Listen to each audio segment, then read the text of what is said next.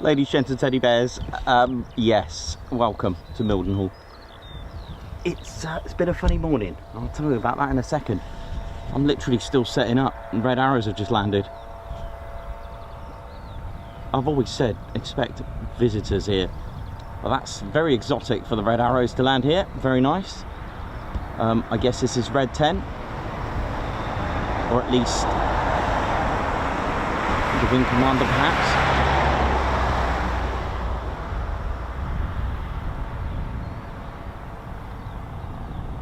We've had 3 red arrows just land as well. I have recorded it, so don't panic, I have got it, but I am expecting more red arrows to land as well, especially with this as it confirms it.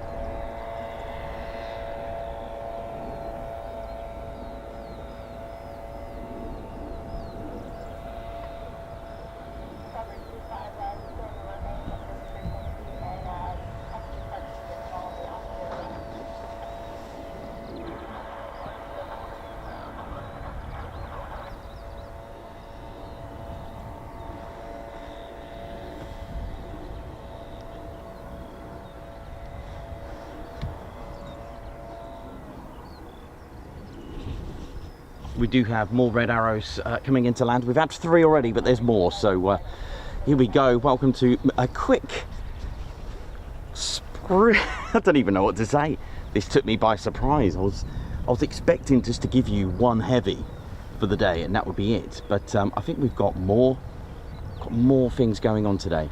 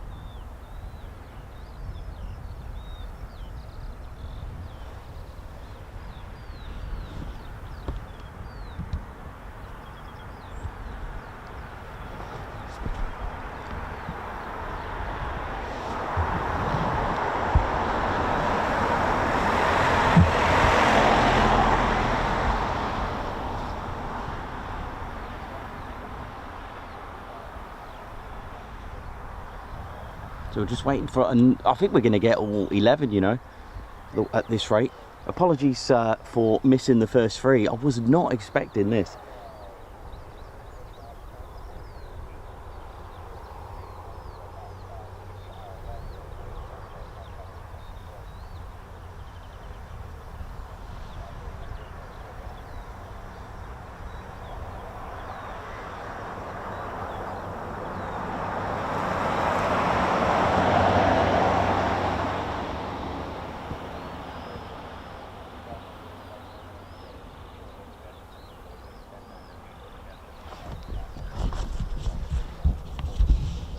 red arrows just coming into view now through the emotional weather.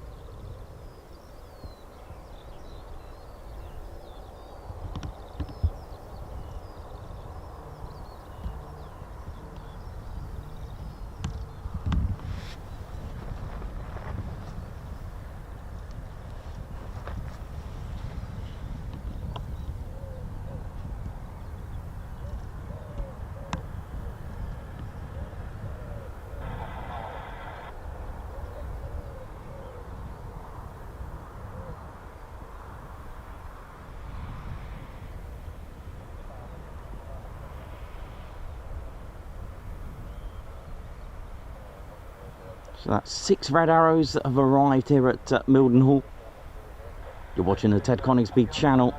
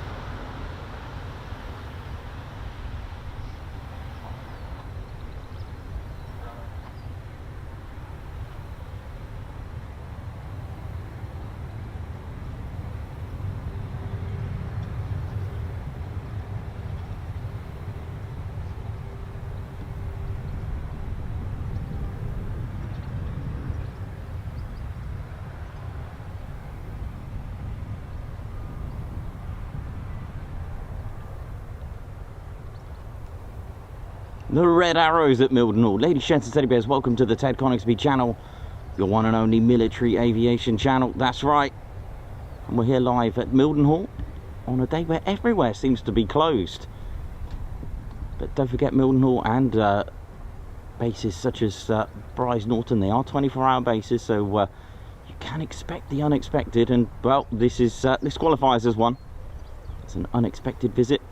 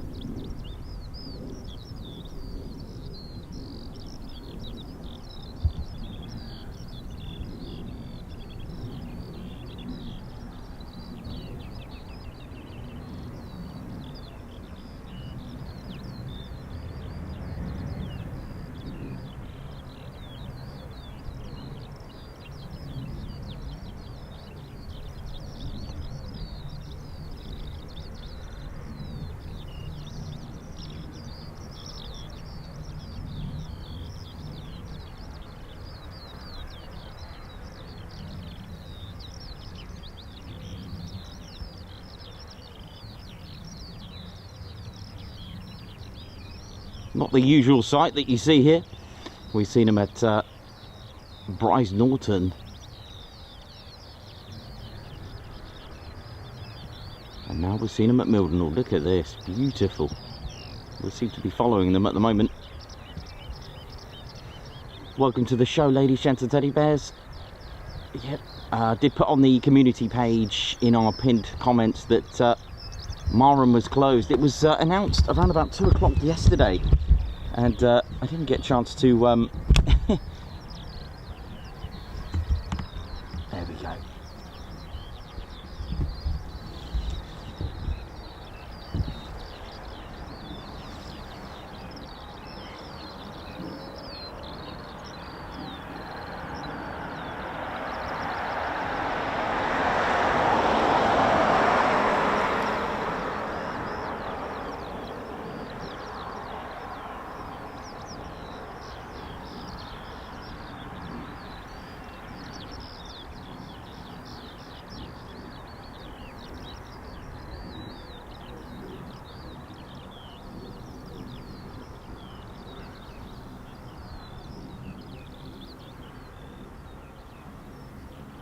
Welcome to the Ted Coningsby Squadron, the channel that you all love, the one and only military aviation channel. That's right. And we're still setting up, you know.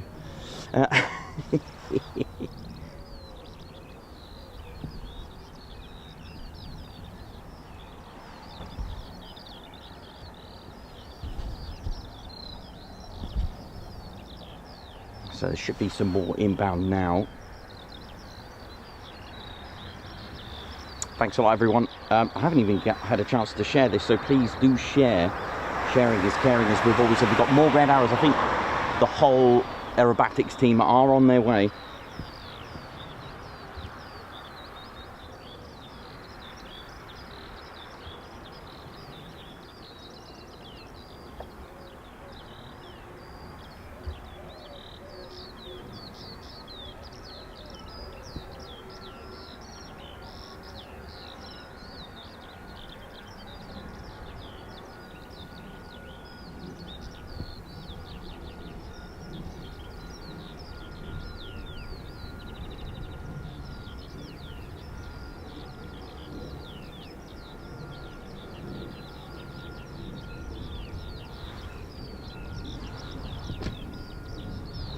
Yes, I've realised a spelling mistake, just trying to time it out. I had it all set up for Marham still, and with the weather it was looking a bit emotional. I'll just correct the word refueling.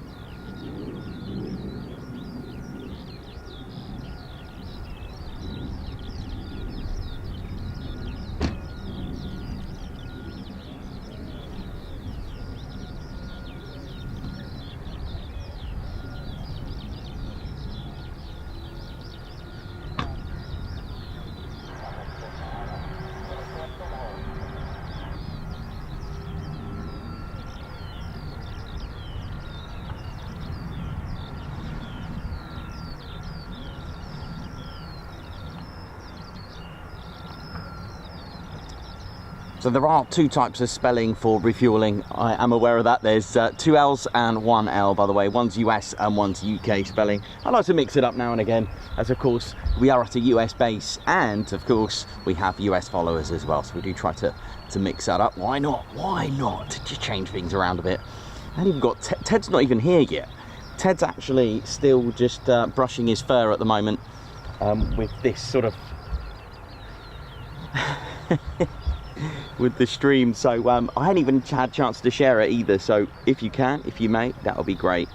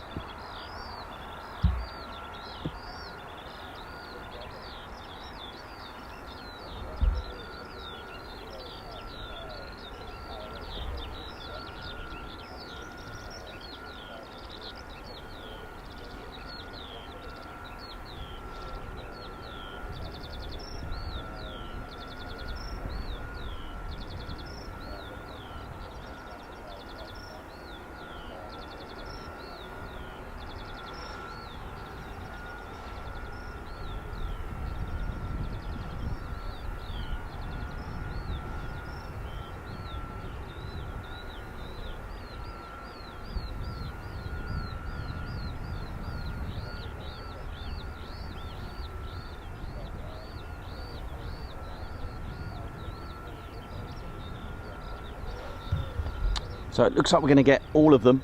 Thanks a lot for sharing it as well. Thanks everyone for doing that. It's been a very funny morning today. I'll explain later on in the show. Welcome to the show. The sun's now coming out.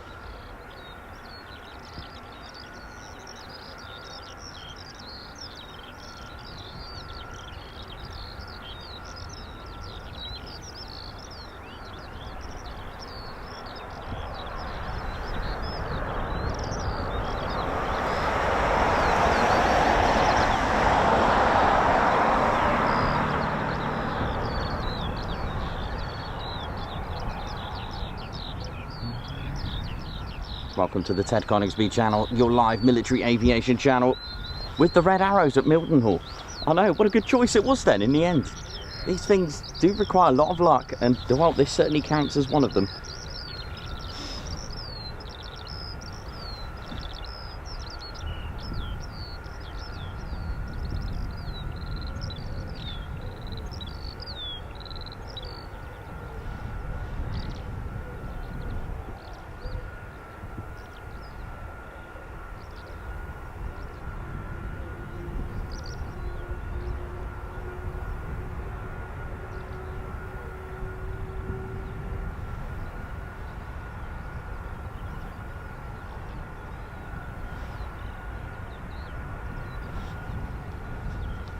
Okay, more red arrows. You can see them better now. Here we go. Another 3 for you.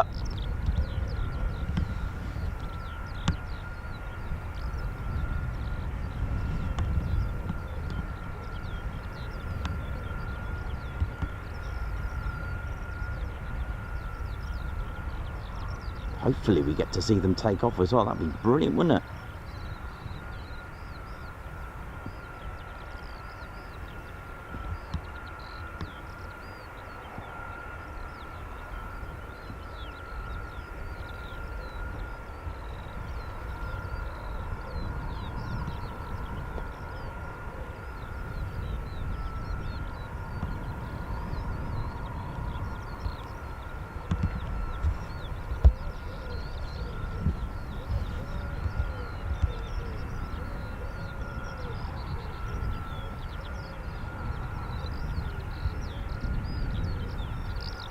That's 9 red arrows. Oh no, and I would imagine the spare are coming as well, the 2. Red 10 and Wing Commander, I guess.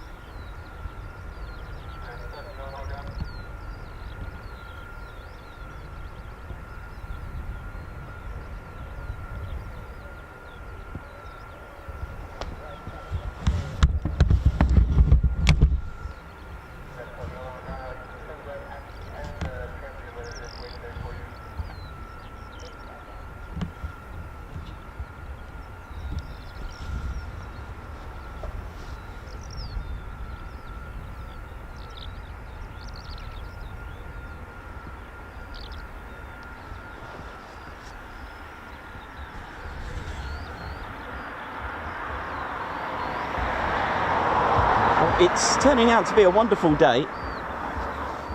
What a great catch it's been. Red arrows at Mildenhall. We should see them depart as well, which is very, very exciting.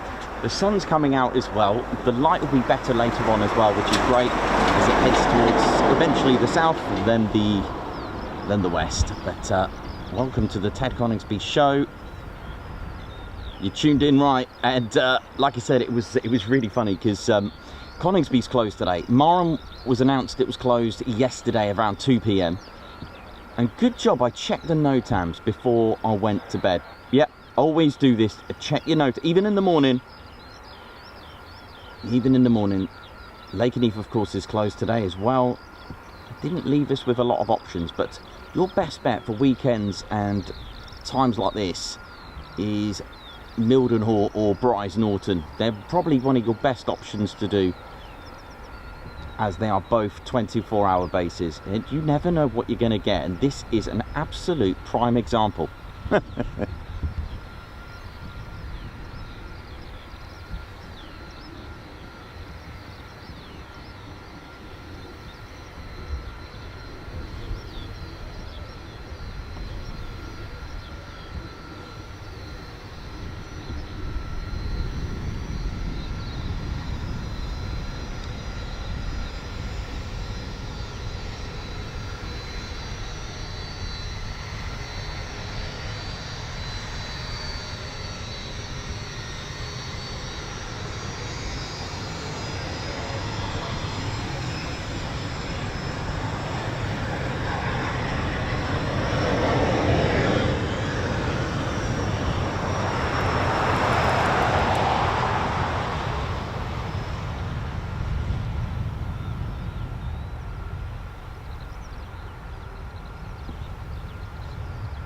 Well, that's something you don't see every day then, right? Red arrows with a backdrop of Ospreys.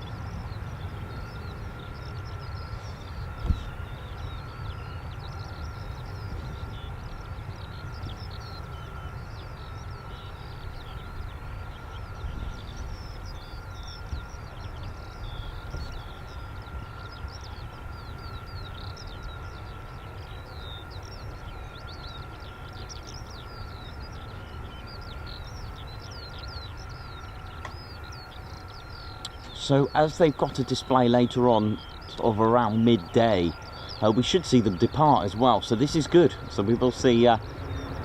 This might actually beat the. Yeah, this actually beats the 1 per hour average here at Mildenhall. Great catch, man. Excellent. Just 2 of us here. Did you hear they're going out at 12:30? Yes, thank you. Yeah, got that. Thanks. Sweet. How are we doing? Yes, a word's gone out. Yep, 12:30 is their departure. The Royal Air Force's aerobatics team. That is their full name. The Royal Air Force Aerobatics Team, RAFAT, that you'll see. That is their full name, but of course they're known to us and the world as the Red Arrows.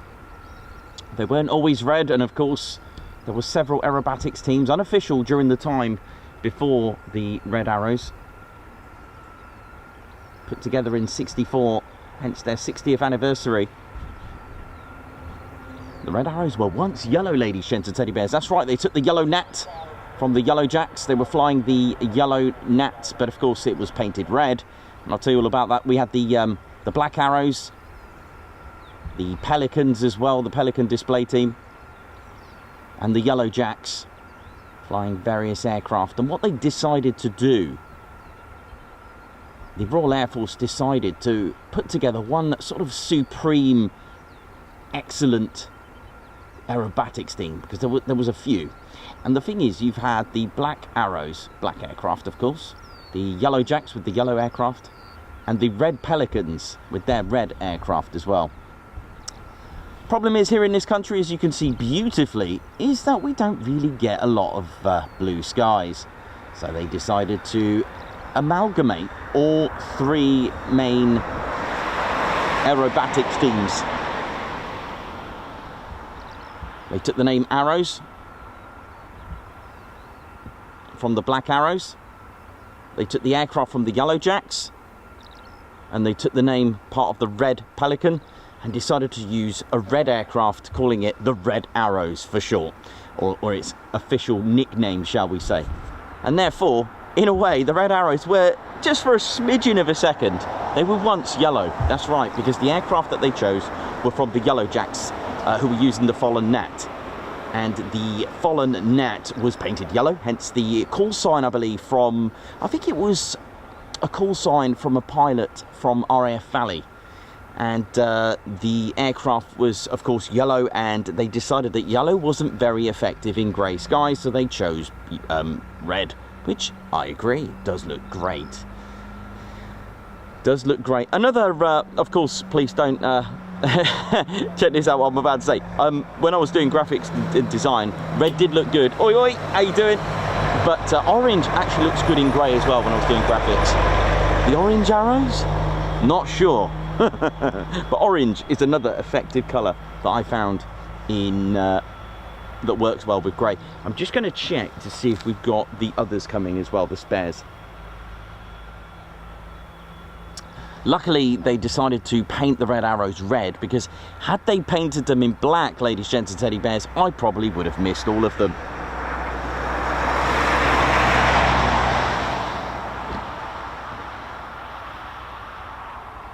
Yeah, I think there's, yep, spares coming. 2 more. It's either 1 or 2. They're either bringing Red 10 and the spare, or shall we say possibly the wing commander, unless the wing commander comes in in the helicopter.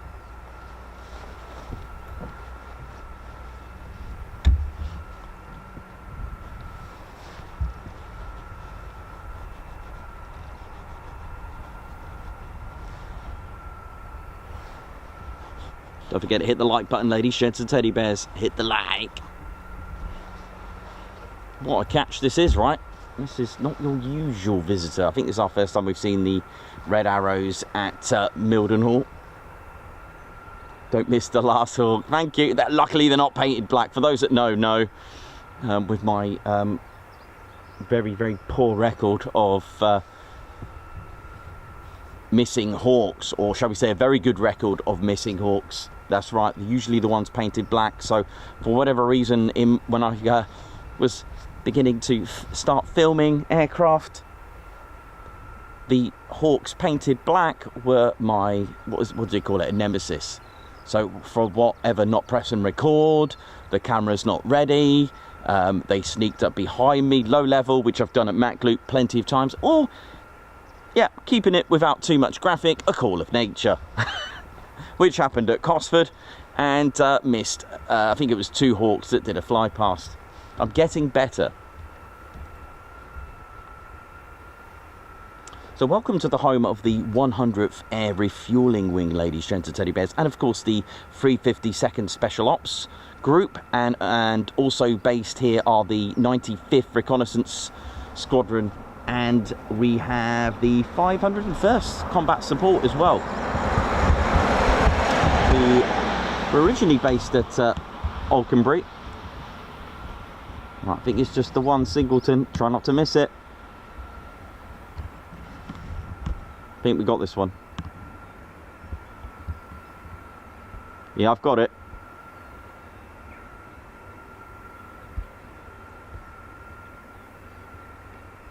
Also sounds like we've got a KC-135. Or a heavy at least. I'm gonna just double check. I've always been the one to assume it's a KC-135, but I'll have a quick look.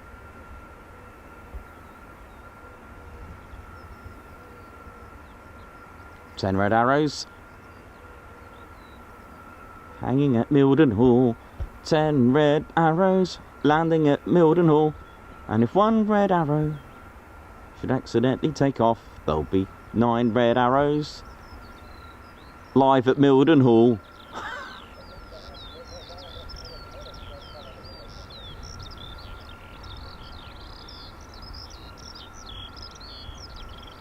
Nine red arrows live at Mildenhall.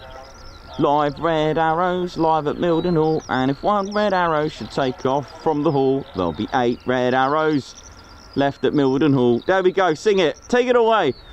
8 red arrows.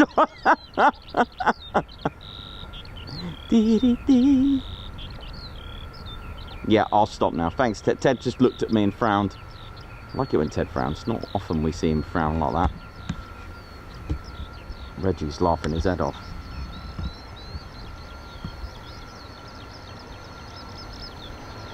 I thought that was quite good.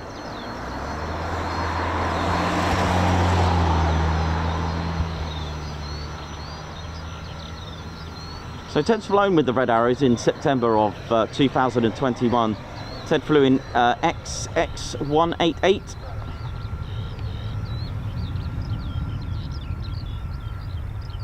And celebrating their 60th season, ladies, gents and teddy bears. The Red Arrows.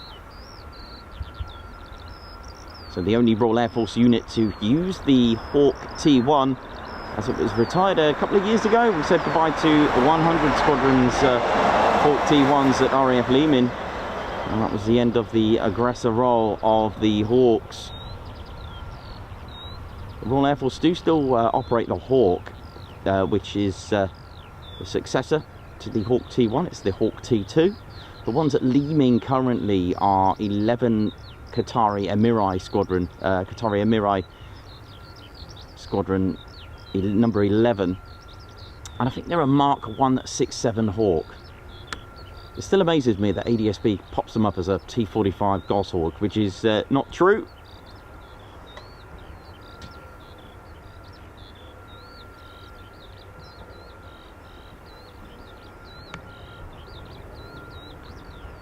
T-45 Goshawk is an aircraft used by the US Navy, I believe.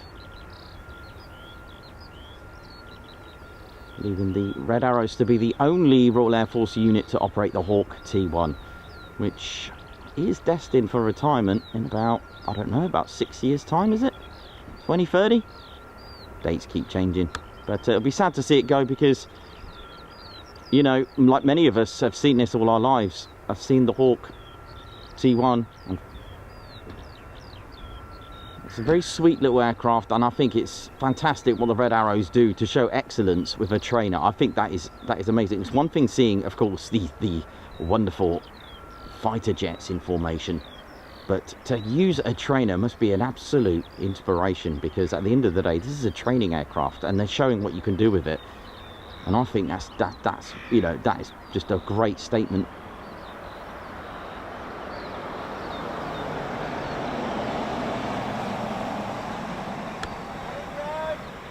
Oi, oi!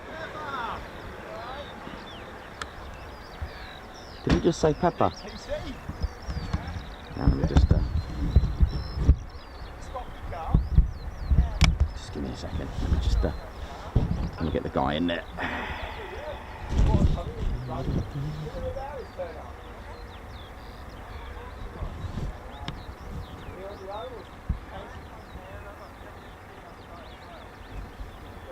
Well, there we go, 10 red arrows, according to our little song. Well, there we go, ladies, gents and teddy bears. A nice surprise at RAF Mildenhall. Right, I'm actually officially still setting up, but that's fine. I'll see how we're all doing. There is a C5 Galaxy that's just been parked to the left as well that need a bit more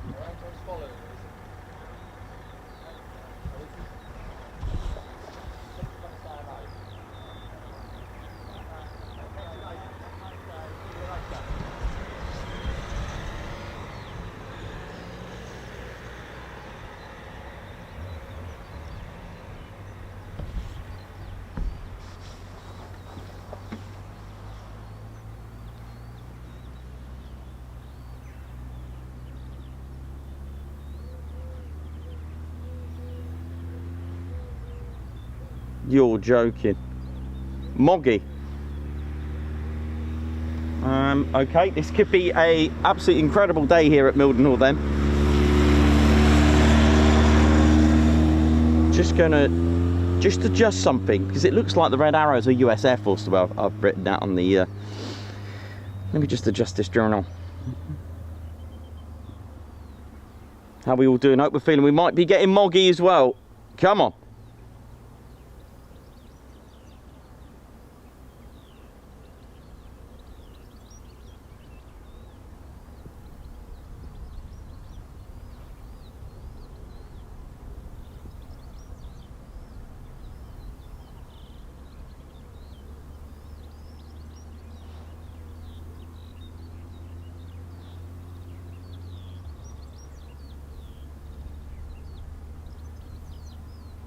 Don't forget to like and share this, ladies, gents and teddy bears. This could be it.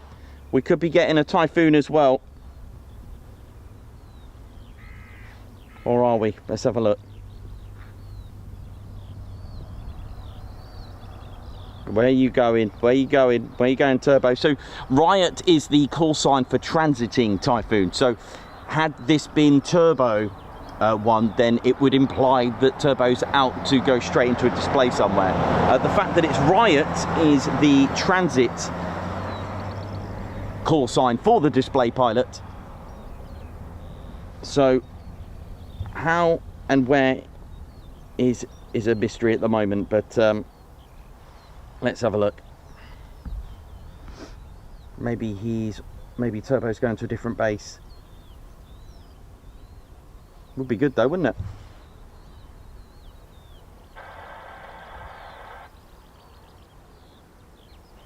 Come on, Turbo, turn this way, come on. Well, let's face it, let's not, you know, at the end of the day, we've seen 10 Red Arrows here, and come on, Turbo, turn this way, man. He's coming.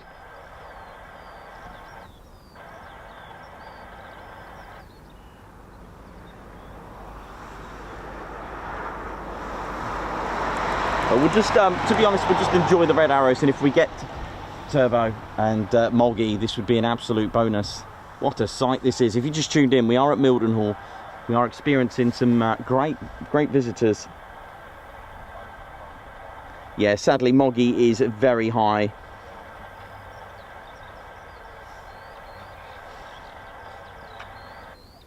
But let's have a look. Morning. Morning.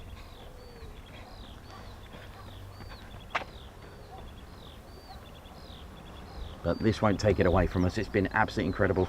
Give me one moment. I'm just going to go and get our squadron leader, and I'll give you a little introduction as well.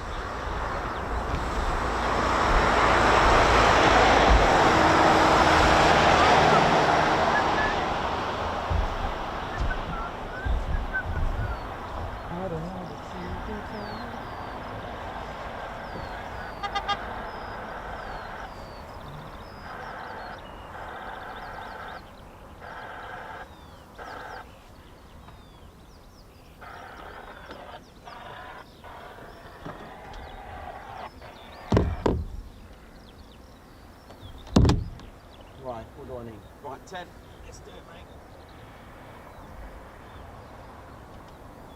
Casey's here as well, is he? Brilliant, Ted, nice one.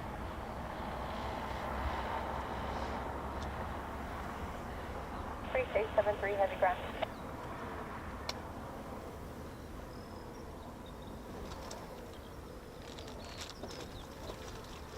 Alright, let's get that up there. Still setting up, man. That was brilliant. Sweet as. Right, let's get the team. We're good, I think, Ted. 3860, 873 heavy, copy all. Relay to base up.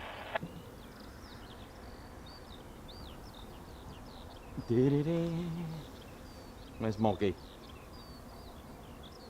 Yeah, it's a bit high to come here. I think it's just holding probably off to Wales, if I remember correctly. That might be where it's going. Nevertheless, it's been great.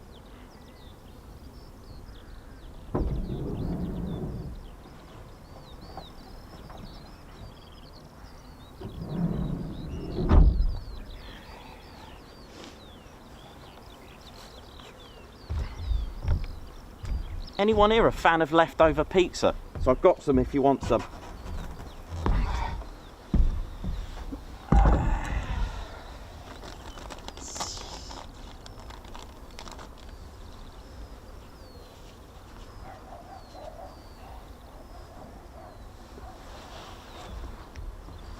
Ba-da-ba-ba-da-ba-ba-da-ba.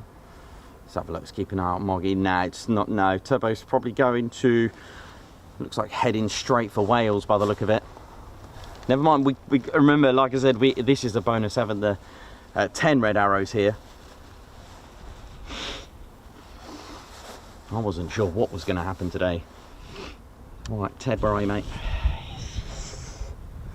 How we're doing, ladies, gents, and teddy bears. Ted Coningsby channel. My name's Nikos. Yeah, what up?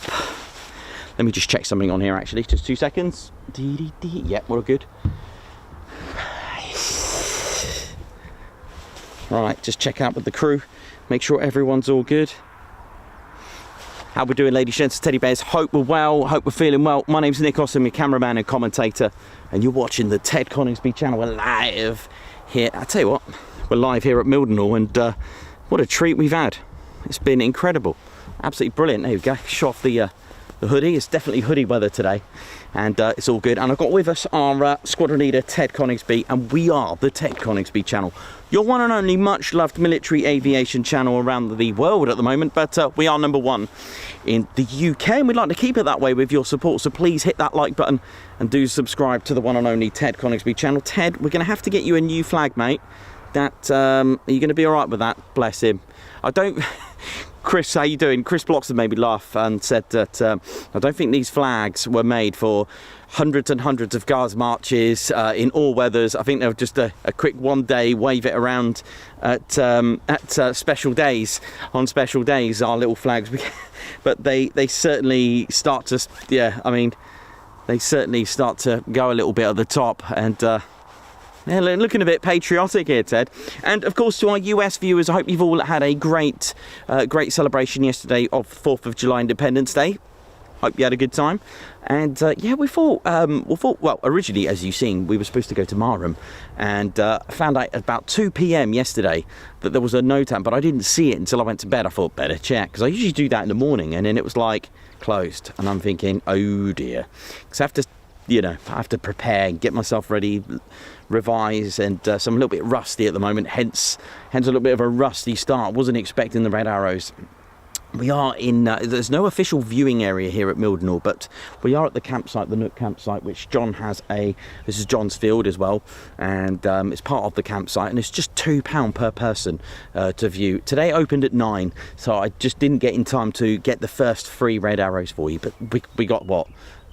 Missed the 3, so we got 7, which is great, and 1 Juno helicopter, which is absolutely fantastic. They are due to depart around about 12:30 as well, by the sound of it, which is great.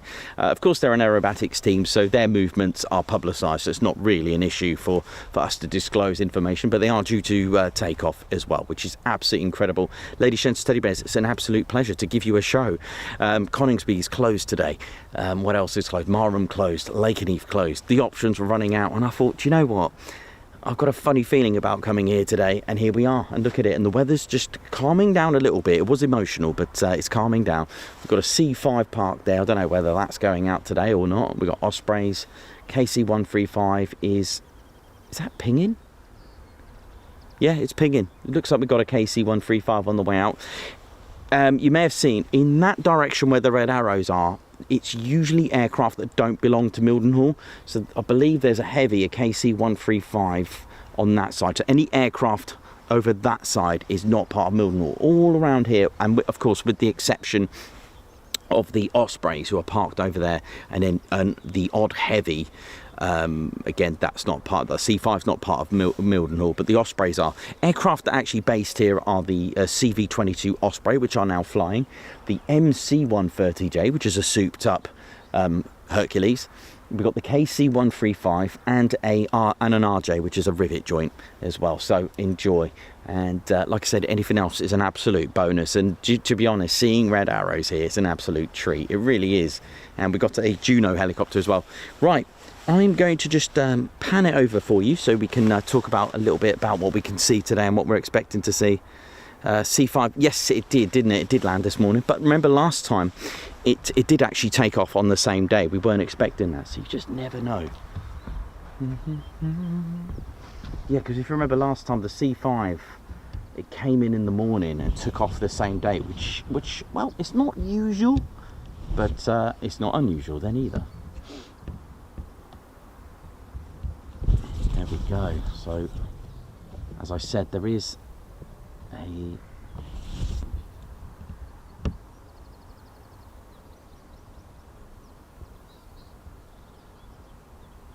KC-135. It was flashing. There it is.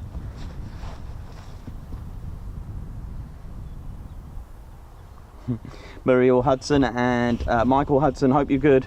Oh, thanks a lot everyone who's liked and shared as well. Big shout out to Michael and Muriel Hudson. Big fans of the show, big fans of the Ted Coningsby channel. Would like to tune in with us and follow us on our adventures. Thank you very much. Hope you're well. Hope you're feeling better, Michael. Alright, let's have a look what we got here now. Look at that.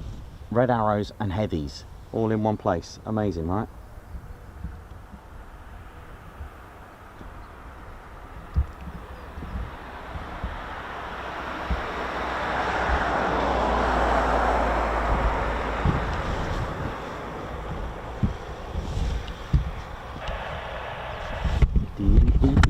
Spare me a minute. Uh-oh, don't fall off the van. Cup of tea. Not me, I'm fine. There's a little bit of play on that. Let me just fix that tripod a bit. Nope, no one likes play, do they? No. Right, here we go. We're all good. There we go. Like I said, it was a really funny morning. There was all sorts of traffic. There always is at Mildenhall, but I'm never in a rush. I was strive to arrive alive. That's what my motto is. Plus, if I go too fast, no one will see the Tedmobile. Do you know what I mean? So I always expect traffic on the way here. So it's like, yeah, leave plenty of time. But yeah, it was a bit miserable, the weather this morning. But we're all good. Welcome to the show. Welcome to the Ted Coningsby channel. This is officially home to the 100th Air Refueling Wing. As you can see, the square D there, that's featured on the KC-135s, and the reason for that is the legacy of the 100th Air Refueling Wing stems all the way back to the 100th Bomb Group. That's right, the predecessor of the 100th Air Refueling Wing, and they have with them one of the original squadron that was with them flying the B-17s. The famous square D is a 3rd Air Division marking with the square. If you've seen triangle, that's 1st, circle is 2nd, square is 3rd Air Division of the United States Army Air Forces, and the square D can be seen today even at Thorpe Abbotts as well. Do make sure you go and visit it. And one of our members, Daniel Walker, is now a volunteer who is influenced by Ted. Thank you, Daniel, and much success to you for that. We value our volunteers who put in the time and effort to bring out the history, to keep it alive. And Thorpe Abbotts was once home as a station. It was originally RAF Thorpe Abbotts, but it was decided to be used by the United States Army Air Forces, to be exact, the 100th Bomb Group, who were also known as the Bloody 100th. Stationed at Thorpe Abbotts, they called it Station 139. US Army Air Forces had a number for their bases usually. The aircraft that they flew was the B-17, and they got their name not because they had the most losses, ladies, gentlemen, teddy bears. It's because of the amount of losses in any one mission. They were not the, shall we say, 18, let's say 13 left for Munster. For one, I think that was actually featured, the Munster, that was actually on the Masters of the Air. Munster attack, the raid on Munster, 13 went out. Actually, originally 18 went out, right, but 5 went tech, so 13 left, and only 1 B-17 came back. That was kind of like where they got their name from, because every time they went on a bombing raid, they'd come back with a phenomenal amount of losses. And they got the name the Bloody 100th. Now it's because that the one of the squadrons with marking Echo Papa on their fuselage, they were the 351st Bombardment Squadron, who were, of course, under the wings of 100th Bomb Group. Now, with the 100th Bomb Group, the 351st, of course, are here today, and it's because when the 100th Air Refueling Wing finally had that role. So let's not forget, they were a bombardment squadron. I think very briefly they were a reconnaissance squadron as well during their period, during the Cold War, and of course a bomber squadron with the B-47 Stratojet, a phenomenal aircraft. And I believe they were on a rolling deployment in the 60s at RAF Brize Norton. They eventually came back to Britain, and they came here with the 100th Air Refueling Wing. And of course, because they're about 20 miles away, the backwards crow flies. If someone can confirm that from here to Thorpe Abbotts, please, that would be very kind of you. I love the fact that you guys can work that out for me. That's fantastic. The one and only squadron that was originally with the 100th Bomb Group, who are now the 100th Air Refueling Wing, is here today. They fly the KC-135. That is phenomenal, and because they were only 20 miles away, I think it is, that's why they decided that Mildenhall, with the 100th Air Refueling Wing, should still fly the Square D. It is the only tail marking of World War II still in use today. That is incredible. To even think that legacy has come all the way from the Second World War with the 100th Bomb Group, and I think that is just phenomenal. I can't actually show you an example because there's some behind us usually, and they're not parked here, but you'll see the Square D not only proudly serving on the tower, but also on the 100th Air Refueling Wings KC-135s. That Square D was, of course, featured on the B-17. Another feature of the B-17, which you can see on the KC-135 today, is the original B-17 nose art. Each nose art is actually on the KC-135s. There are a variety of them, and again, I think that's a very, very touching livery to have. A tribute, shall we say, to the 100th Air Refueling Wing. And today the descendants are here, the 100th Air Refueling Wing, along with the 351st. There were other squadrons, of course, with the 100th Bomb Group, but the 351st are the only ones of the 100th Air Refueling Wing that was once with the 100th Bomb Group that are here today. I think that's amazing.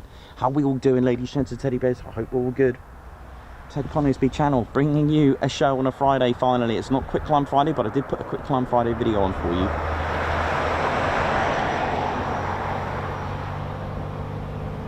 I'm not expecting it to be horrendously busy today, you know, overly busy, but you know what, having 10 Red Arrows turn up and a Juno aircraft and potentially a departure, then we're good to go.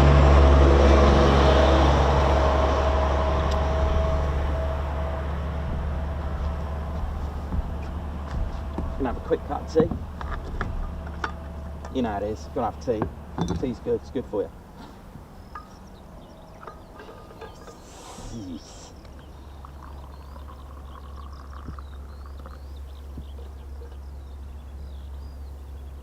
But this is what I mean by potluck, you just never know.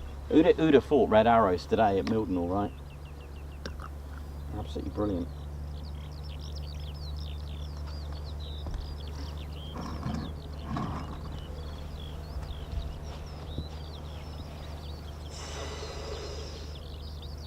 Smoke on Go Friday. Thanks, Perry. Thank you, everyone in the background. 35 miles by road. Thank you.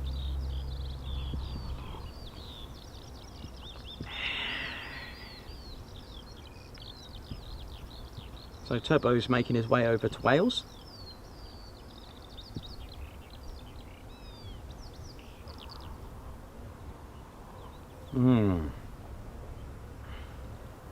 Blame Techie, 30 miles backwards, Crow, Mildenhall to Thorpe Abbotts.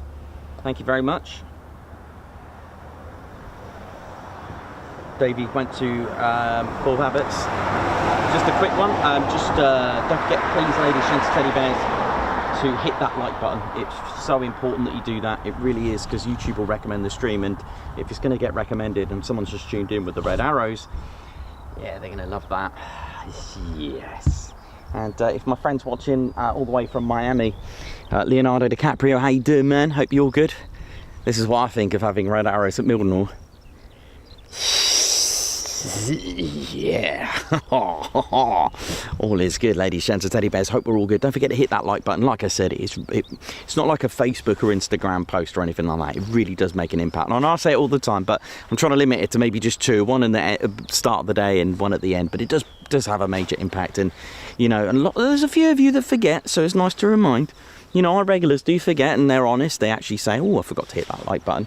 And yeah, hitting that like button, it's not like a Facebook or Instagram post. YouTube actually recognises that, especially as well with the chats. If they're flowing and growing, really does generate a bit of a vibe to a good tribe. And YouTube will recommend the stream to keep the dream. And with that in mind, if it's recommended, well, that's more exposure for us. Do you know what I mean? More exposure means more viewers, and more viewers could lead to more subscribers if we can convert them, because I'm sure they'll love the channel once they're all tuned in. And you know, we've always been a channel about promoting the Air Force, promoting the United States Air Force, promoting the Royal Air Force, and of course the Allies as well, the NATO as well. But the thing is, we don't just sort of promote the pilots, it's a whole spiel. It's, you know, every role is important to an Air Force, all right? Every single role. We've always said start off with the chef, but then you can go below that.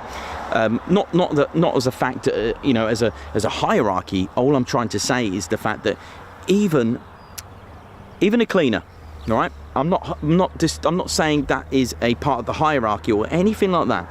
You'd think, why is the cleaner important to an Air Force? Well, if you don't keep the place clean, you ain't gonna have a good kitchen. If you don't have a place clean, it's gonna be dirty. If you have a dirty place, let alone base, not good, is it? So if I remember correctly, I'm going with who was it? There was a saying about the man on the moon with the guy cleaning at was it the Pentagon? I can't remember where it was. There was a janitor, and I can't remember the story, but his role was important. He was part of that bigger picture. Just because he was a janitor didn't mean he didn't play a major part in the role of the moon landings, right? So what I'm saying is the fact that if you keep the base clean, that is a major part of the base.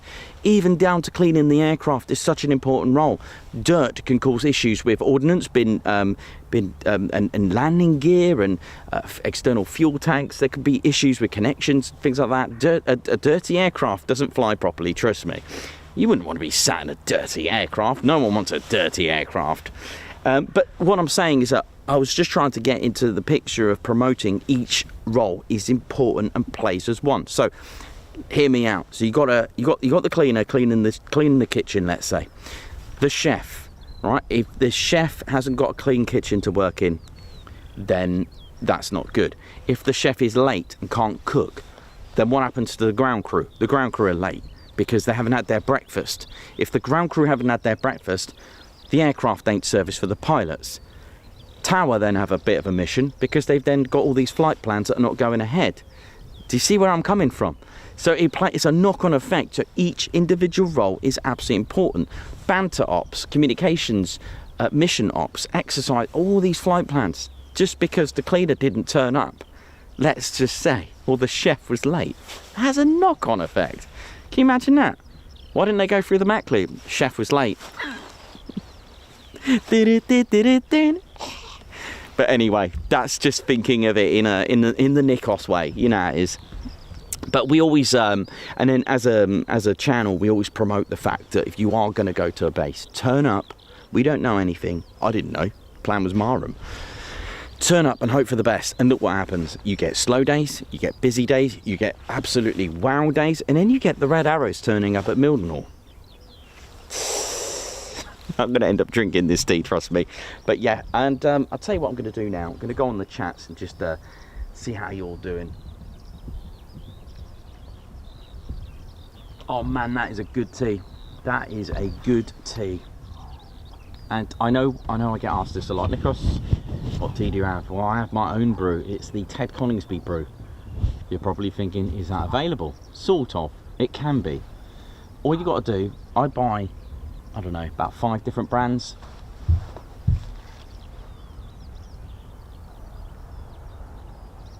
Oh, that, Tim, thank you.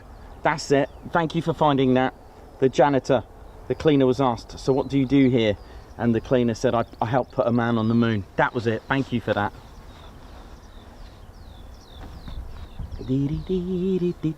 Yes, so tea-wise, I've got a big jar with PG, Tetley, Yorkshire tea. What's the other one? Tetley, Yorkshire, PG, Typhoon, and yeah, I think that's it actually. And I think, is it Twinings? It all goes in one pot. It all goes in one. So they kind of like created their own fusion. It's got a little distinctive taste. I like it. I do the same with coffee. My coffee, right, is a mix of everything. You know, I'm a bit picky with the brand, yes, but it's got everything in there. And it's like my own blend. There could be those freeze-dried granules along with that really fine powdery Percol. I love that. That's pretty good, nice and dark. But it's got a mix of Nescafe. You know what I mean? Nescafe, if you need an advert with me, I'm there, trust.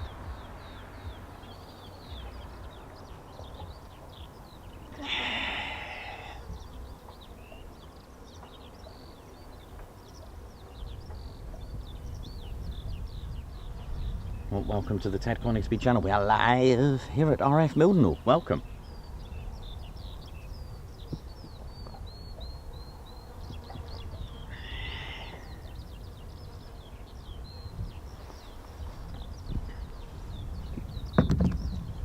Really strange not being at Lakenheath on a Friday. It always is, but do you know what? That's the second time now that we've gone to a heavy base, shall we call it, like we went to Brize Norton, and seen the red arrows because we didn't go to Quick Climb Friday because it was absolutely hammering it down with rain.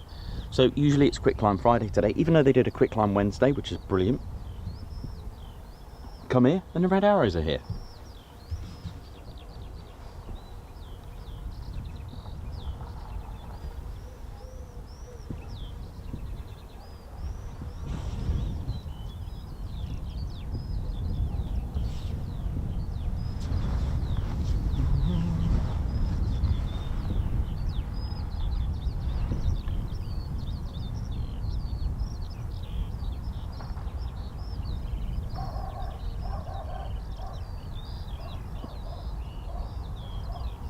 How are we all doing, ladies, gents and teddy bears? Thank you, Colin Saunders. How's it going? Lots of people having memories of the Mildenhall Air Fate. Chris Bloxham, how you doing? Elizabeth LeBourne, Julie Beard, Mayhem Marshy, Angela, how you doing? Angela Farley, Terry, Carol C, how's it going? Paul, how you doing? Paul Byard, Captain A, Davey, Bernardus Jones, how you doing? Toby, Blame Techie, Mayhem, Margot Baxter, how's it going? Purple Drecky. Who else we got? Edward Coates, how's it going?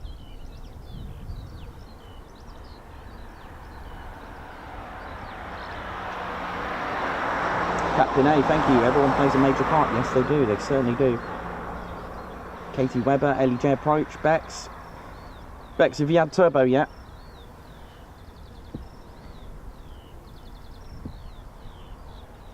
Wayne Barton, how you doing? Wayne Barton, I'm sure you've got a remote control for him. Well, it is the second time. Actually, we went to Hull Beach, saw, what was it? 10 red arrows?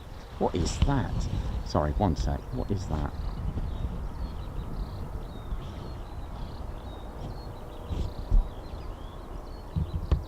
Probably a massive, giant hare that I've just seen. Who's known as Rodders on the channel.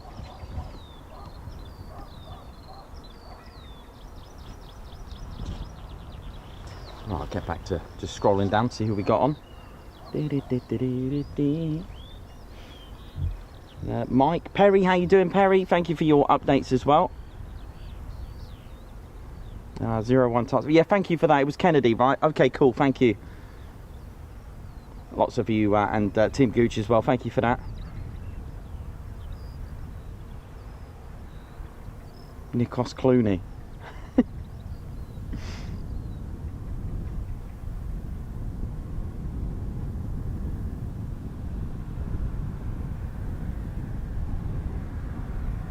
Colin Saunders, how you doing? Graham, how you doing? Graham Slater, hope you're good.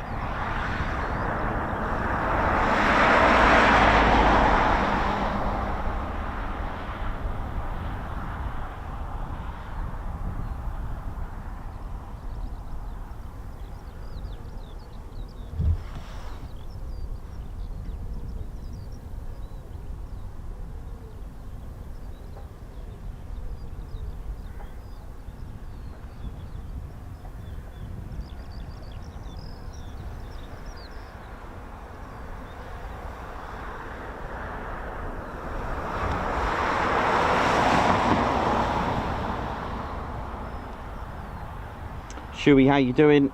Clive Bruce, how's it going? Jojo, how you doing?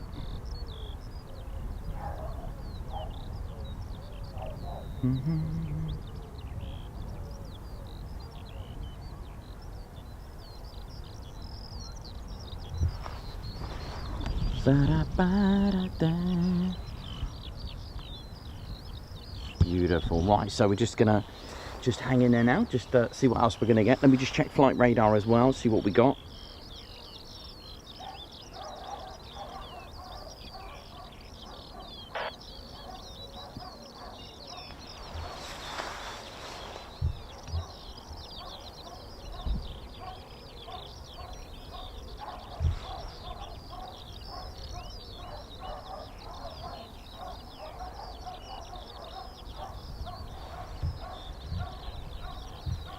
Mike, oi oi, big hello from the Lightning XS933 crew.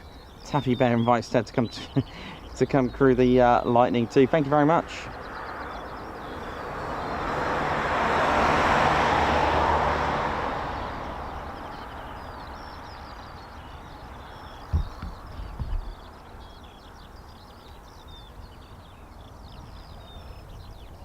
And Nicole Rimmel, how you doing? Oi oi to you as well. How's it going? Hope you're all good.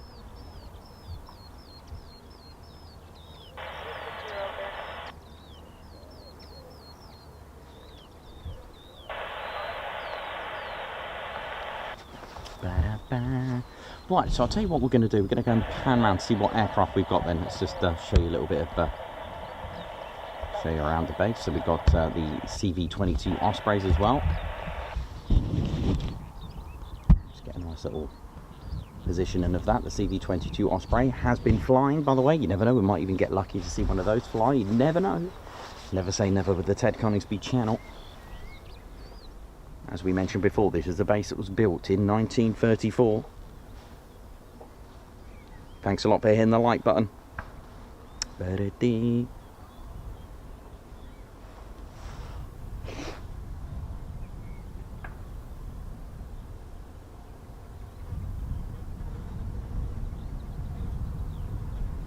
So the CV-22 Osprey that we can see here, so that's not part of the 100th Air Refueling Wing. This is part actually of the Air Force Special Operations Command, the AFSOC, and it falls under the 352nd Special Operations Wing. And if we break that down a little bit, it's part of the 752nd Special Operations Group, the flying component, and the flying component of the 752nd consists of the 7th Special Operations Squadron.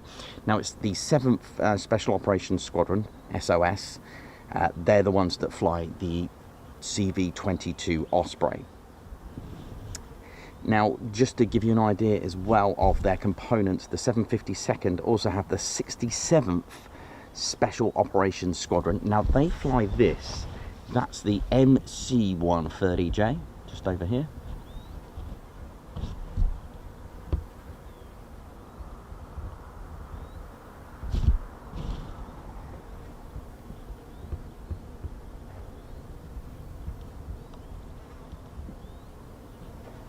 So it is capable of air-to-air refueling as well, and it does carry out air-to-air refueling for the Osprey. Be nice to see one just depart today, wouldn't it?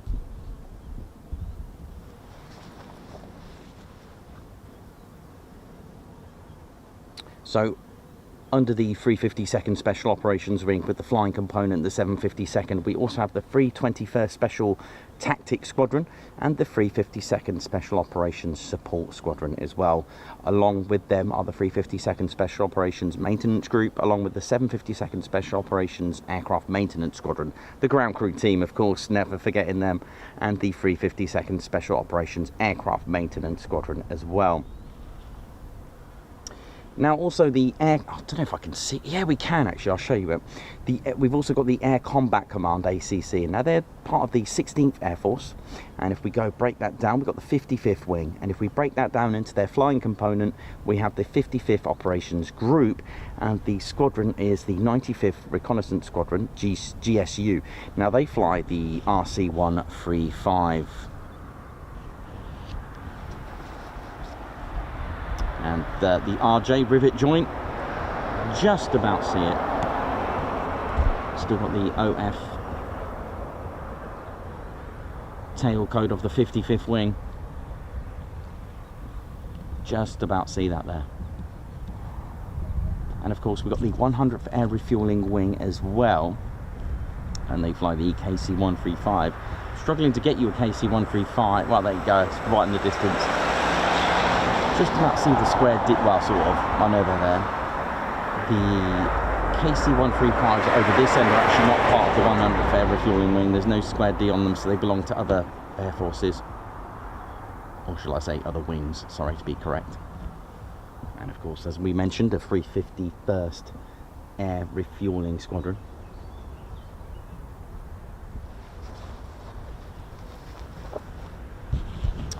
And also a visiting aircraft that we've got here is the mighty Super Galaxy, the C5M.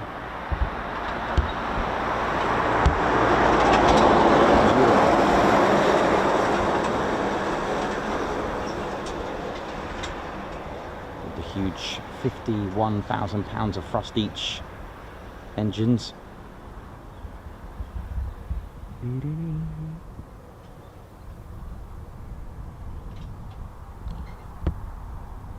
And of course, visiting today, got the Juno that arrived, part of the Red Arrows, as in not the aerobatics team, but obviously carrying the, possibly the wing commander, or Red 10, perhaps.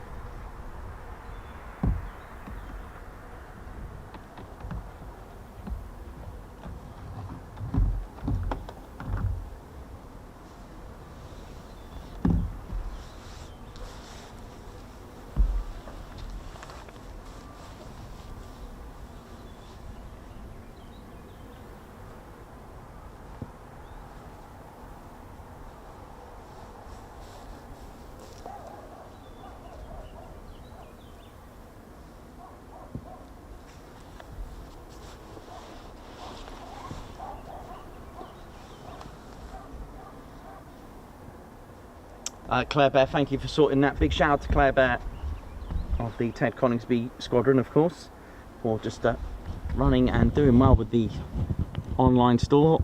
There's our squadron leader, Ted Coningsby.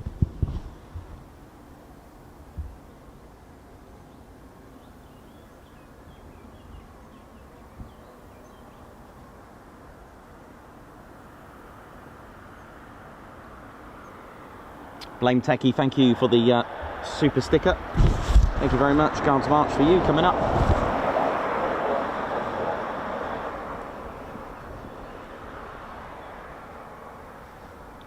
Margot Baxter, I know you do. I know you do, Margot. Margot's put, I love the reds. Love the red arrows with a big red heart. Thank you, Ted. Thank you as well. I just, one of my favourites is the intro. You know, when they come in to run in for their display, I love that. The red arrows, and then you got that. I love that sound. Does that get you? Because it gets me. I love that. That sort of. Babzar, thank you very much. High five. Guards March, thank you for gifting a Ted Coningsby membership.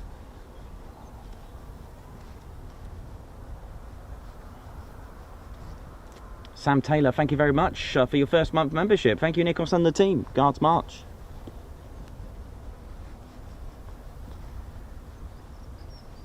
Margot, thank you very much. High five for gifting a Ted Coningsby membership. Thank you so much, Margot. Blame Techie, thank you for the super sticker. Keep it up. Guards March, thank you very much.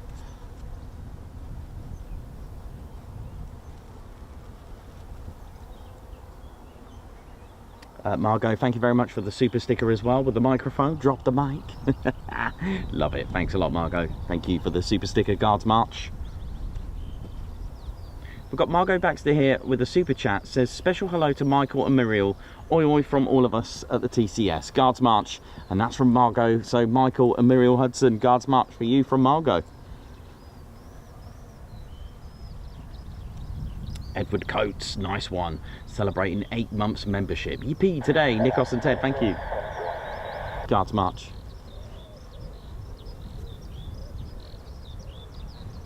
Julie Beard, celebrating 2 months. Ah, now reached 2 months of great streaming. Thank you all, thank you as well, Julie. Feels like you've been with us longer, you know. Mike Weaver as well, celebrating 8 months. Best 8 months of military action, aviation action ever. Thank you very much, Guards March. Andy White, nice one, man. Nice one, high five to you for upgrading membership to TCS Posh Officers. Nice. Thank you very much, all of you, for that support. Strawberry 25 Tower.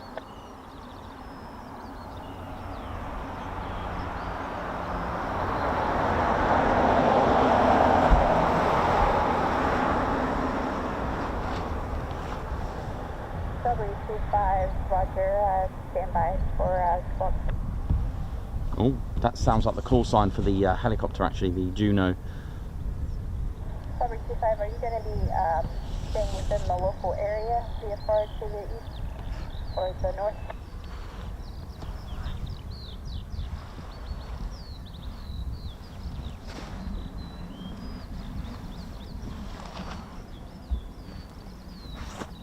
Strawberry 25, Roger. So earlier you said you were requesting radar vectors for that departure. Confirm that you are looking for just the VFR departure now and you're okay to free call your next facility.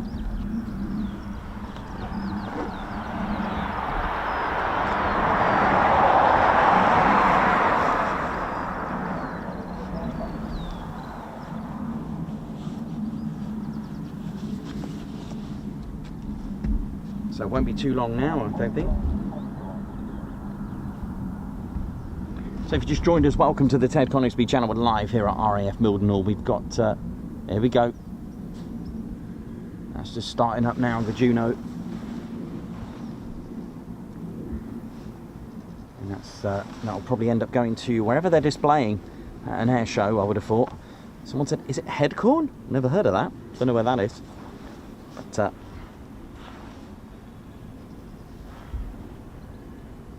Noxie, thank you for being at the bases this morning while it's chucking it down here. Bless you. We'll get you a guards march very shortly. Ellie J watching from Germany. Captain A, Mark H. How we all doing? Meth. I'll get you the Cobra, don't you worry. Mike 22 Delta celebrating 9 months. Oh yeah. Heather Beatson, how you doing? Big shout out to John O'Connor watching from Oregon, USA. Oi oi.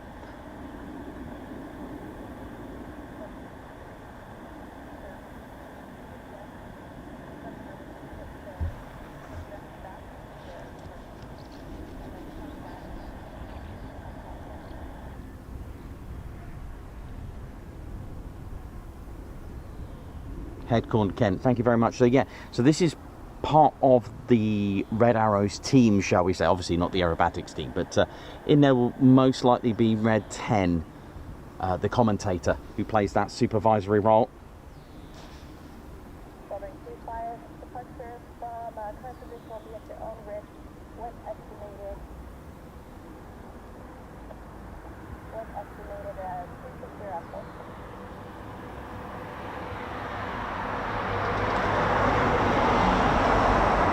Big shout out to everyone at Mildenhall today. Team Mildenhall, how you all doing? Much love to all of you who are working today. Thank you for what you do.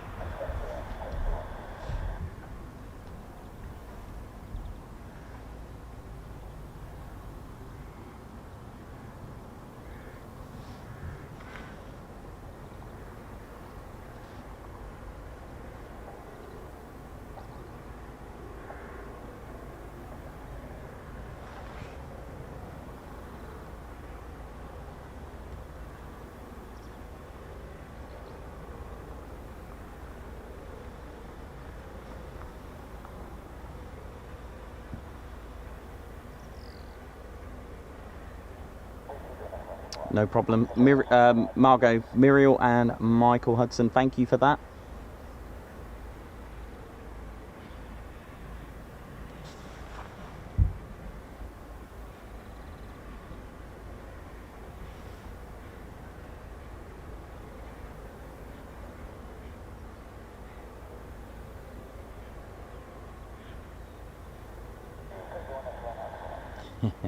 Hope you saw Rodders. There's Rodders there just legging it across the screen.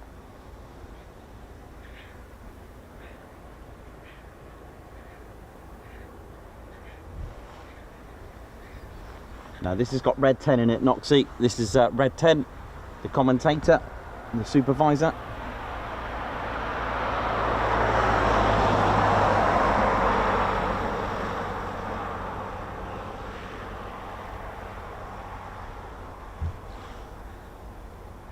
Don't forget to hit the like button, ladies, gents and teddy bears.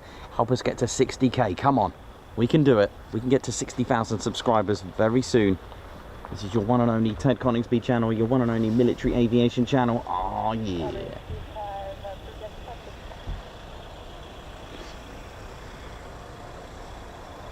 You alright, man?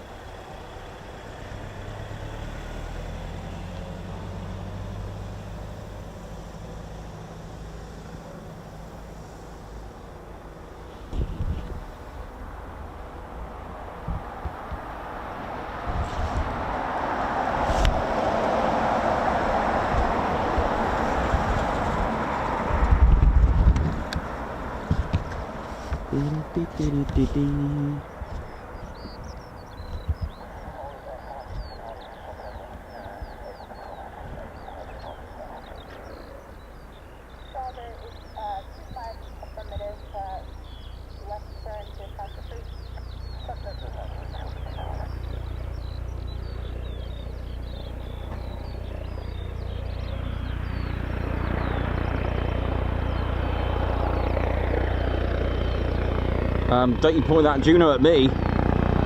Why not? It is the Red Arrows after all.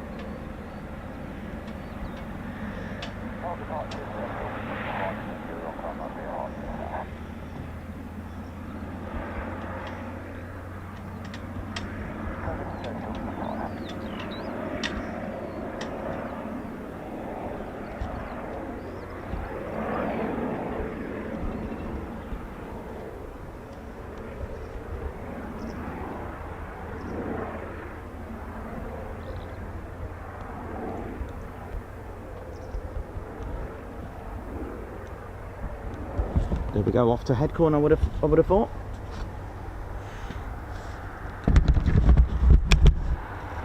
You up, Dave?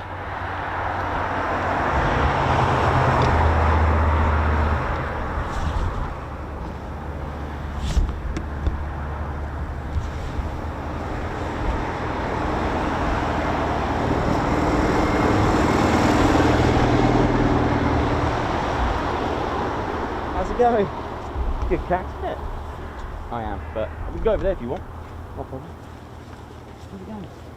You alright?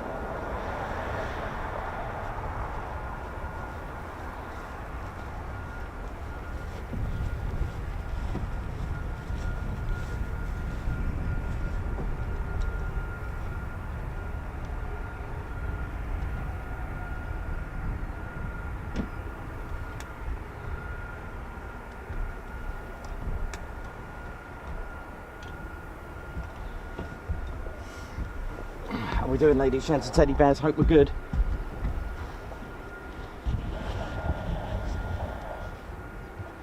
We will be getting the departures of the Red Arrows as well. It's all exciting here now.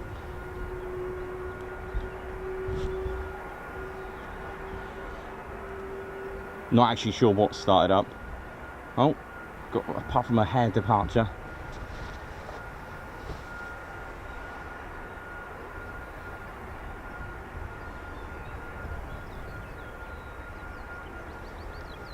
Yeah, it might be a little bit early for the Reds yet.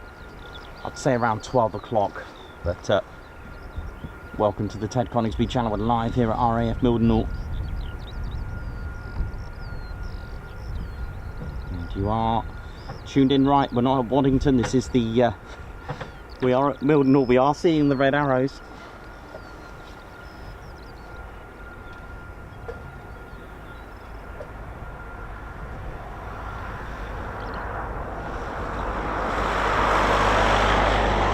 Hello to France, hello to our non-UK viewers as well. Thank you very much wherever you're watching from in the world. Where are you watching from?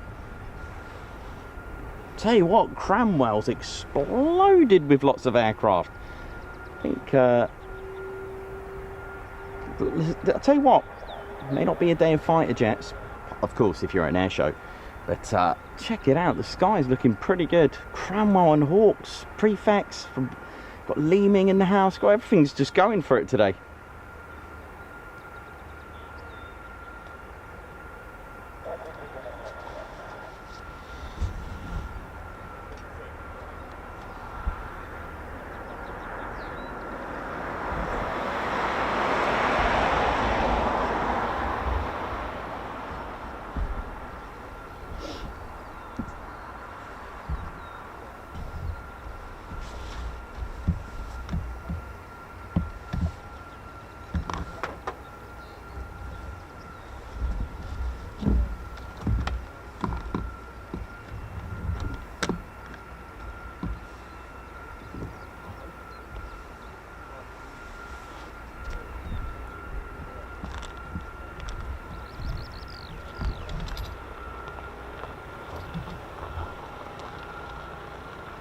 think it might get a little bit busy.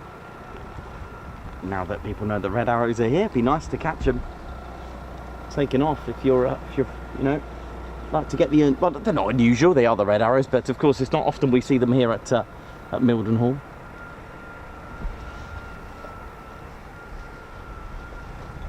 That doesn't sound like a red arrow hawk, it sounds more like a KC-135. I would have thought it's the one on the left, which has been pinging of the flashy type.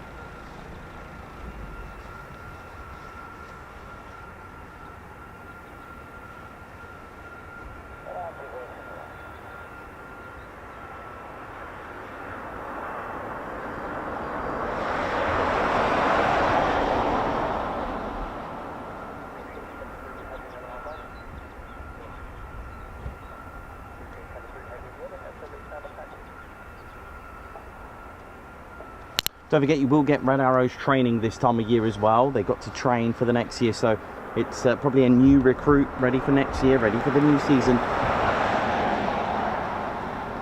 And it takes a lot to be a Red Arrows pilot. You need at least 1,500 hours of flying. You need to have taken part in operations at combat level, and to be, as they've worded it, to be marked as or labelled as an above average fighter pilot.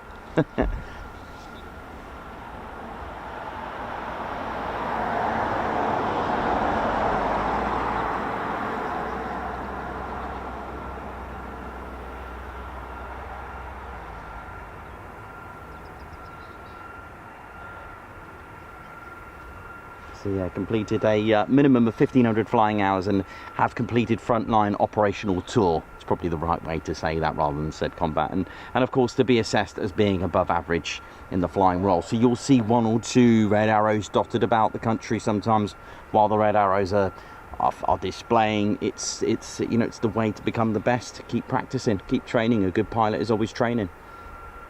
And of course to become part of the red arrows, that's got to be an honour. To become the éclat, which means excellence, and from that there'll be a short list as well.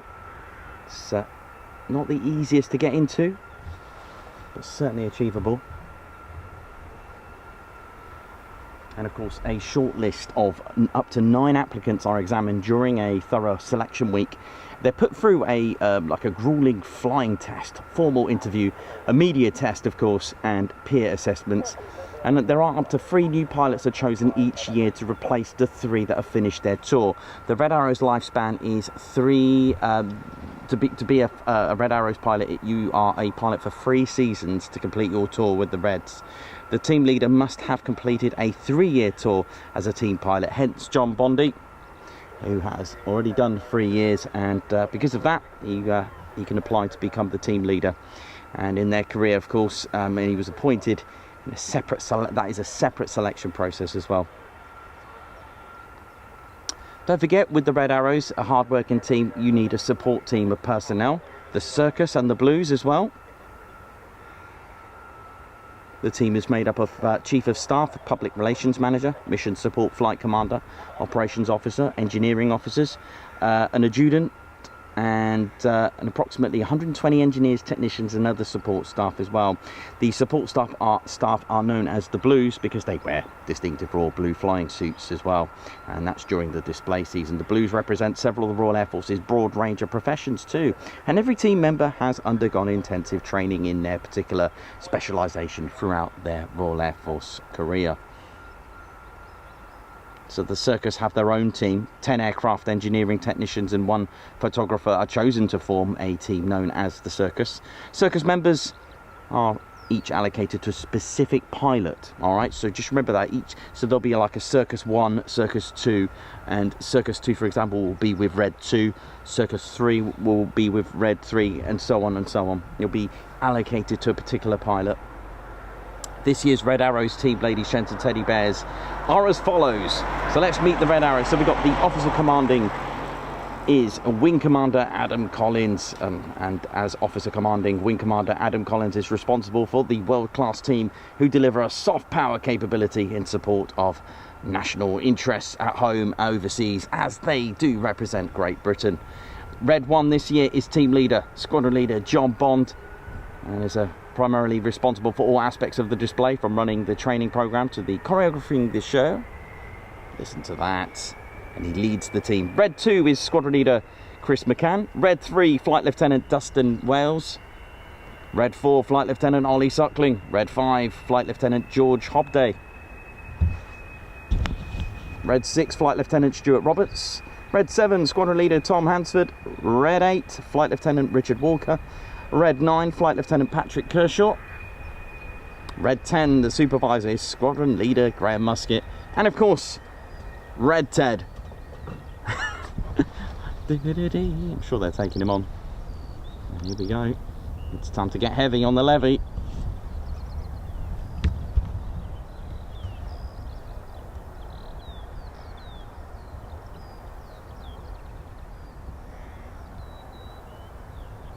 Time for some big iron action now.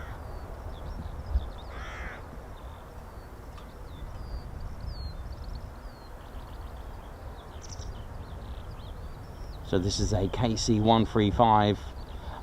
Although this is at a distance, you know, from far away, you can get KC-46s as well. And a quick way from a distance to tell what's what, the KC-46 only has the 2 engines, the KC-135 has 4.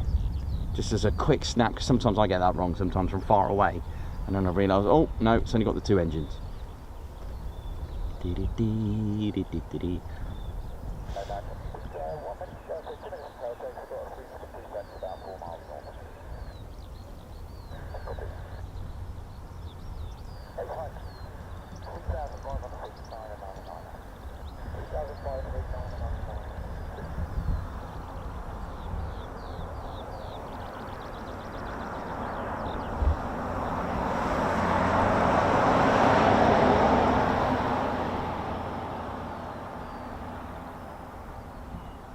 You're watching the Ted Coningsby channel live here at RAF Mildenhall. Hope you're good. We are expecting the Red Arrows to depart in about an hour's time.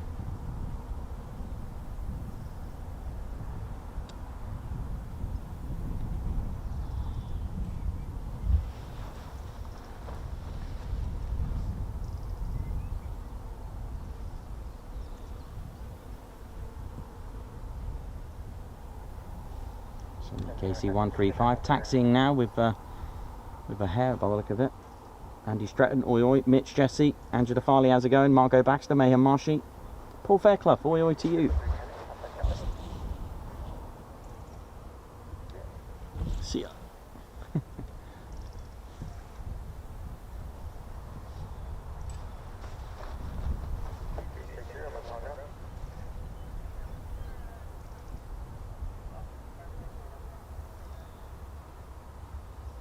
Phoenix Rising, big shout out to my daughter's friend who is an engineer in the circus this year.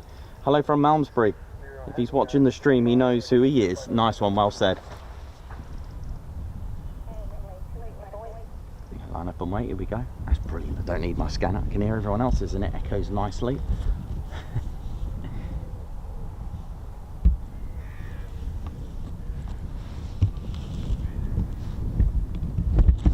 Get ready as well myself, actually. Give me a second.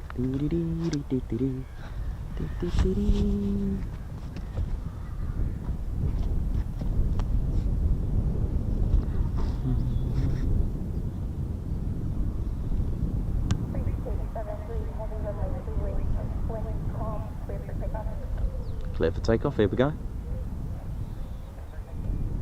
So this is what we usually see at Mildenhall, are the heavies.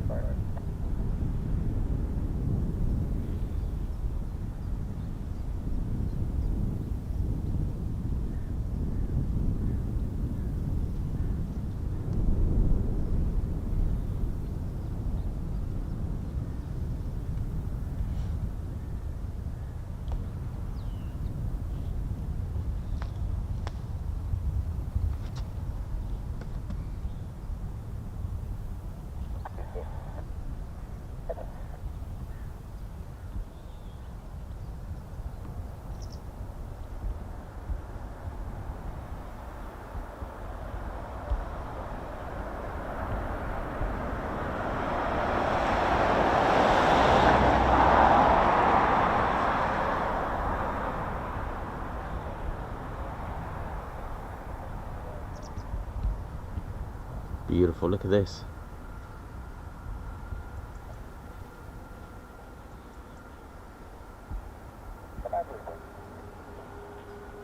Here we go.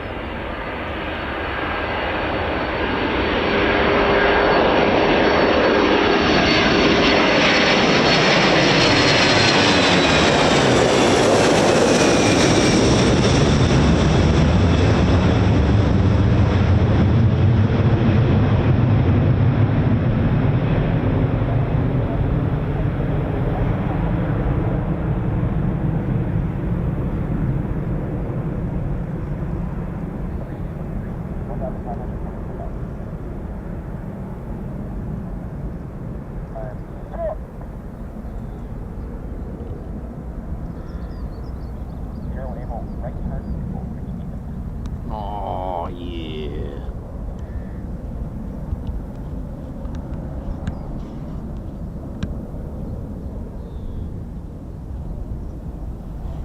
Oh, I thought I could see that. There we go.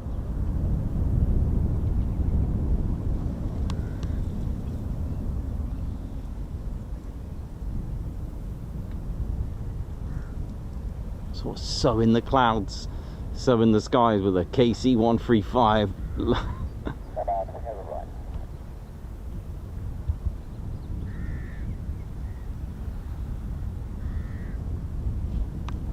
Nice.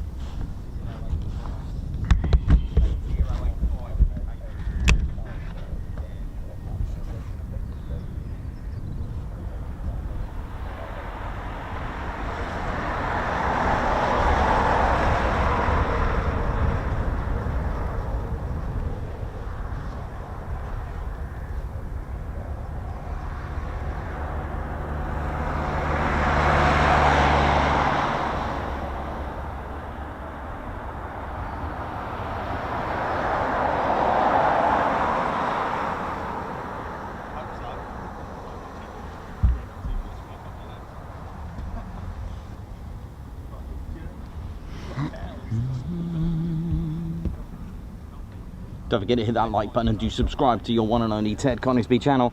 Let's try and get to 58.5k today. Let's try and do this. I think it'll get busy now, and now that people know that the red arrows are here, why not? It's not your usual aircraft to be here at Mildenhall.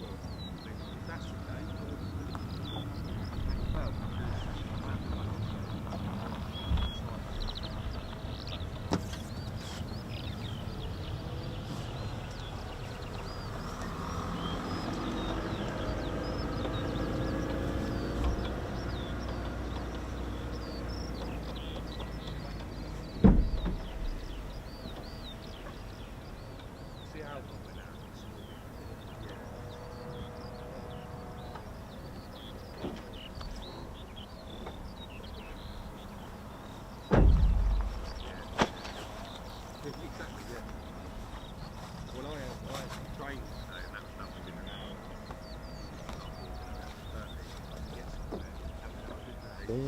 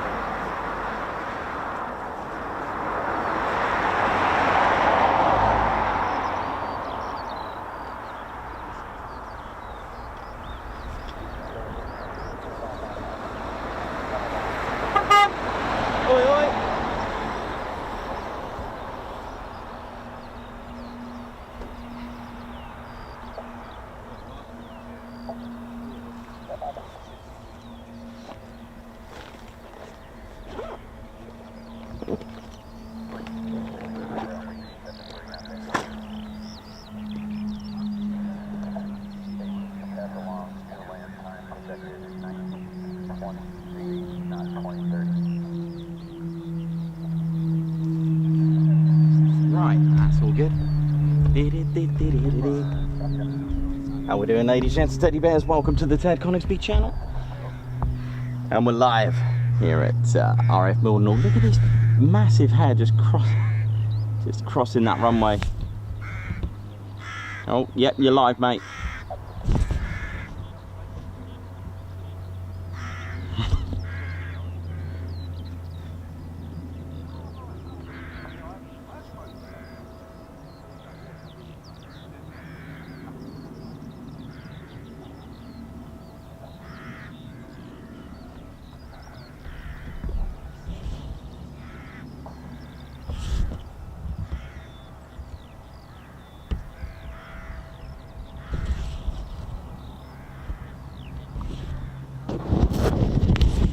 Take the shall I dare do it?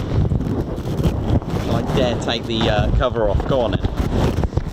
Doing it. 1 second, ladies and gents, teddy bears. Let me just get the let me get that cover up. Right, there we go. Alright, he's done it. He's gone and done it.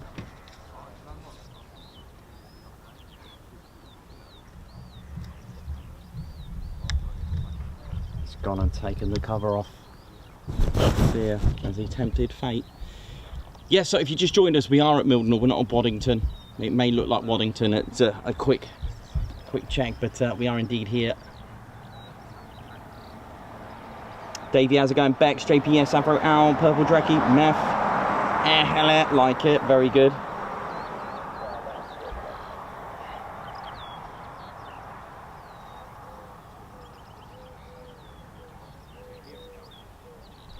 Katie Webber, how's it going? Rodders.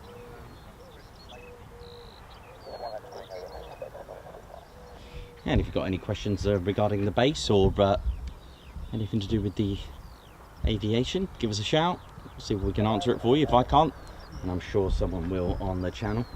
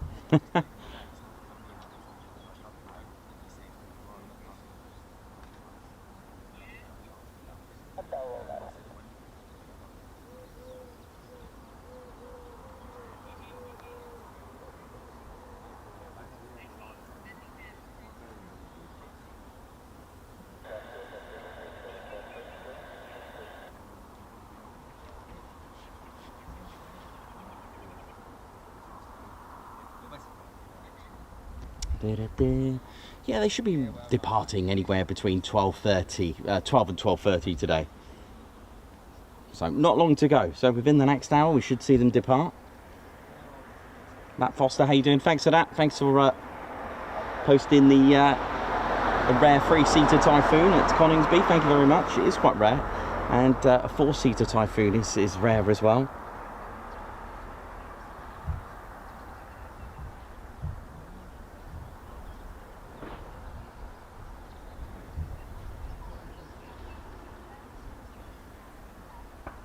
Chewy, turning into a airport. I like it.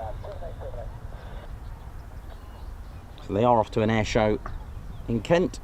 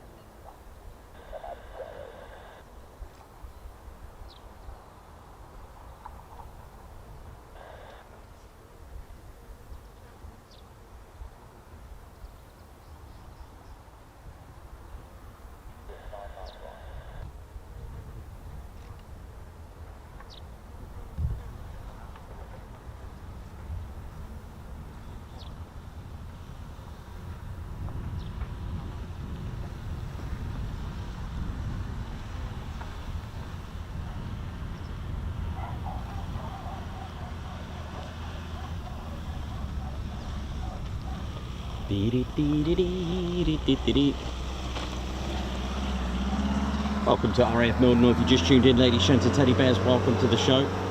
We are expected to see the red arrows depart. Actually, that reminds me. So where's the flag, buddy?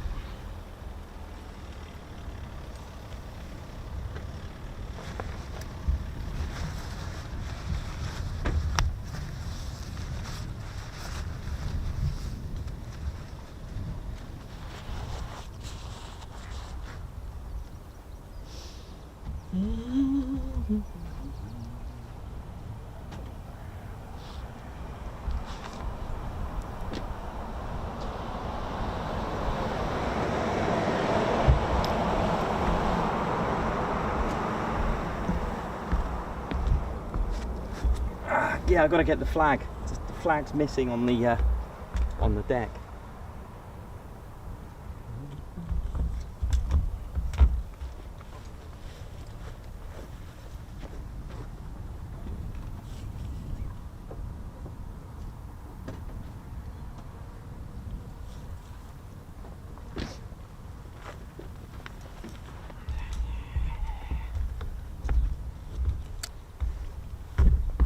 Right, yeah, now I'm ready. See, I wasn't it's funny because the red arrows turned up about sort of 9ish, and we didn't get in until 9 because the gates weren't open yet. Don't forget, when you do drive into Johnsfield, there is an honesty box before you go in, and just check out the viewing times as well.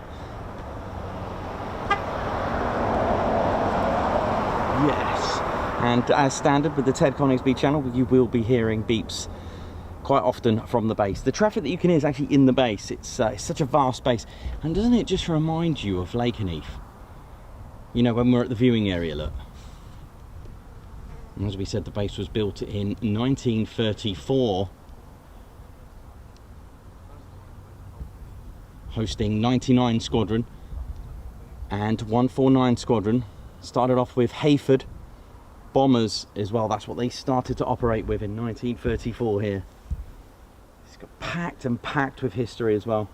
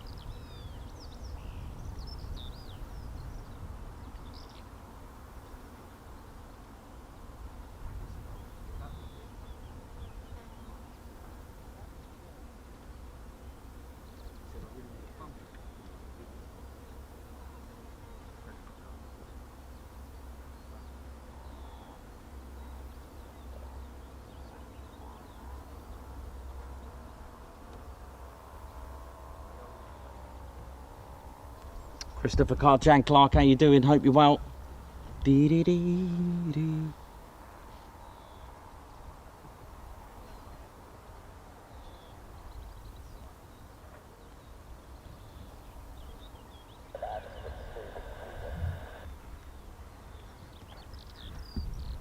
So yeah, as we mentioned in the history before, Lady Shen's Teddy Bear was built in 1934, and its first squadrons were 99B Squadron and of course 149, which operated from here and eventually went over to Lakenheath, and in support of protecting Mildenhall as well. Don't forget, the Lakenheath was built as a decoy airfield, so it's the other end now of the history, which is quite interesting. But 99B Squadron were here with the Handley Page Hayfords. The Hayford bomber got its name from Upper Hayford, where it was built. There was also a historical event where King George V reviewed 350 aircraft at Mildenhall in 1935. It was the occasion of his Silver Jubilee, and Mildenhall has seen a lot of aircraft and been involved in plenty of combat missions over occupied Europe. And it was also the beginning of the Mildenhall to Melbourne air race as well, and of course Duxford's Comet. Is it Duxford's Comet or is it the Shuttleworth collection? Sorry, I think it's the Shuttleworth collection, actually. I think it's basic Shuttleworth. The Comet, de Havilland Comet, is it the Comet?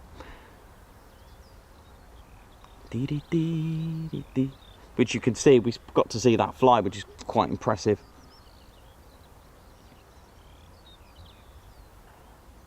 And it was one of the largest bomber stations here in the UK, and eventually saw Wellington bombers as well as short Stirling bombers, and it was finally a base for Avro Lancasters as well during 1943, when Manchester's was slowly converted to the Avro 4-engined Avro Lancaster.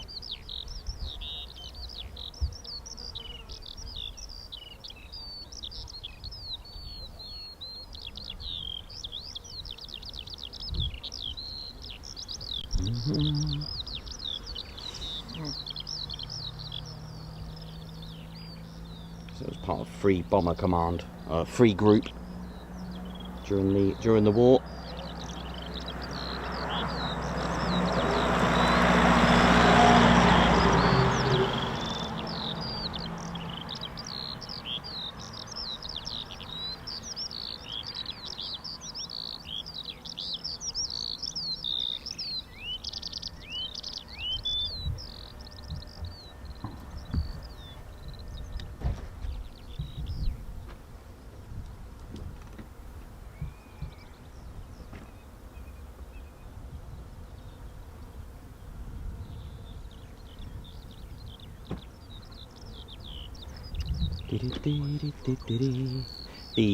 During the Second World War, the threat the RAF had envisioned in the late 1920s materialised during the Munich crisis. And between 26th of September 1938 and 4th of October 1939, the airfield completed its installation of its defence systems as well. And after a brief reprieve from war, the airfield prepared for war, bringing the station defences and squadrons to full combat readiness. And it was on the 3rd of September 1939, 3 days after Germany invaded Poland, Britain and France declared war on Germany. Later that same day, 3 Vickers Wellington's aircraft from 149 Squadron at Mildenhall were dispatched to bomb the German naval fleet at Wilhelmshaven. And it was throughout the Second World War Mildenhall remained active as an addition to its own airfield, and the base had responsibility for RAF Newmarket, RAF Tuddenham and of course RAF Lakenheath. And during the course of the war, the base witnessed the transition from the 2-engine Wellington to the 4-engine short Stirling. It was eventually used as it did become a Lancaster bomber station as well. And when we spoke about the defences and the anti-aircraft as well from attacks that came into place, don't forget that it was a decision before Lakenheath was actually active as a base, they decided to create a decoy airfield as well. And don't forget, we've got RAF Feltwell about 10-11 miles away, the backwards crow flies. So bang in the middle between the two bases, they decided to, like I said, make a decoy airfield during the sort of 1940. And basically, as we said, the runway, and they would use they would make fake Wellington bombers out of plywood, and that was from Eriswell, Warren, that they made them from, which was absolutely remarkable to think about that. And you had a controller as well operating the lights for Lakenheath, but that played a major impact on all the villages surrounding it. RAF Mildenhall was actually in 1934 originally was titled as RAF Beck Row, believe it or not, and I can't remember the reasons for it, but due to the fact that most bases that have a name change before actually going independent and operating as a station, it's usually because there is a base with that similar name, so they'll change it. Like RAF Harrowby should have been called RAF Yelverton, but because it sounds like Yeovilton with the RNAS, Yeovilton, Yeovilton, very similar, so they changed it to RAF Harrowby, a nearby village. So Mildenhall was had its name change, and in the villages surrounding it had a major impact because Lakenheath was a decoy airfield. It would mean anyone lucky enough to have a vehicle in those days, they would have to put tissue in the headlights to dim the lights, cause havoc with pedestrians, and street lights had to be turned off, everything had to be turned off. There was an Operation Starfish as well with controlled explosions.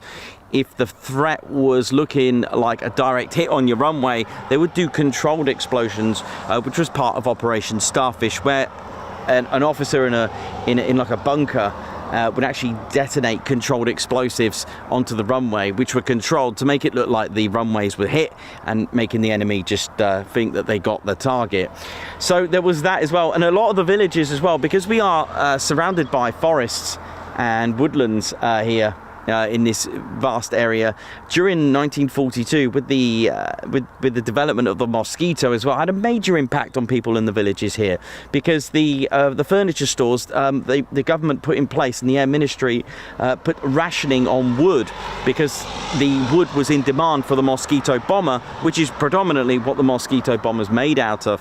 Again, had a major impact on that. And like I said, eventually we had Mildenhall operating and using Lakenheath as a training airfield as well, where you had the Lossy Mouse 20 operational training unit training personnel and airmen and pilots on the Wellington bomber, so that you'd often see 149 Squadron pop over to and train with 20 operational training unit, like our today's operational conversion unit, and of course once they're trained come here. But it was decided in 1943 that Lakenheath became its own independent station. Now, because we mentioned a satellite station that it was looking after Tuddenham and Newmarket, it's probably why the station crest of Mildenhall is exactly the same as Lakenheath. The station crest, you've got an eagle on top of a Greek Ionic pillar, the Ionian pillar, which is fascinating. I'm going to actually have a look at Tuddenham's station crest as well, and Newmarket, and see if I can dig out whether they had similarities. But in the end, it did become independent station as well for that. So yeah, really interesting history here. And like I said, if we just turn that round, you could almost see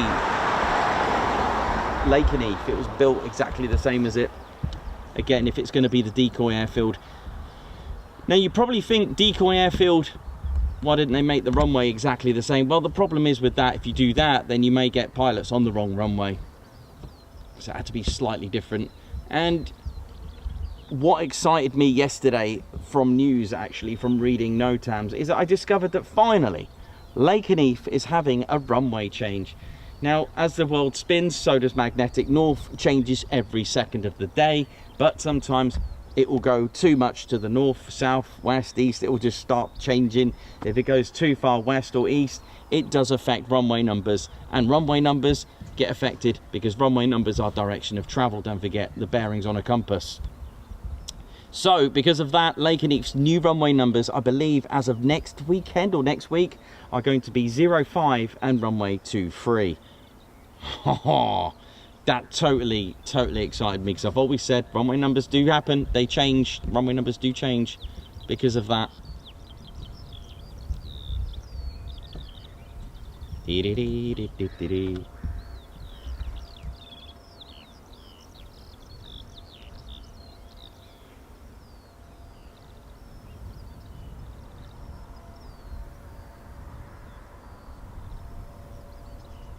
During 1950 and 1991, ladies, gents and teddy bears, just to give you an idea, you know, with map geeks love magnetic declination, totally do, because so I know I'm going on history, but I'm going back to declination. It is called, you get a magnetic declination, and that's a give or take, because if you use a compass, true north and magnetic north are not going to be in alignment. So we use what's called magnetic declination. Is where you change the compass by a few degrees to make sure you're on the right path. Not so much if you're going on a short distance, but when you do it, I think if you're further north, or further south of you know, on the planet, it becomes major. Like if you're in Canada, areas like north like that does have a major impact if you're going on long walks. We love it. We love magnetic declination, man. And as I was saying, Mildenhall, with Lakenheath, when it became independent and running as a United States Air Force in 1948, Mildenhall had a similar fate. In 1934 to 1950, it was purely used by the Royal Air Force. But in 1950 to 59, it was a joint Royal Air Force, United States Air Force base. And then from 1959, it became its own United States Air Force base. And it's part of the 3rd Air Force, which is a USAFE, United States Air Force in Europe base. The main headquarters are at Ramstein Air Base in Germany. So during that time of 1950, you would have seen Boeing B-50D Super Fortresses of the 2nd Bomb Wing. Lots of Strategic Air Command units at Mildenhall, with the 75th 11th Air Base Group, redesignated the 39th 10th Air Base Group. It was 22nd Bombardment Wing, 93rd Bombardment Wing. You had KC-97s here as well, Stratofreighters in 1951. You had the 509th Bombardment Wing.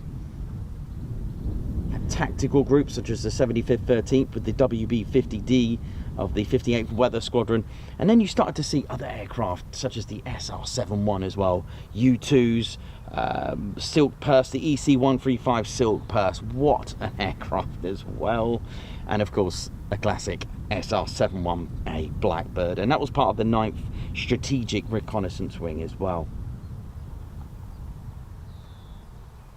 The 306th Strategic Wing operated at RAF Mildenhall until the 1st of February 1992, when the 100th Air Refueling Wing of USAFE finally came in, assumed the 306th Strategic Wing responsibilities and became host here at Mildenhall. So they've been here since 1992, and they brought with them the 351st Air Refueling Squadron, which has been with them since the 100th Bomb Group days at Thorpe Abbotts.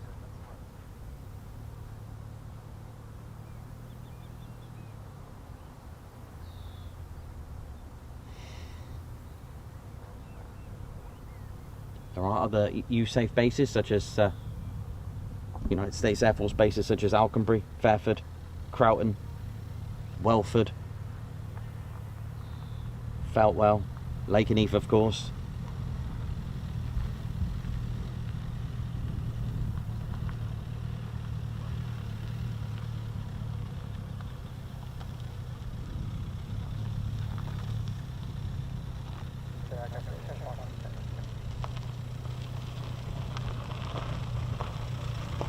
Thanks a lot, Bex.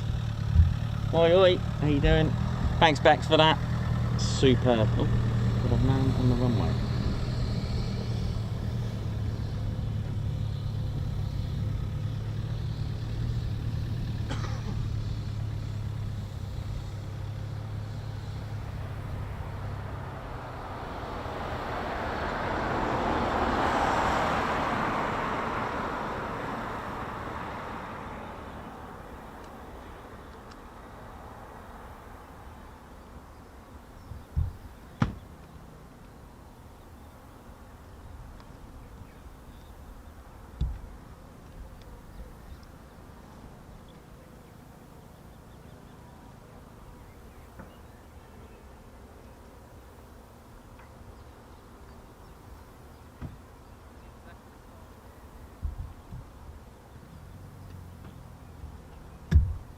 So we're just waiting patiently now for the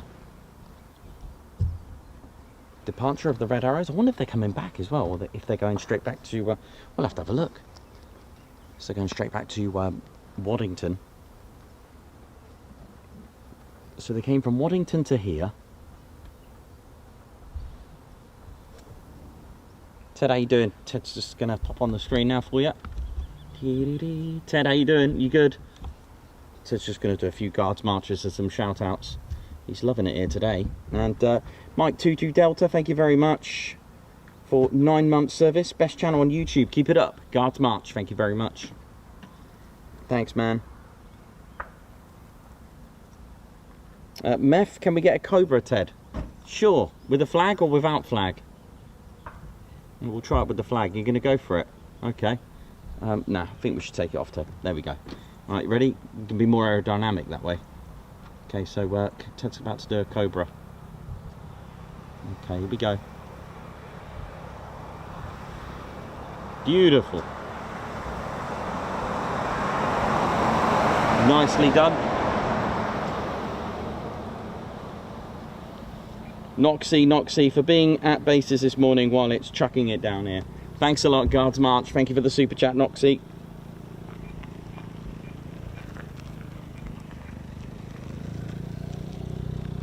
Dave Caulfield, member for 10 months. Morning from a sunny Matlock.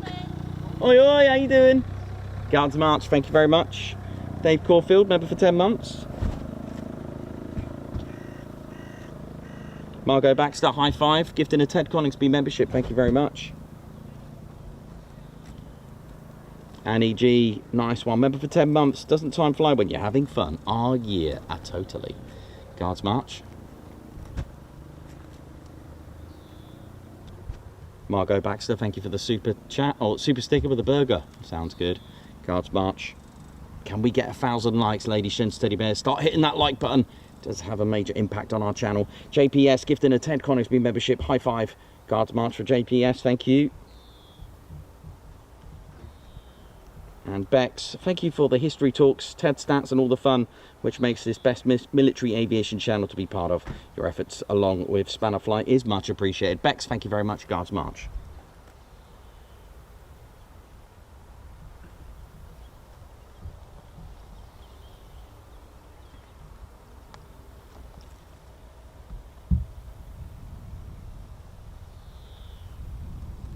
Yeah, I knew it would get busy now. Lots of people turning up here. And why not? It's and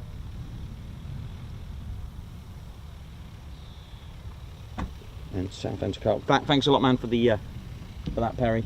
And why not? You don't often see red arrows here, you know. Apart from Red Ted, who's he's out there somewhere.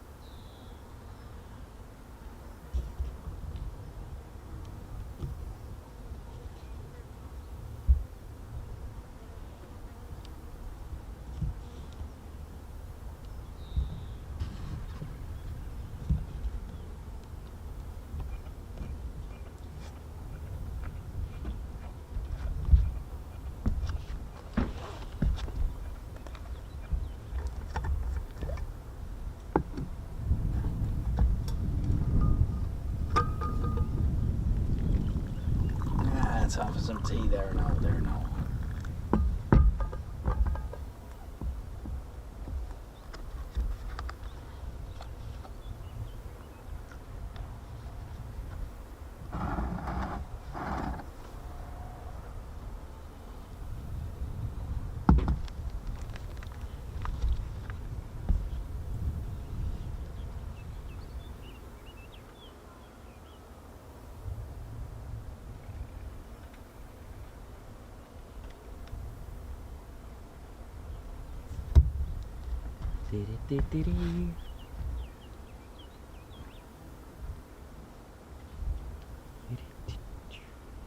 So yeah, ladies, gents and teddy bears, how we all doing?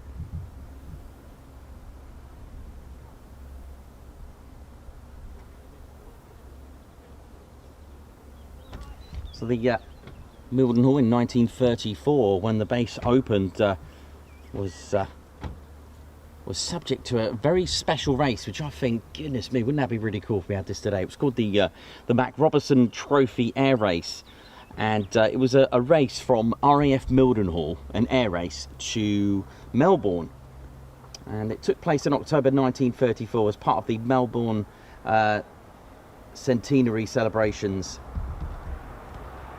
And the prize money at that time, £15,000, ladies, gents and teddy bears. How cool was that? It went to the race, would have taken the race to start at Mildenhall, then to Baghdad, then Allahabad, Singapore, Darwin, Charleville, and then finally Melbourne.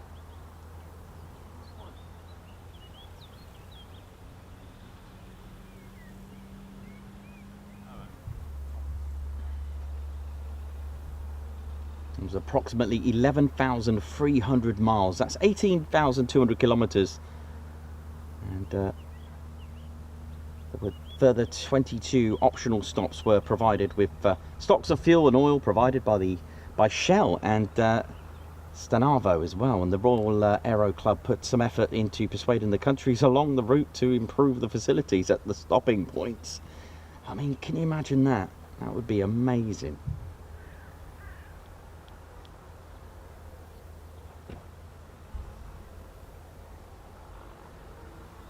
So it was the de Havilland DH-88 Comet races as well.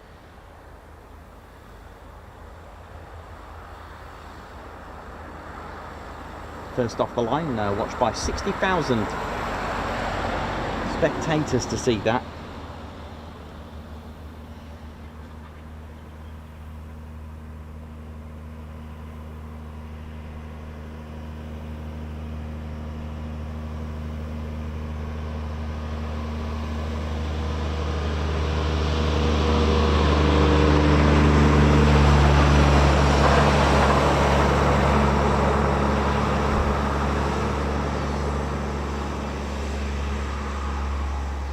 The winner was the DH-88 Comet, identity as GACSS, that's a Golf Alpha Charlie Sierra Sierra. Crew CWA Scott, Tom Campbell Black, and elapsed time was 71 hours. That seems like an outright winner by 19 hours looking at this. Phenomenal. Imagine having that now, wouldn't that be cool? F-22s, F-16s, Red Arrows, Typhoon, having a race. Wouldn't that be cool if they did that today?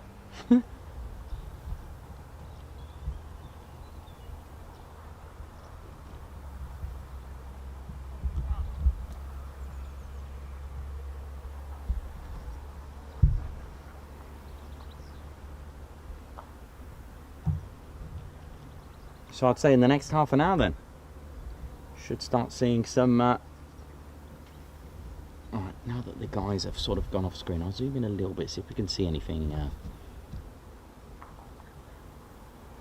canopies are open.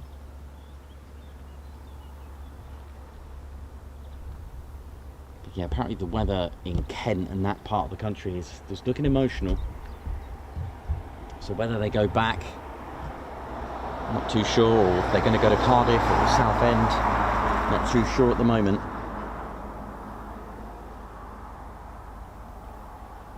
Christine Barnes, Captain A, Alex Blackcat, how's it going? Mayhem Marshy, what up? Jeff Banks, Steve Billings.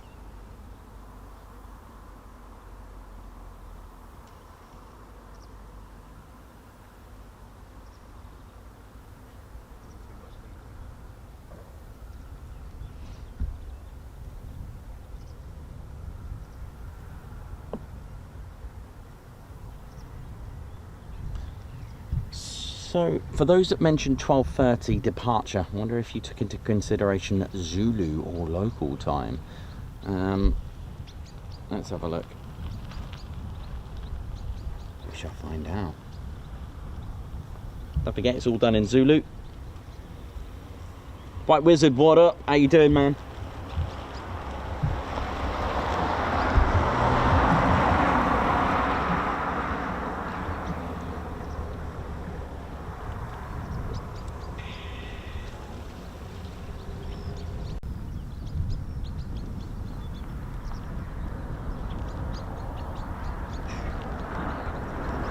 Thank you, 1 PM local, cool. Joshua Brown, good afternoon to you. Ted is all good. And Paul Burrows, I know, man. How you doing? White Wizard, what up?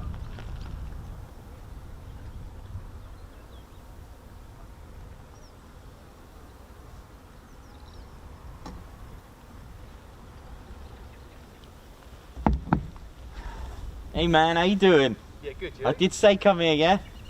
I'll tell you what, this was a surprise for me, as it is for you.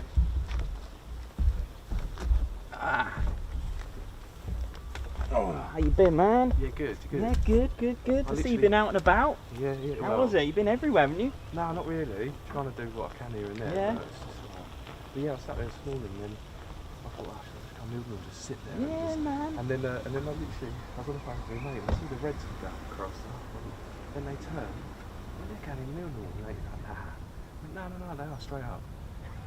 And There I you thought, go. I thought, well, I was just leaving anyway, so I thought, well. Yeah, Mildenhall was the choice. It was the only place, it was the only one I could think of for you, and I thought. Is there in this sort of, nowhere else, is there? Really? No, everywhere was shut. Marham, I only found out because I had a stream from Marham today. Yeah, I saw your note, Ted, and And I thought, oh, yeah, that's why I made my mind up. Yeah, 'cause yeah. The other half, she's only 15 minutes from there. Right, got so it. I was like, yes, I'll go. I'm glad go you tomorrow. messaged because on the community page I do pin the messages if I'm not going. Okay, yeah. Do look out for that. I only found out before I went to bed. I thought I'd just check the NOTAMs, Yeah. and it was they put it out yesterday at 2 PM to say it was closed. I was like, oh, Connor's been shut, Lakenheath shut, Marham shut. I'm like, is there anywhere? And I thought Brize Norton, too far. Yeah. Well, I'll try here. Good choice. So yeah, definitely a good choice. So they should be departing in about half an hour-ish. Yeah. Is it Dave? Oh, I've got the watch on. I keep looking at my wrist. Skim past bone. That's all right. Is it Dave coming back? Yeah. He reckons they're going to be coming back as well. To fuel. He reckons. Fine. He reckons Great. back. Another bonus. Because they'll go into the break. Well, I thought they'd go into Southend. Apparently, so I'm hearing all sorts. Southend looks emotional. Doesn't look like they're going to. Well, I come up from that way, and the weather was just atrocious. Really, it was atrocious here in the morning. Was it? Yeah. So I was like, oh no. Yeah. So I was slowly setting up, and hadn't got anything ready. It was all still for Marham. I was like, oh, just it's not going to be much. I was expecting one departure, and that's it for the rest of the day. Maybe an arrival. What else? There's just one KC. Yeah, one KC-135, the Juno that came in for the red arrows, and that's gone. And then obviously 10 red arrows. Yes, I'll take that. Yeah. So yeah, good to see you again, man. Yeah, enjoy. Yeah, all good. Yeah, enjoy. So hopefully they'll be up in half an hour. Yeah, hopefully. Well, either way, they've got to depart at some point. They do, yeah, they do. And if they come back, an absolute mega bonus. Yeah, I don't know if they will, but he seems to think so. That's cool. Nice one. Nice one, man. Dee-dee-dee-dee-dee-dee. Some mega heat wave going on here, so what a day to come to Mildenhall. 10 red arrows, we'll take that.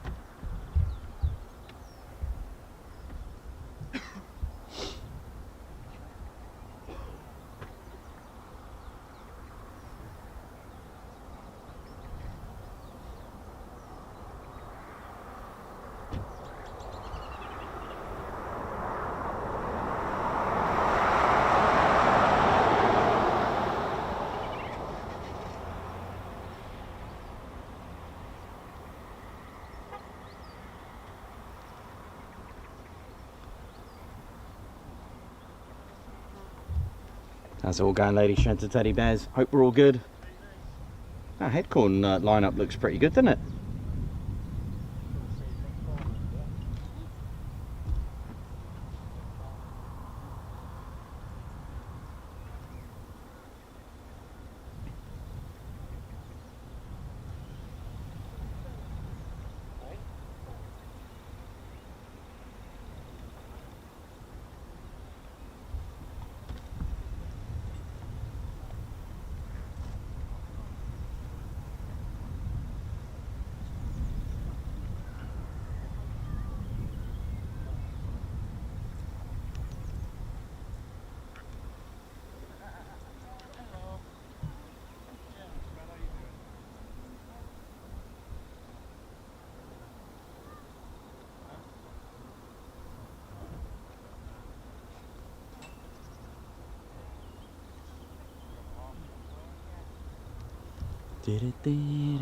So very shortly we should start to see crew in that heat haze.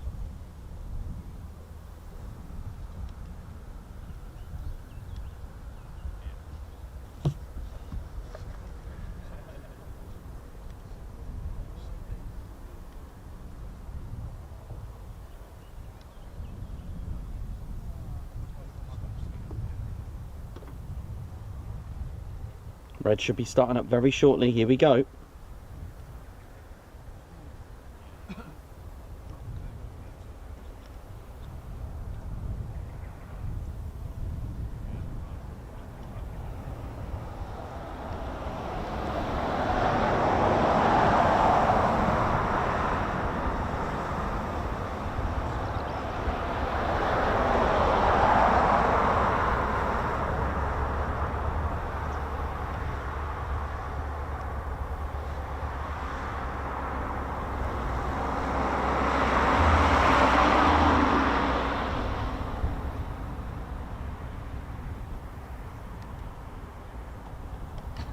JBT online, Red Ted getting a briefing, yeah, absolutely.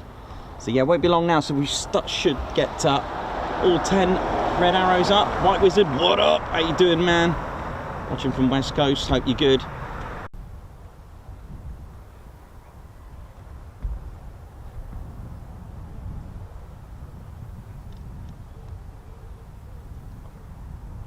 So lots of changes for the red arrows. They were due to display at Southend, but they've come here. They display at Headcorn. It's precisely 1 minute past 1 PM. So they should be departing very shortly. But that's on the original plan, because like I said, they were supposed to go to display at Southend, but I don't think that's going ahead now. So let's see what their plans are.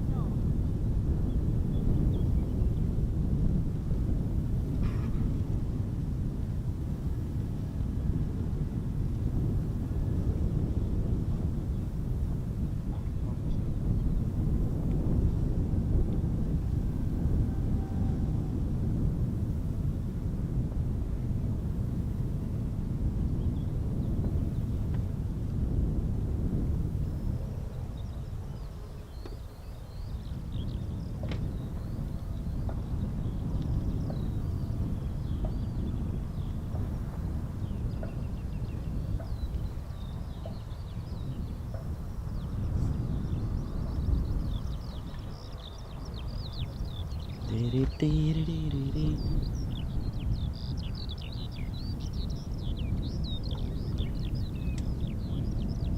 get ready, ladies, gents and teddy bears. So they should be departing very shortly. The opening display at Headcorn is at 13:01 local. I go. Check that out. 1 minute past 1. So let's see what we got. So you can see the blues there. Each one is allocated to a particular pilot as well, which is pretty awesome. So let's find out. We're not sure if they're coming back here for a refuel, but I guess, well, there's the bus for the blues. I've just seen it, so I'm guessing that might be their way home. Or if they're fortunate, they might get a ride back, because obviously they can't I don't think they display with them. It's normally on their own.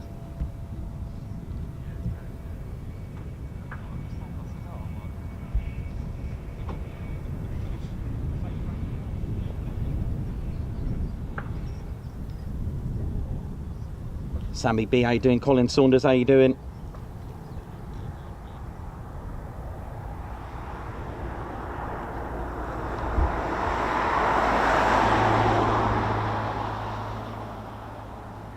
So they're heading to it's the Headcorn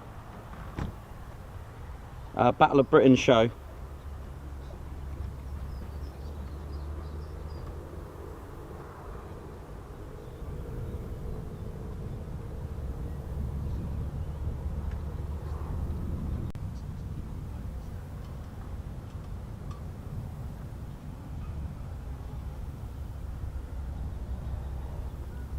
So it's at Headcorn, it's the Battle of Britain air show, and that's in Kent. And the display is at 13:01 local. If I've spelt that right, let's have a look. Did I get that right? Oh yeah. Time to get the reds out.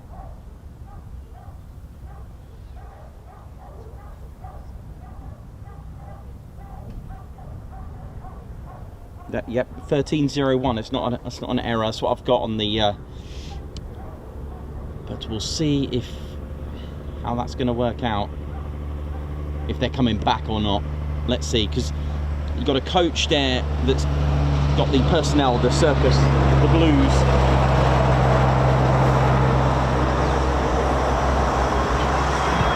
Oh yeah.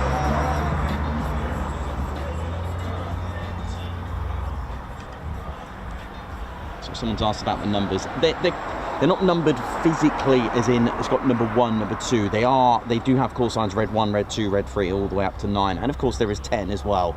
But they do have their own serial numbers for each one. We are looking good to go very shortly.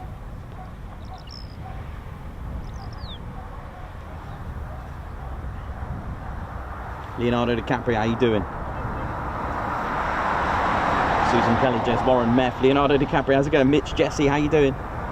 Christopher Carr.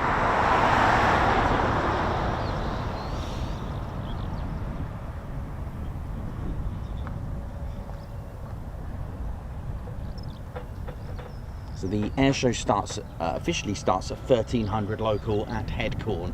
So we're looking at about 12:30-ish departure for them. Unless that's changed, of course, but I don't think they've changed the starting time at Headcorn. It is emotional weather over there at the moment. Southend sounds like it's been cancelled.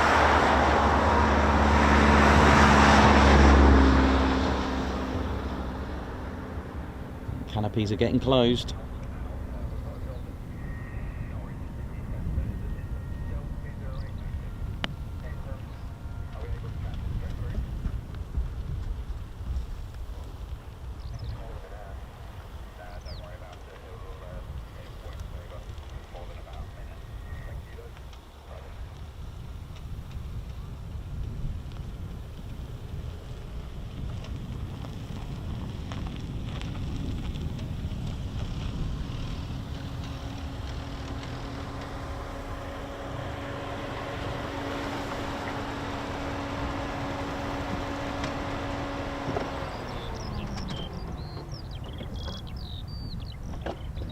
Oi, oi. Oi, oi, how you doing? All How we right? doing, mate? You alright? Yeah, good, thank you. Any movement? Any sign of movement? Yeah, the red arrow should be up in a sec. Yeah, I was told 12:30, so. Yeah. Are they still lined up there, are they? I can't. Yeah, they're just all the way down there, and it sounds like all the canopies have just closed now, so it won't be too long. Okay. Right. I think I'm going to go down the field a bit. Yeah, why not? I don't fancy shooting the underneath of them. Where's that for radio?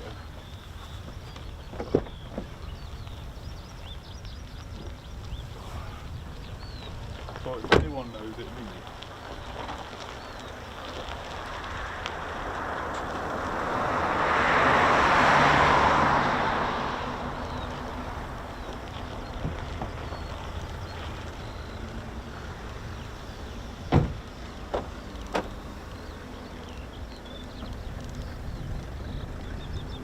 Right, I'll leave that on red arrows air to air for a moment.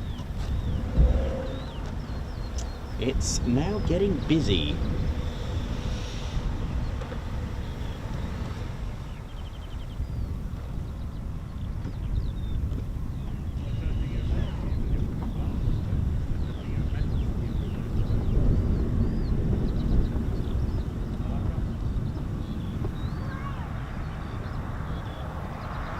Michelle Rassico, how you doing? Hope you're good.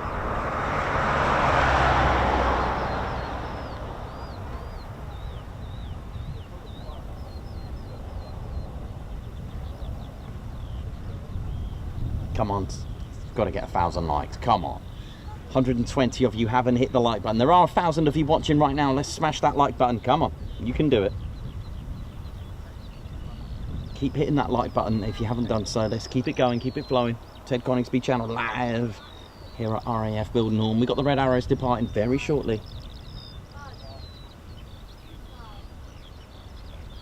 White Wizard, how's it going? Mitch, Jesse, Beth.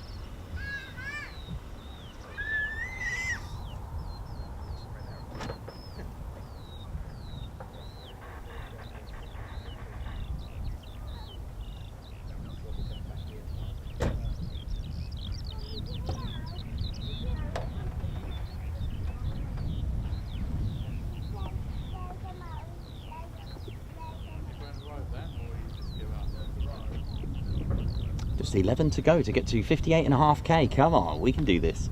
We got this, man. Red's about to depart very shortly. Let me just have a little zoom in. Everyone's been told about 12:30.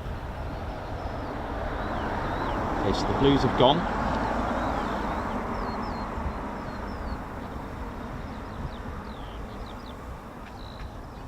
Exciting times, here we go. So the coach of the blues have gone.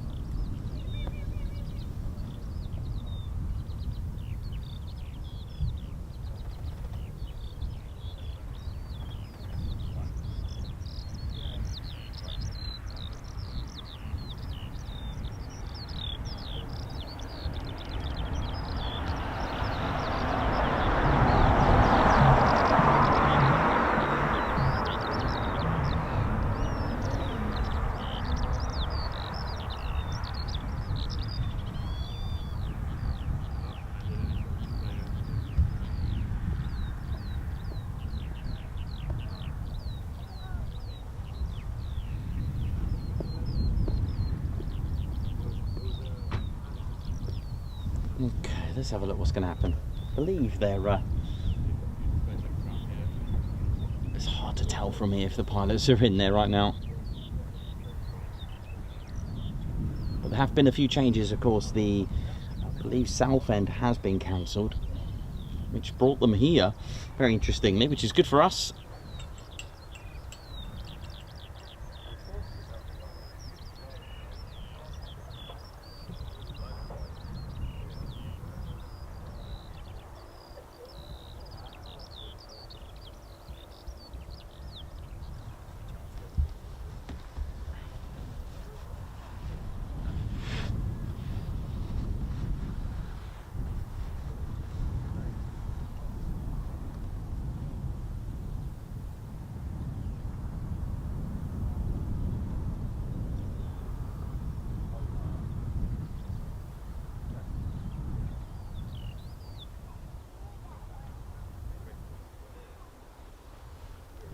Lots of you saying that the head corner has also been cancelled, but I'm not sure what's... yeah, unless...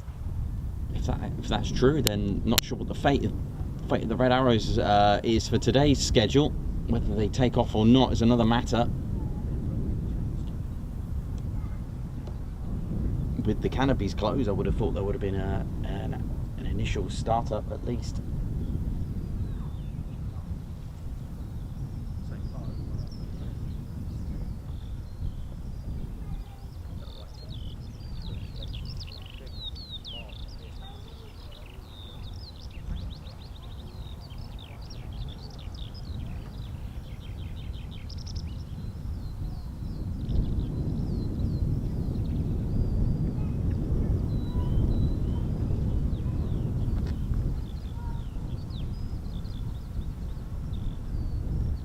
How's it all going? Oi oi to everyone.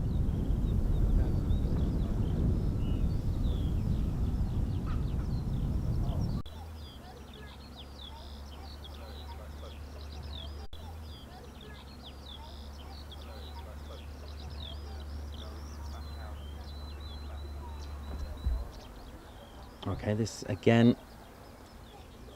Okay, so it is official. Okay, so they're not going. So they're not taking off now. Okay, fair enough. No worries. So it sounds like it's been cancelled.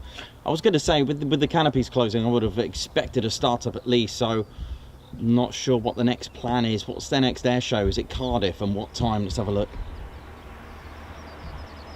When's the Cardiff air show?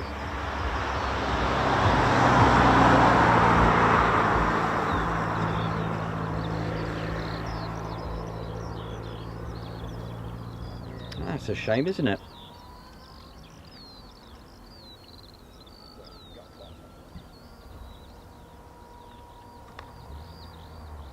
Unless they head back. I don't know if they're going to stay here.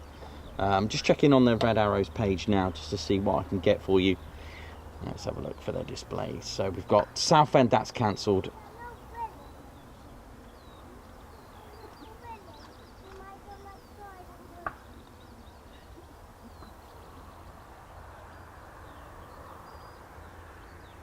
So we've got Red Arrows Cardiff, and that's not until later today. They are displaying...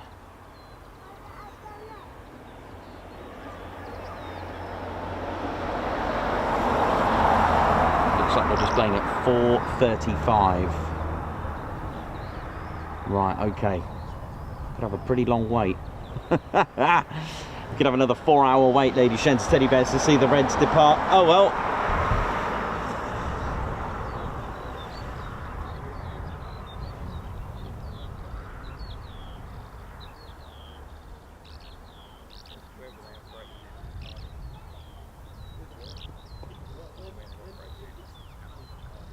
Can't see them. I think the ground crew team just prepared it and just closed the canopies. I think that's probably what's just happened, and that was it. Just prepped it, just shut the canopies, because I think got a bit of a long wait. I can't see them going anywhere now until sort of, do you reckon, 4 o'clock if their displays. It won't take them that long to get to Cardiff, of course, but. That's certainly changed things, so they won't be going out now for a while, unless a miracle happens right now.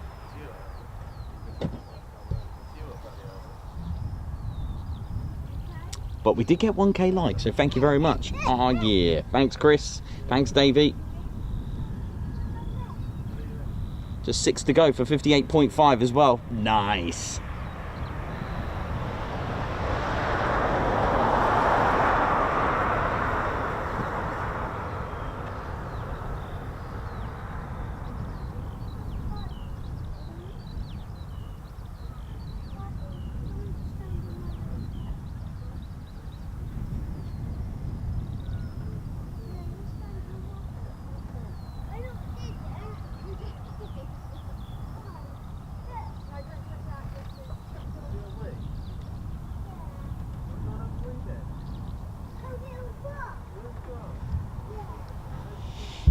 So yeah, we got a bit of a long wait then, so that is official on the Red Arrow site that it has been cancelled, so they won't be going out. And my guess was then that the Blues came out and just sort of prepped the aircraft to just pack it up for the time being. So we've got a bit of a wait, ladies and steady bears, but we're still at Mildenhall, still good, we're still going strong.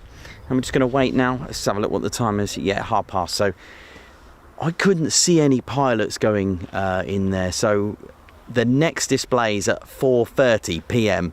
at Cardiff, so whether that means about 4 o'clock departure for here, but other than that, we've got a bit of a long wait, ladies and teddy bears, so better get the bears out ready for that, for the next movement. But yeah, that I think that's probably what it was. I couldn't see any of the reds, we only saw the blues, so that's my thinking now. So unfortunately they won't be departing for Headcorn unless an absolute miracle they decide. I don't know what they're going to do, whether they're going to head back to Waddington, but it doesn't seem good from here. Which is there's a pros and cons, meaning that if Cardiff's going to go ahead, they will depart, but not until 4 o'clock today. So a bit of a long wait for us. But in the meantime, sit back. Tell you what I'm going to do. I'm going to go and have a bit of lunch then.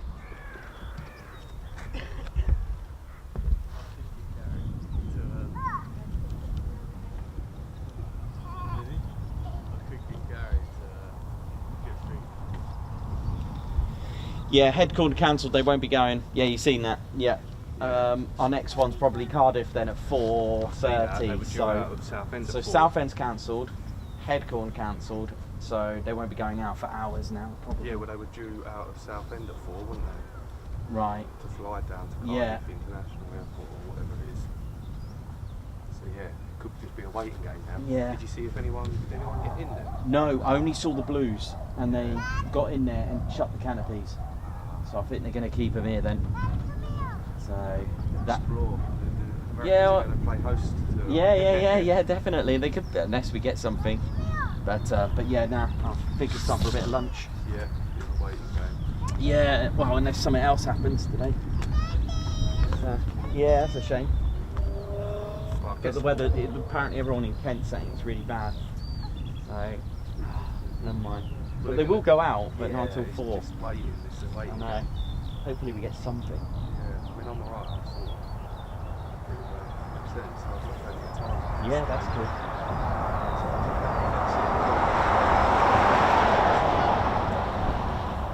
But yeah, you're right. Spot of lunch now. Spot of lunch, definitely.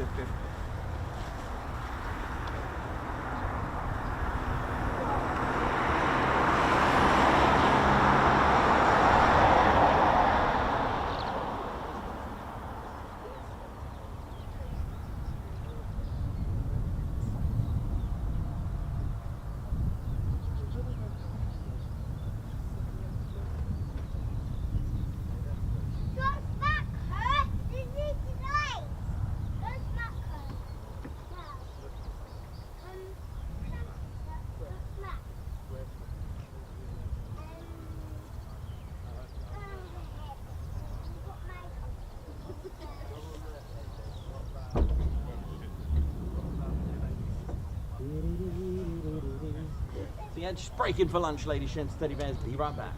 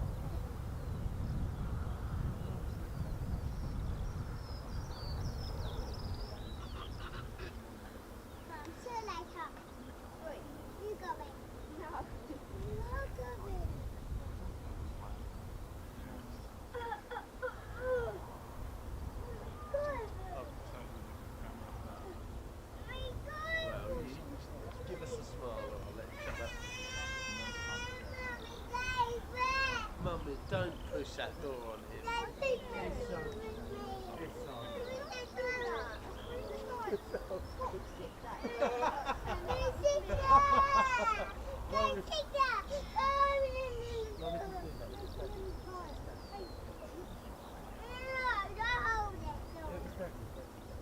Look, you can't put it against Mummy. Dad, you can take it. You come in and say, don't give Mummy flowers, that's fine.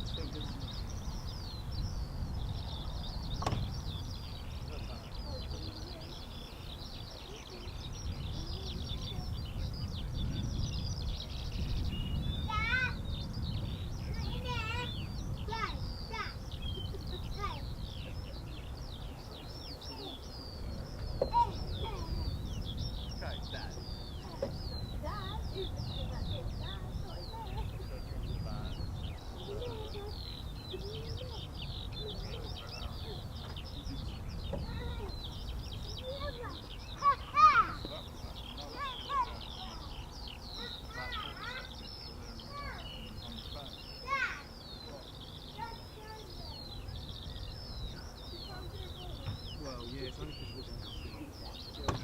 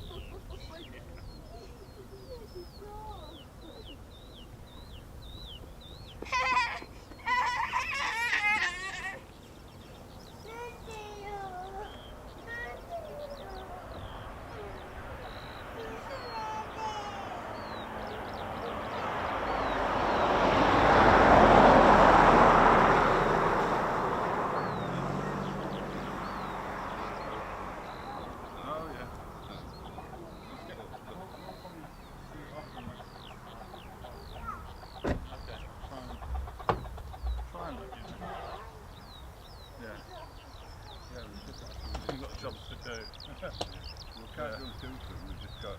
So we've had to literally empty completely the walking wardrobe, leave us some cupboard space for all some stuff in kitchen. When is it you're going just away? For a week, you know, she's going to have to fetch some tackle. When are you going away? Sunday morning. Right. She's coming back today, Mandy with her mum, so she's going to want to talk to us. So Yeah, because isn't she stopping in yours while you're away? Yeah, she's living a month. Eh? She's living there a month.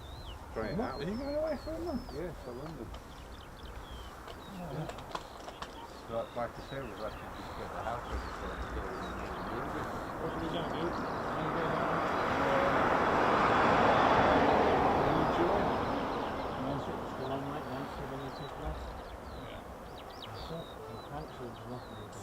Council Head Corner, Council South Exit. Cardiff School go at 4:30. That's this afternoon. Yeah, so we've got. So they might go from there to Cardiff. That's what I'm thinking. That'll be 4 o'clock though. So that'll be at 4 o'clock. We've got enough battery. Oh yeah. I might go home. Come back and see it. Come back, yeah. Yeah. Why not? Let's do it. Mm. Really? Got the van wrap then. Yeah, that's good. Nice. Are they your images or? Yes. Oh, brilliant. Excellent. So you've got no one going, oh, come through. No, it's not. No, answer that. Yeah, sure good. Gotta wait now. Waiting game. Waiting game. Well, hopefully that C-17 might go out or... Yeah, you never know. Might be a C-5 trip in there. Invader? Yeah. 826. Yeah, not 826. I was at Lakenheath that day, so I saw it in the distance. Yeah, I was the hard shot from Jones, which is quite good because you want to, I mean, obviously here you've got the use you can come to Lady, but from Jones, you see, I wasn't looking to come down here to shoot. I wasn't going to shoot, I was going to go slam it down there. Yeah. So I can get the side. Jones is great.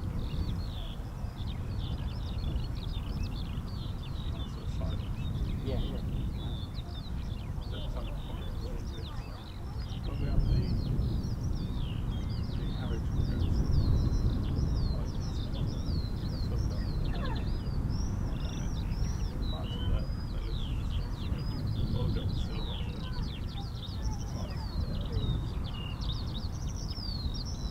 Right, I got that.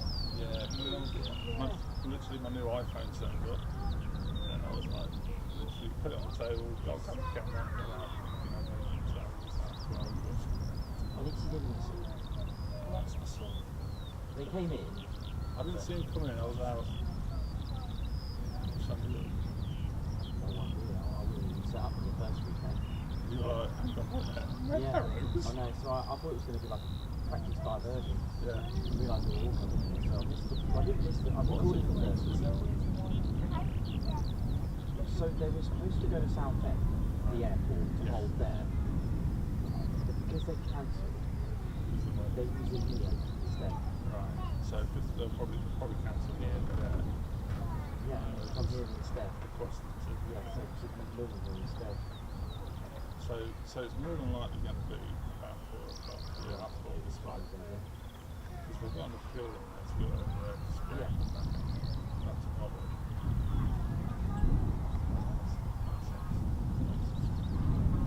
Okie dokie. The weather's okay.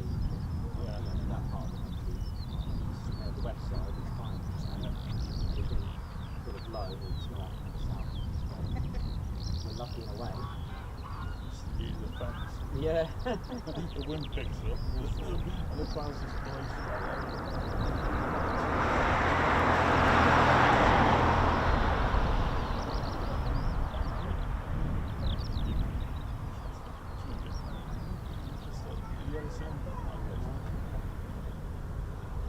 They've used it a few times, but because it is.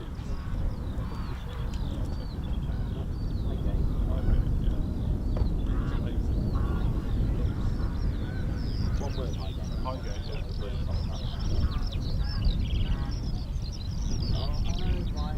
Mine's with Blackfriars in Scotland. Yeah, you showed me about Indiana Jones style. Yeah. So it's the way that the ivy's creep in the wall, the columns and stuff like that, and the furniture out. Brilliant.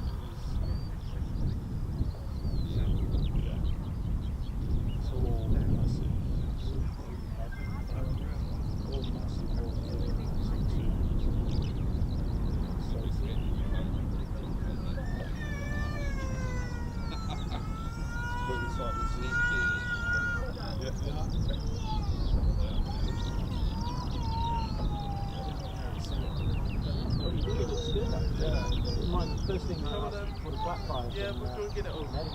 Yeah, That's very similar. To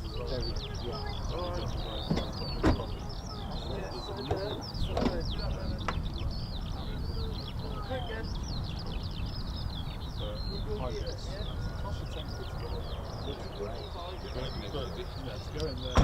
The works at Kefka. Yeah, the works at Kefka. Yeah, it's really good that. I can't see you in a bit then. Yeah, take care, alright. Alright, I'll keep watching at home. Take care. Alright, I'll see you in a bit. Bye. I'll see you later, Michael. Hello. Do you want to... You're alright, you. That's on to the show.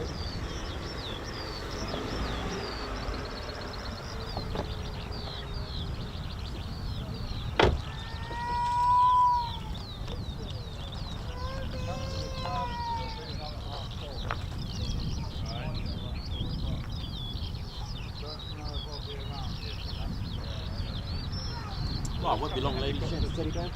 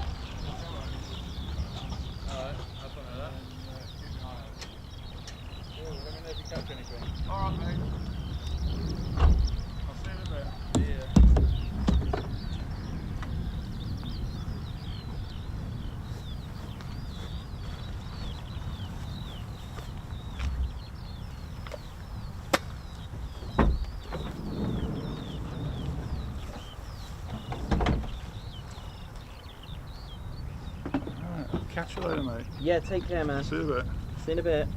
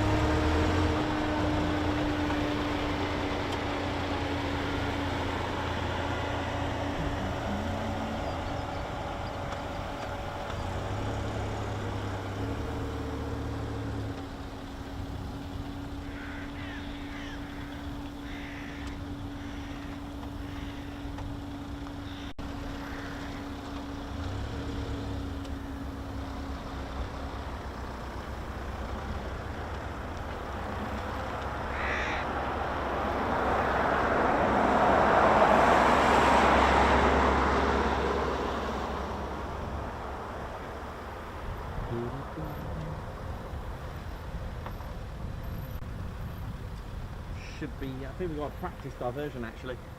Red Arrow practice diversion, I think. Something's going this way.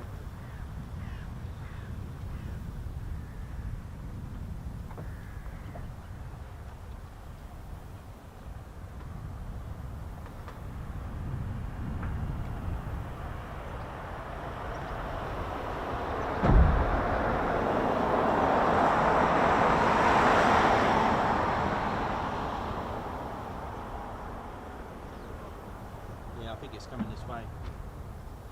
Red Arrows practice diversion. Nice.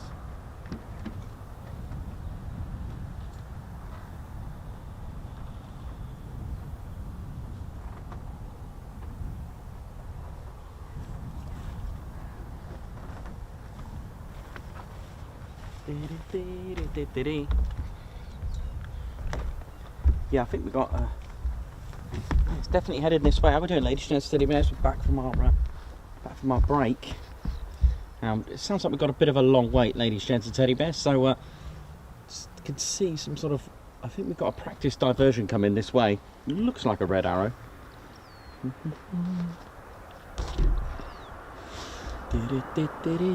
What up? How we all doing, y'all? Nice to see the Red Arrows here. I'm from West Coast. My name's KC. That's right. This is my home base. How we all doing? All my folks out in West Coast, California. How we doing? What up? Yeah, nice to see the Red Arrows. I think you got a Red Arrow coming this way now, doing a practice diversion. Don't forget to hit that like button. What up? Well, he's confirmed it. Red Arrow's practice diversion. It's on its way. Yep, here it is, ladies and teddy bears. Get ready for the Red Arrows. Practice diversion with Red Ted. Here he is. There's coming back again. Low approach. Here he is. Red Ted, how you doing, man? Goodness me, how he controls that. It's absolutely incredible. Oh, I mean, it is an aerobatics team. Red Ted, hang in there, mate. Beautiful. It's coming in again. One more last practice diversion. Nice one, Red Ted.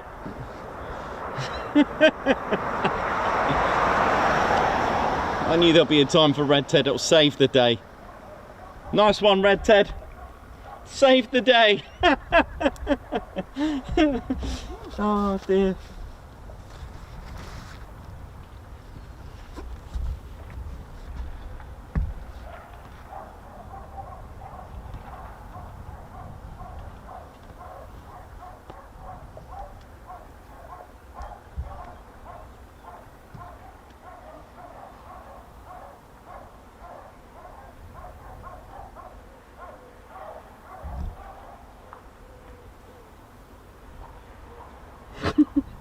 Hope you enjoyed that, ladies, gents, teddy bears. Just trying to bring a bit of joy, because you know, when you know you've got potentially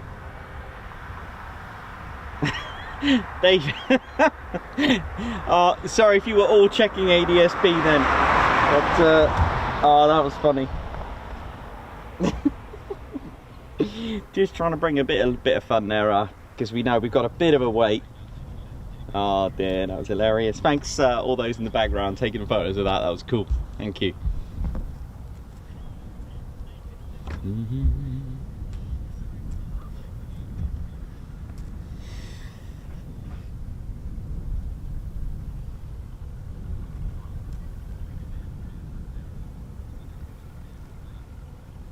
Margot Baxter, thank you for the super sticker. Thank you, Guards March. Thank you for the banana. In fact, I had one this morning. Thank you. Chris Austin, member for 2 months. 2 months of membership, hopefully many more to come. Hope you're keeping well, Ted Coningsby, and all the spanners for the amazing community. Let's ride. Guards March. Thank you very much. Ian Wright, thank you very much for the super chat. Oi, oi, good afternoon, TCS. Oh, yeah, good afternoon to you, Ian Wright. Regards to the 3 amigos. Margot Baxter, thank you very much for the super effort, Ted. Thank you very much, Guards March.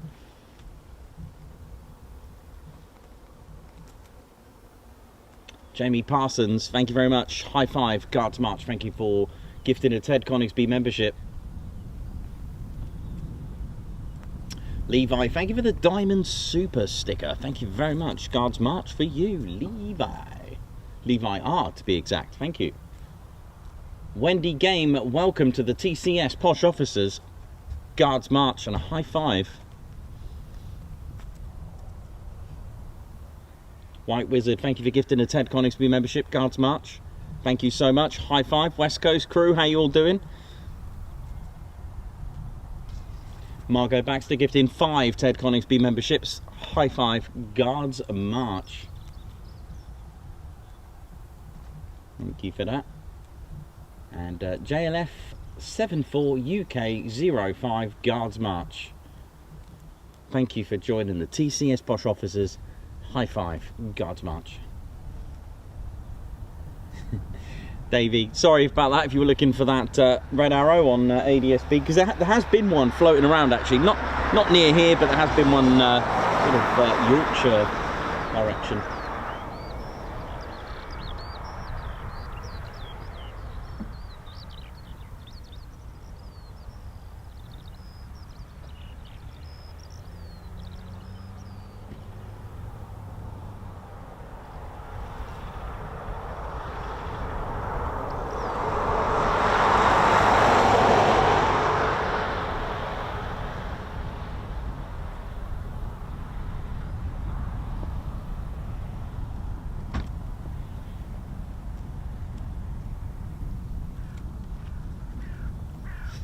Off he goes. I love the way he just toddles off there like that. It's quite funny. Alright, let's have a little look around, see what we got. Alright, what's happening with the C5? Do you know, for a minute there, it looked like the C5 had absolutely massive blades on it. Looked like it had propellers there, just for a second. Look at that, imagine that though. Would be a thing, wouldn't it? So that's the C5. We've also got the Ospreys here that are based here. These Ospreys are actually based here, not the C5, of course. If you know the base well.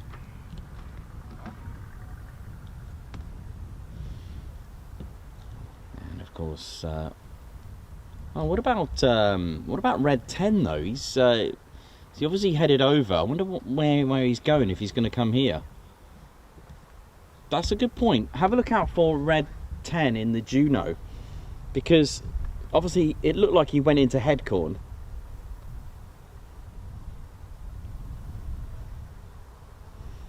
And sort of, where would he go next?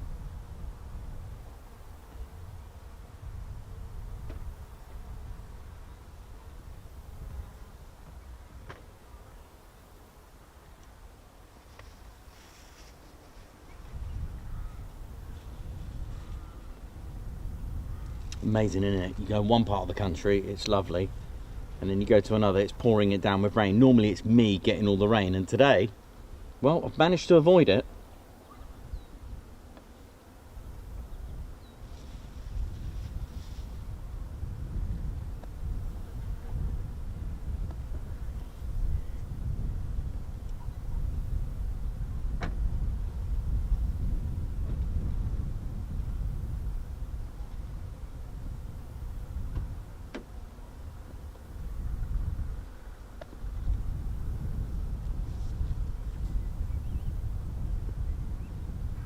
Johnny B, thank you very much. Chris Austin, Brian Smith, Dr. Soda, Chris Morton, White Wizard, Davey, Captain A, LEJ Approach, Simon Watchorn, Jan Clark, Pete Jones. Hope you're all good. Actually, it's a good point. I need to advertise that because we've only got a few tickets left for the Ted Coningsby party in December. It's a ticket only event. Let's have a look. Let me just see how many tickets we got left.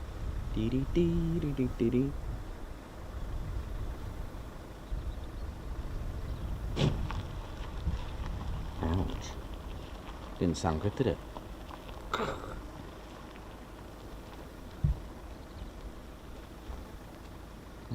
We have just 12 tickets left. 12 tickets remaining, ladies, gents and teddy bears. Come and get your tickets. And you can find it on our Facebook page and our YouTube community. You'll have to scroll quite a bit until you find the TED party. We have charity, we've got auctions, we've got raffles. We've got our latest and greatest merchandise. Hopefully we'll have special guests again this year that I had last year. We had members of 29 Squadron, 12 Squadron Recenti, and ex-Typhoon display pilot, and 29 Squadron and the Typhoon display team.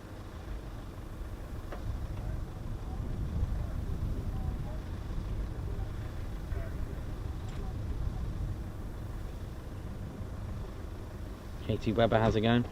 Tickets are £20, and with proceedings, we've got a raising money for charity, of course, the Royal Air Force Benevolent Fund that we do.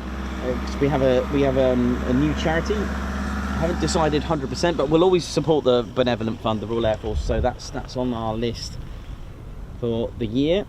We are still currently raising money for the Head Up charity as well this year, so they're going hand in hand.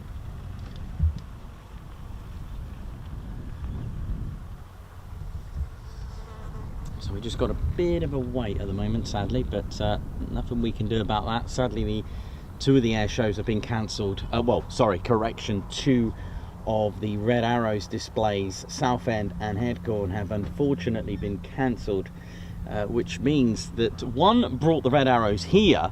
So in some ways there's always a positive, right? So if Southend had not cancelled, then we wouldn't have seen the Red Arrows today. In fact, we would have just seen one departure, which, to be honest, that was all I was expecting today. And because Southend cancelled, this meant the Red Arrows will be using here as their base. So potentially they could have come back from Headcorn. It looked like it. They were going to use here instead of Southend.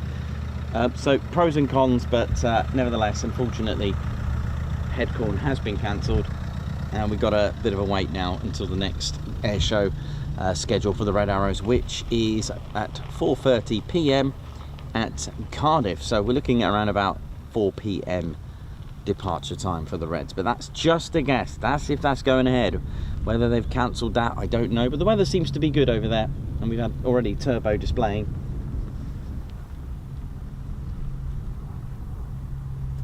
Or at least went there for a transit with call sign Riot.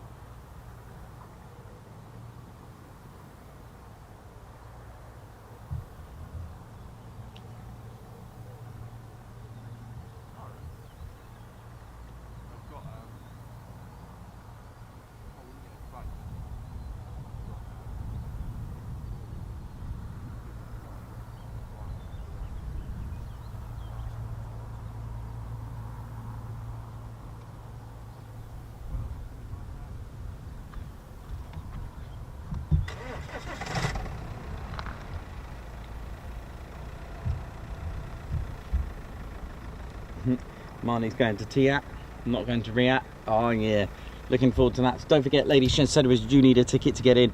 Entry is ticket only, and you'll need a passcode. So if you're on our Discord or on our Facebook page, it's on there, or the YouTube community, again, it's on there. We've only got 12 tickets left.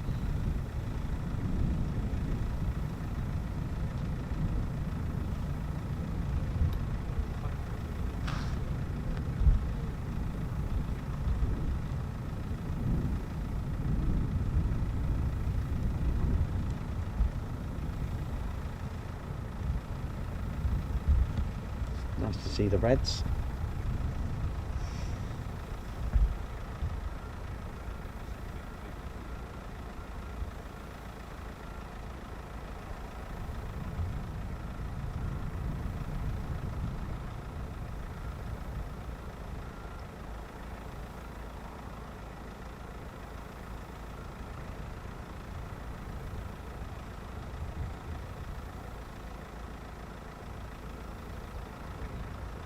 Thanks, Perry. Let's have a look where Red 10 is going then. So that's just departed. That is the fear for the year, is the weather for our air shows that we've got. Sadly it happens, and last year, fair play to Brighty for actually attempting to display in that horrendous weather. There you go, the world's only C5 Super Galaxy with propellers.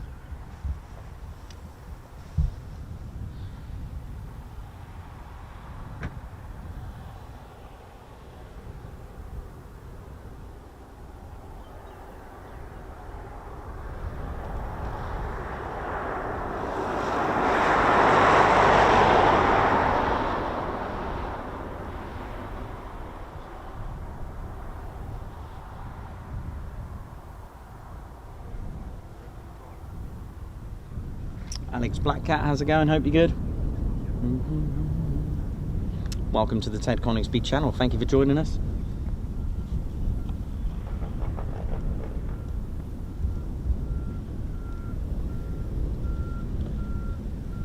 We've had one departure from Mildenhall, and that was a KC-135. Have a little look, see what else is out there.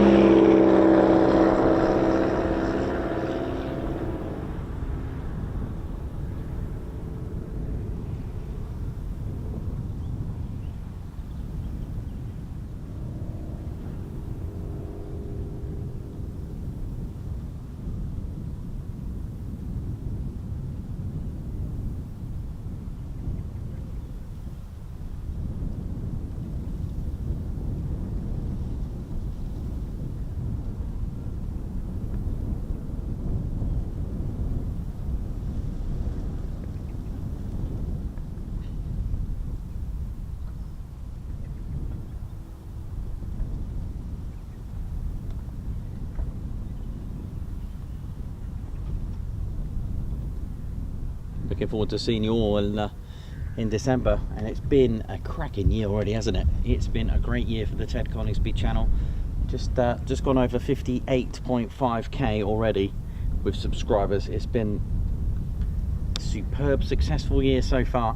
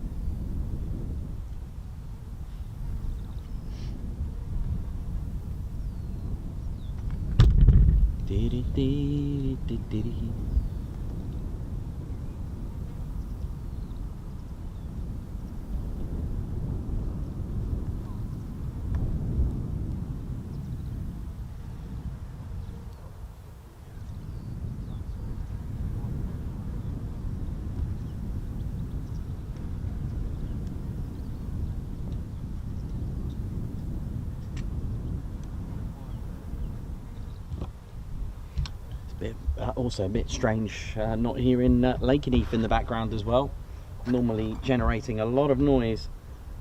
And I do like Mildenhall. I mean, what a surprise it is to get the red arrows. And do you know, my initial response today, my plan was today, this was the original plan. How are we doing, ladies and gents, teddy bears? My name's Nikos.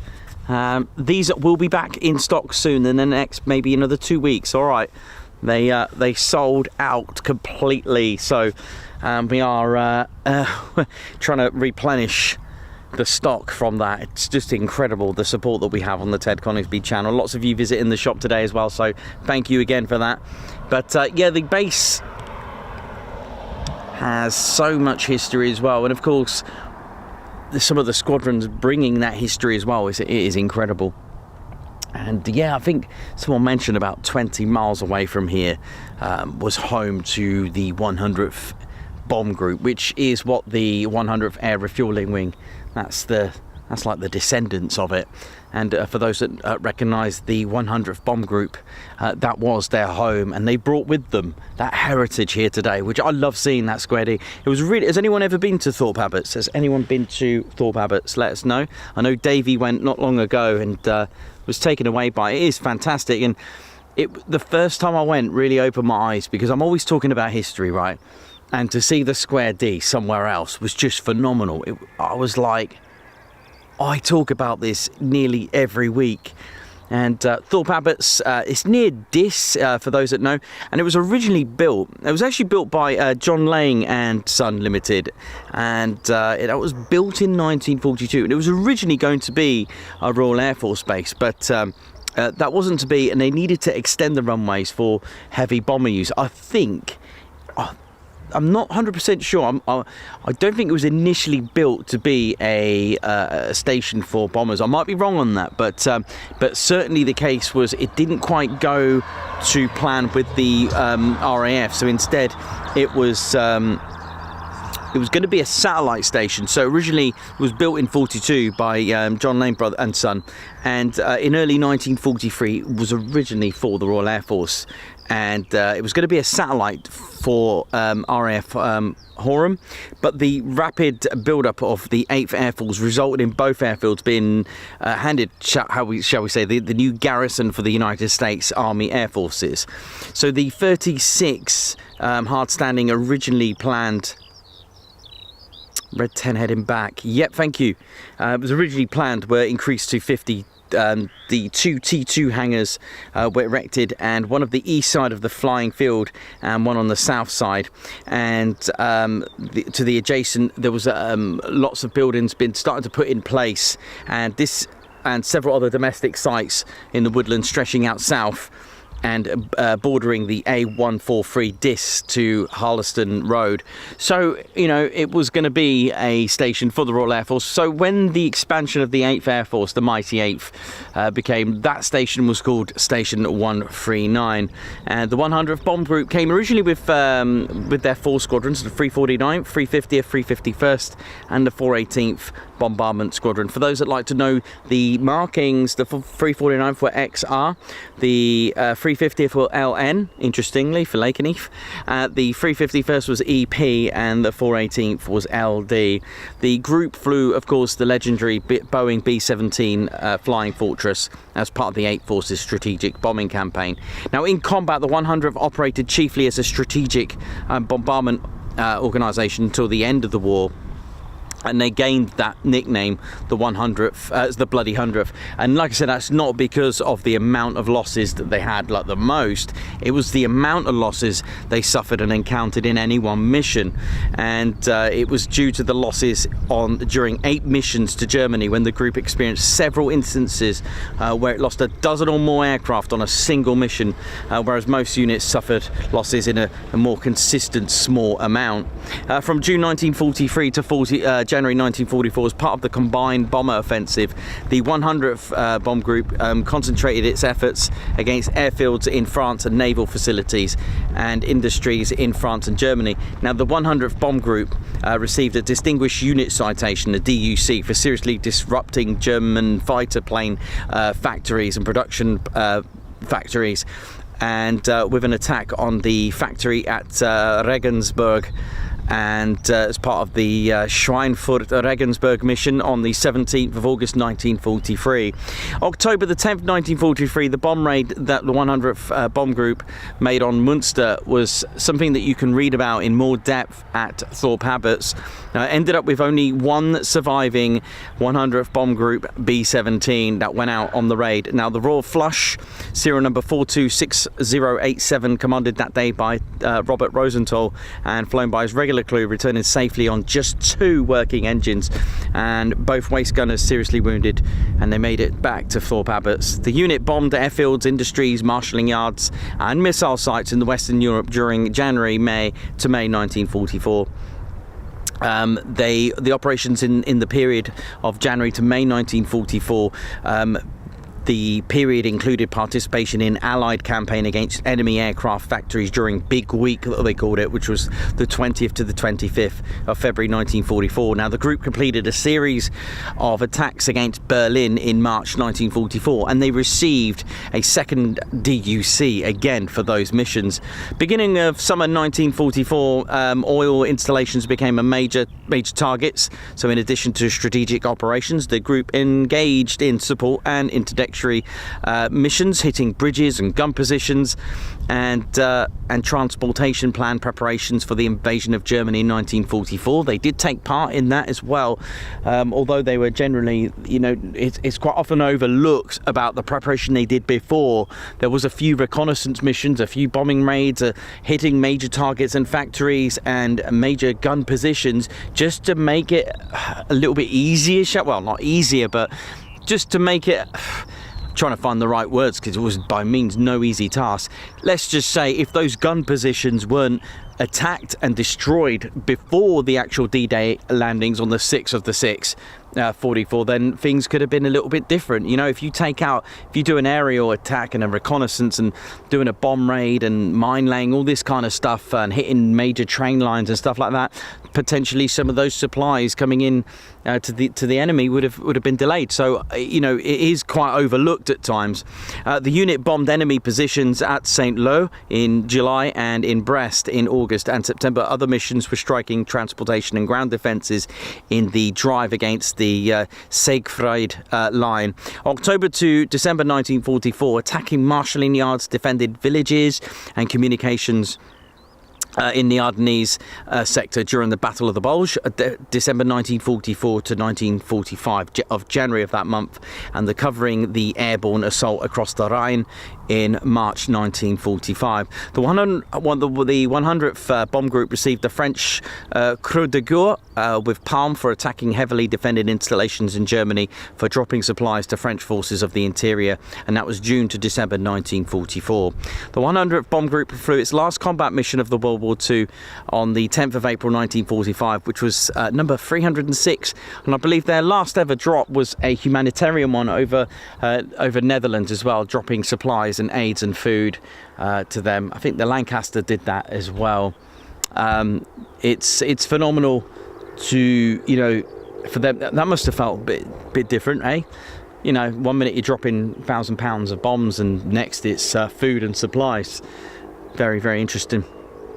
In December 1945, the group returned to Camp Kilmer, New Jersey. So they left Thorpe Abbotts in December 1945. The group personnel were demobilised and the aircraft sent to storage, and the unit finally inactivated on the 21st of December 1945. And they were redesignated as the 100th Bombardment Group, very heavy. Sounds like they were going to be using B-29s for that. And of course, after the war, the airfield was transferred to the RAF on the 27th of June 1946. After many years of inactivity, Thorpe Abbotts was finally closed in 56. With the end of the military control, the airfield was largely returned to agricultural use, which you can see today. But if you visit today, the control tower is still there. Some of the hangars and the buildings are there, so you can go in, and they've turned it into a beautiful, beautiful museum in honour and tribute to those. And it, for me, it's still their home for the 100th Bomb Group. And it is, like I said, a museum. So absolutely fantastic. Really, really a strong legacy there. And then if we look today, when in 92, or when the 100th came here, obviously they had a bit of a name change. They were now called the 100th Air Refueling Wing, when they came in the 90s, early 90s, they still brought with them their Square D of that 3rd Air Division at that time. Beautiful. Can't show you on the KC-135 at the moment because we haven't got one close by here for me to show you. Don't forget, the system of having a tail markings and fuselage markings was not, you know, it wasn't a US Air Force thing, you know. Don't forget the fact that the Royal Air Force already had this system in place already, and it was effective. Don't forget, the US Army Air Force was relatively small compared to the air forces that were in Europe at the time, especially the Royal Air Force. They already had a system in place. You're probably wondering some of the codes, like I'm going to pick a few ZN 106 Squadron. Who's this? Sorry, just going to check out. Flight jackets in the glass room got me. Dave's saying the pilot's flight jackets in the glass room got me. Oh yeah, you got yourself and Bev. Yeah, go and have a look at that. It's something absolutely brilliant. Yeah, you will be taken away because the memorabilia in there and all the artifacts are touching. They will hit you. They really do, because you know these were worn by those men. If I know it's a family channel, if you don't mind me saying, but they literally went to hell and back. You know, and the focus on the mission. I've been in a Lancaster, and luckily for me, it was 2024, right? Not in 1944. And when I went in there, they did a good job on some of these movies that they make, you know, sometimes. Sorry, correction. They make it. I think I saw bits of Masters of the Air, and I think they did really well, because it's very easy for us to just go in there and feel frightened and claustrophobic and scared. You're in this shell, and you got to keep focused. And I think that focus and drive.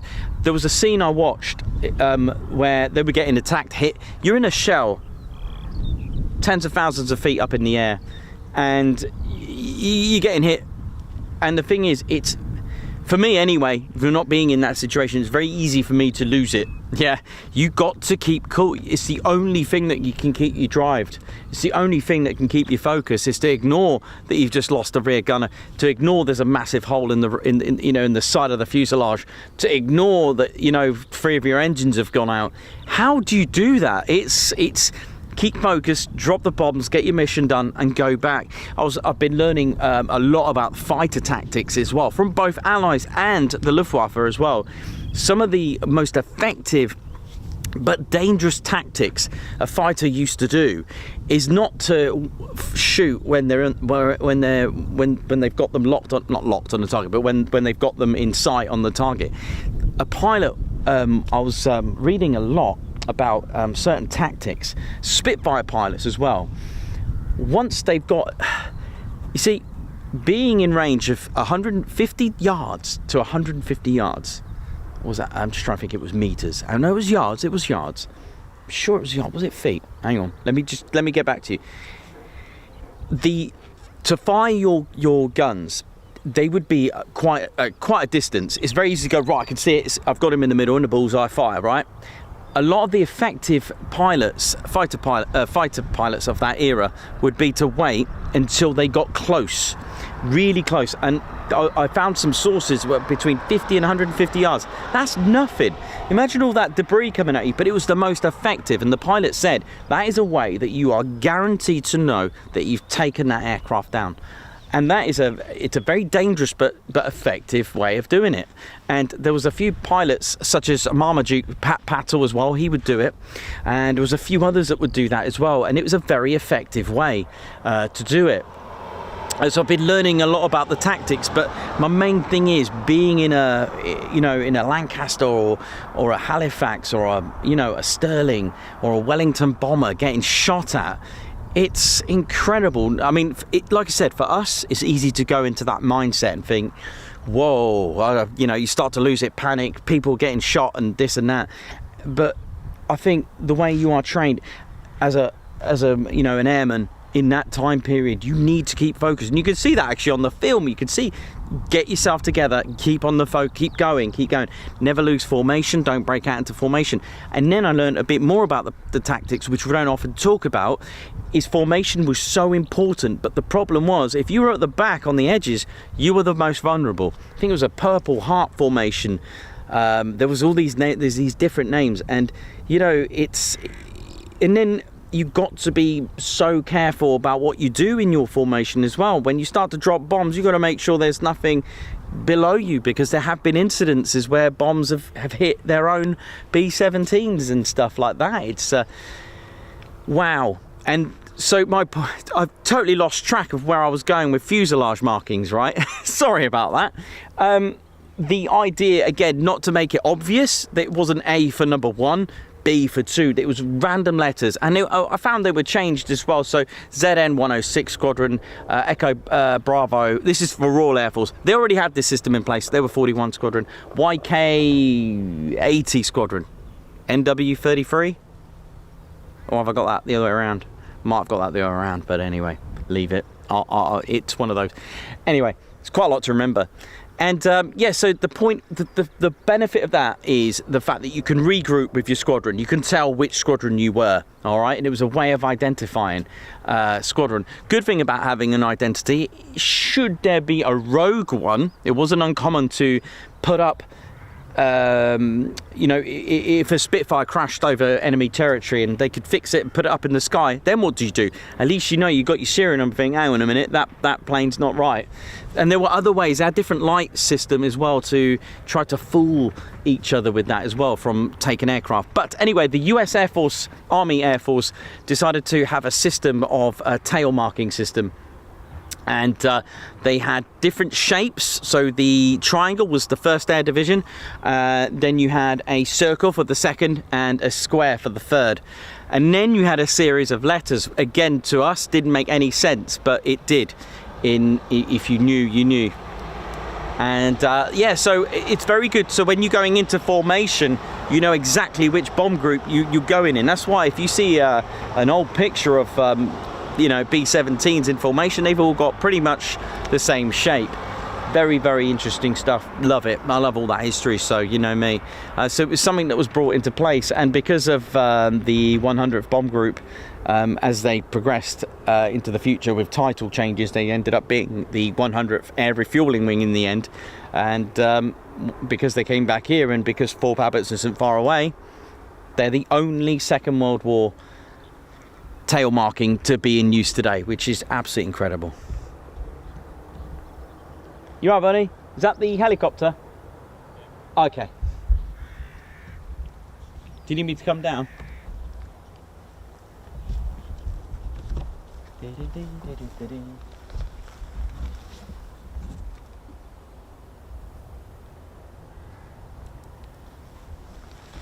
Thank you. Well, I made my own low approach for this. Bring a bit of joy, bit of laugh. Okay, mate, thanks for that.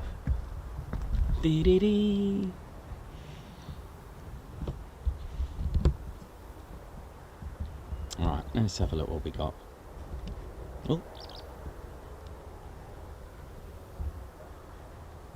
Oh, here we go, we've got the blues out here.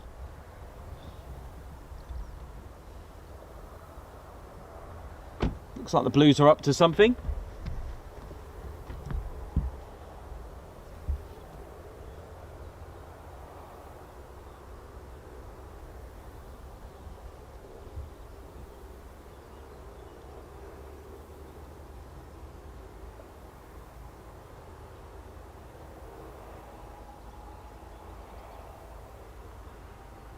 That's very true. Yep, totally, Dave.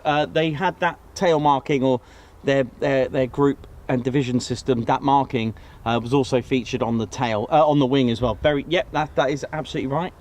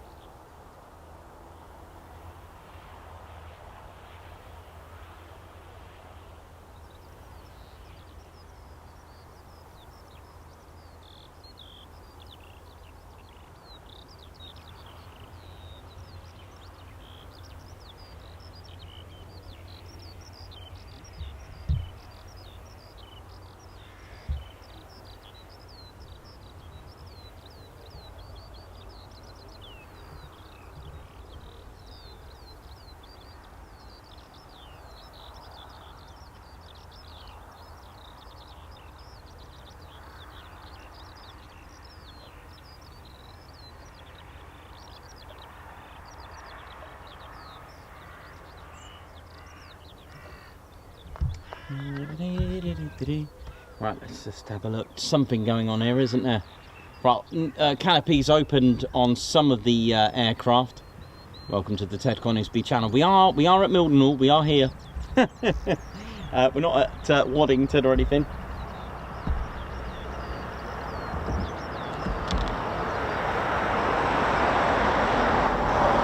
It's taken me, you know, a lot of people ask me, how do I remember all of this? Okay, I have notes as well to get reference to, so I don't lose track, even though half the time I do lose track of where I am.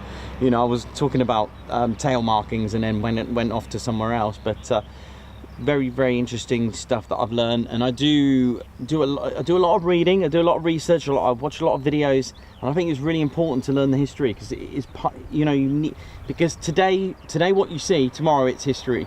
You know, when the Red Arrow, when I talk about these men, when I talk about certain dates, that was someone's son serving in that, and I think that's why it's important to remember the history when you go along. It goes hand in hand when you're serving,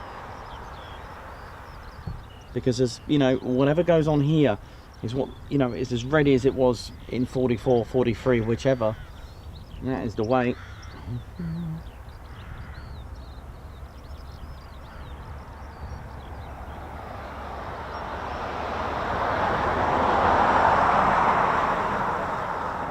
Okay, possibly Red 10 should be with us very shortly.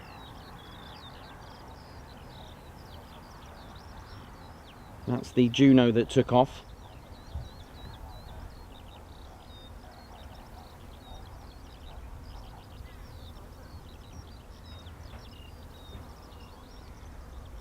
Alright, there's a lot going on there now.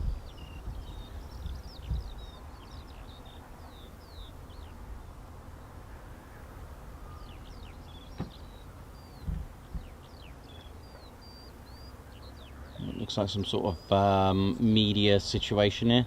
Little media, yeah, I can see a photographer. AWCU, that's the Airfield Wildlife Control Unit. Keeping the airfield sweet and neat of not just birds, but wildlife. It's just getting out now. They have lots of, they actually bring their own, here we go, what's this? Red flag now to deter, and yeah, look at that. They have different colour flags for different for specific birds, by the way. They have red, white and black as well, and it's to deter a specific bird. That's the AWCU, that's Airfield Wildlife Control Unit. Usually call sign Sappho. And they do have their own, they do customise, they do get creative. They can use a range of things. They have a flare gun, they have pre-recorded scaring techniques. It sounds like a distressed gull to scare the birds away. Of course, they do have weapons. They have rifles as well, flare guns. Good old driving around, and of course you can use the horn of the car, the vehicle as well. The only animal that I know of here in the UK, that is, that they don't take care of are deers. They have to call in a specialist for that. Birds of prey, because they're protected here in the UK, they do have to go through the council. It's very rare that they do it, but they also do falconry as well as a deterrent. Very, very, you know, they're very knowledgeable about all things creatures. And they will sometimes have to improvise, but they do tell me when I speak to them, they do say that the corvid family are the most intelligent. The most annoying bird for them, they told me, is the pigeon, because it goes in a straight line for a very long time apparently, because it's to confuse the enemy. Sounds like Reggie. Right, what we got here? Sorts of what is going on here now?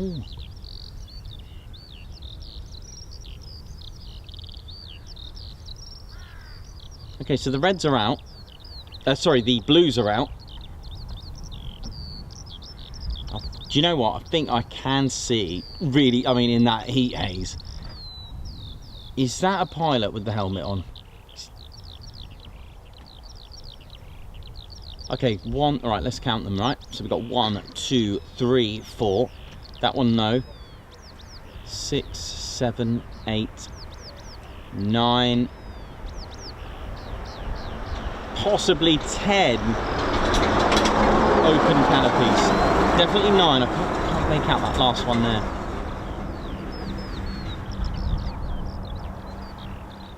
Is there a fly past at Silverstone? Is that going ahead?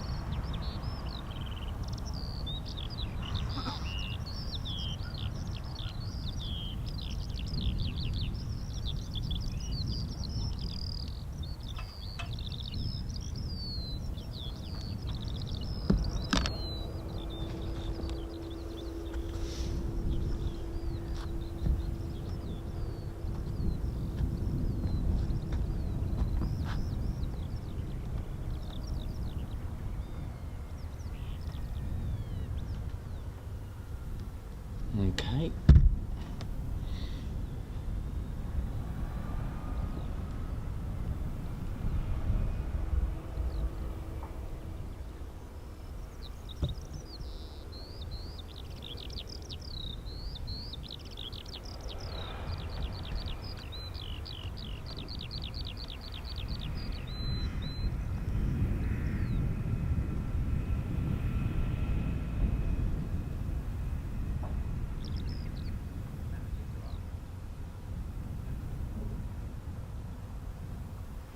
So for those that seen Red Ted earlier, so we had a practice diversion from Red Ted, which was quite amusing.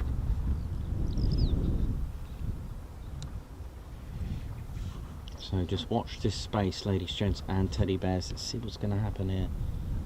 The Blues definitely doing their thing.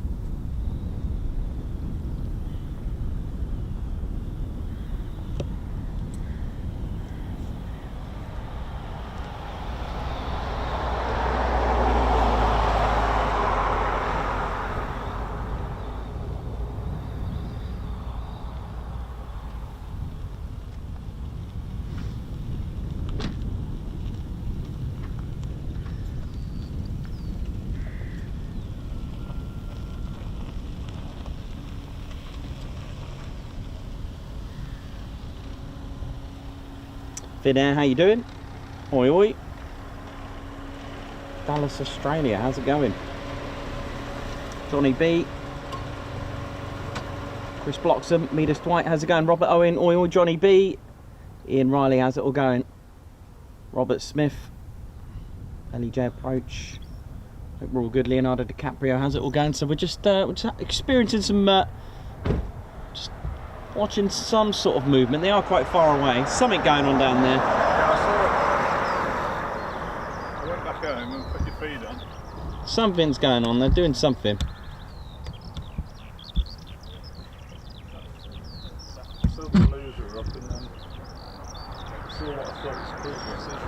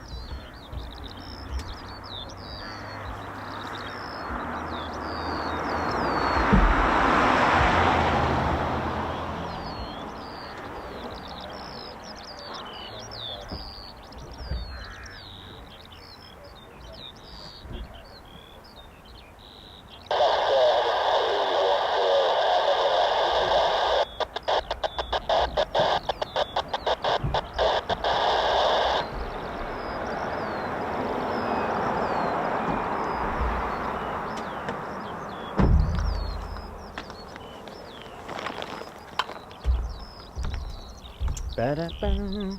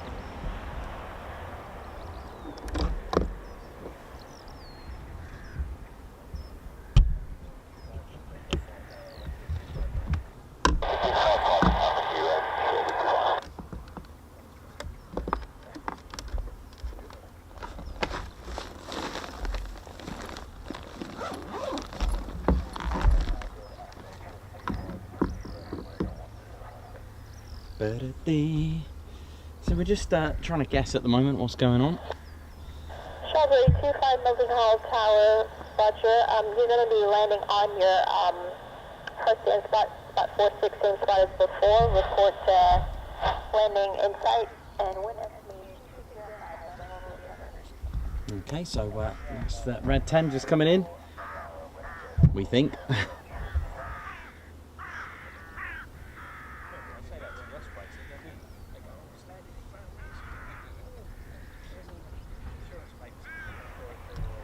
That's the Juno that came in earlier today.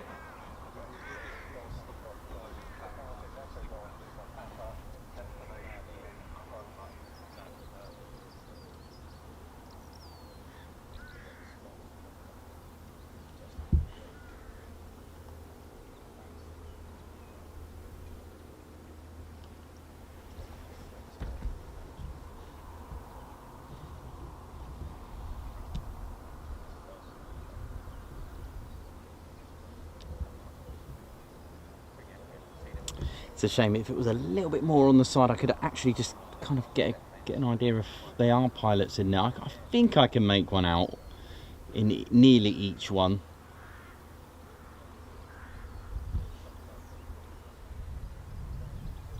I think I can make out the white helmet on the in the cockpit.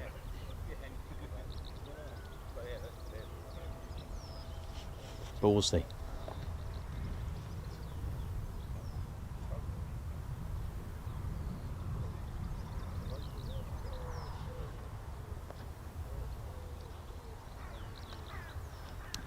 So the Juno's just about to arrive and land here at Mildenhall again.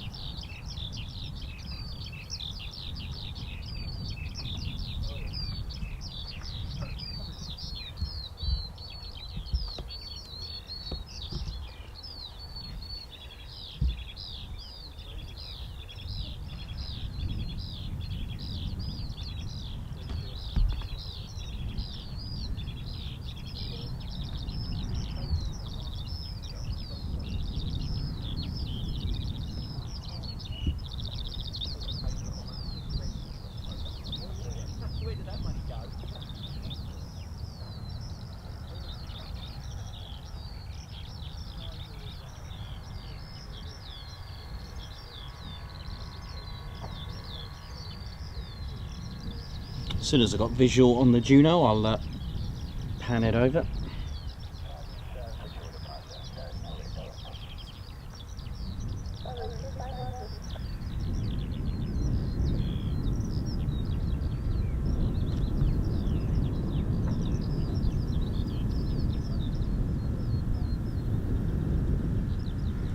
Bex, how's it going? Angela, Farley, Margot, Baxter, how's it going? Hope we're all good. Aryan, Davey, Helen Owen, how's it going as well? Hope you're good. Right, I can just about see it now. We're all good to go over to the helicopter.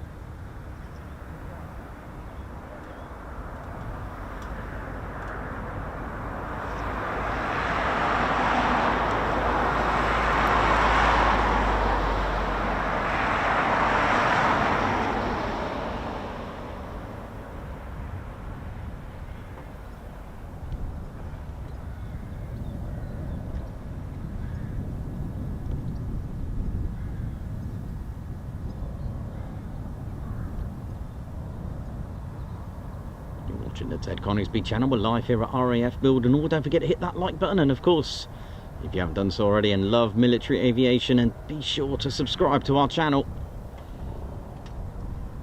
Got the Red Arrows here with us as well today.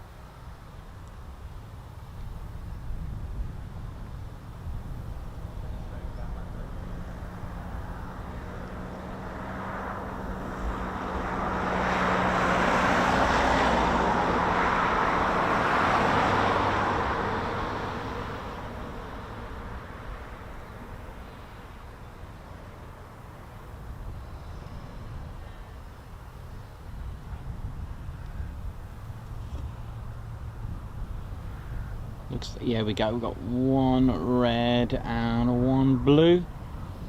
Yeah, that's Graham Musket, we think.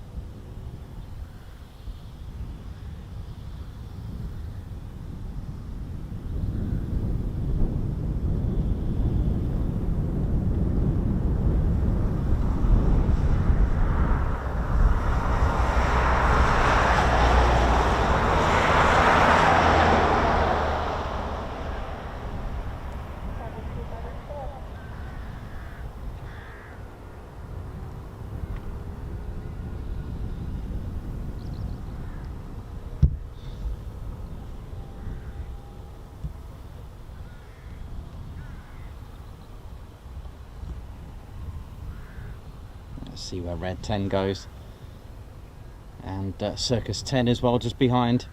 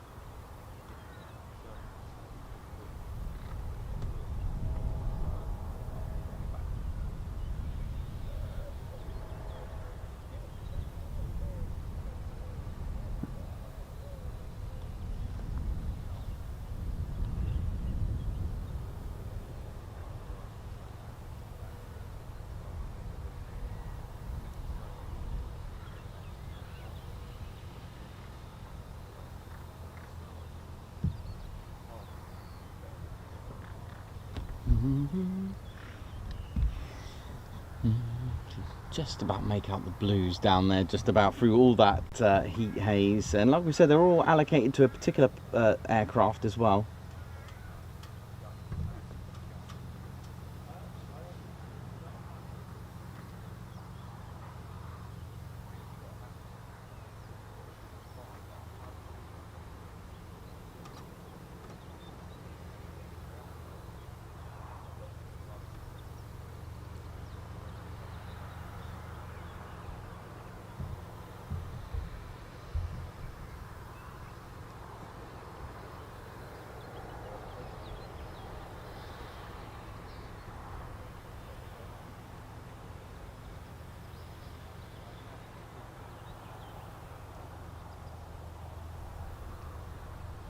You're watching the Ted Coningsby channel. We're live here at RAF Mildenhall. Hope we're all good.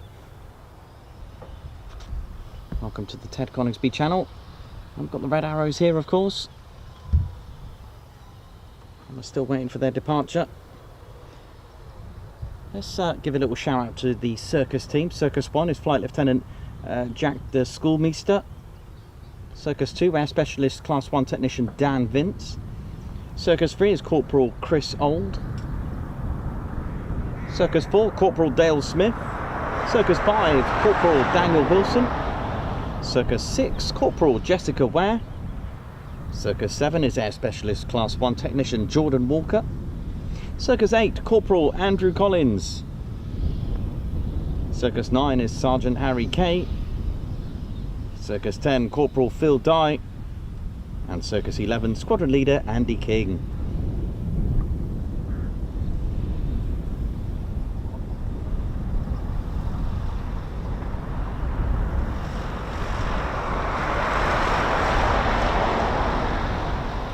And of course the Red Arrow is famous for their vibrant vapour trails, often known as just smoke.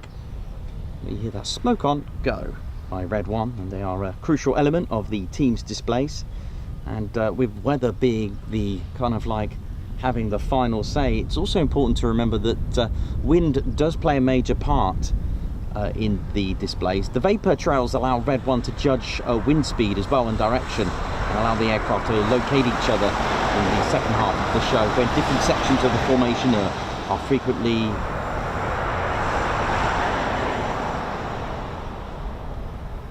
different formations can be several miles apart. The vivid and the colourful smoke trails also enhance the visual impact, of course. They look pretty good in these emotional skies too as well. And the well-known manoeuvres such as the harp, rollbacks and carousel would just not be the same without the smoke, of course.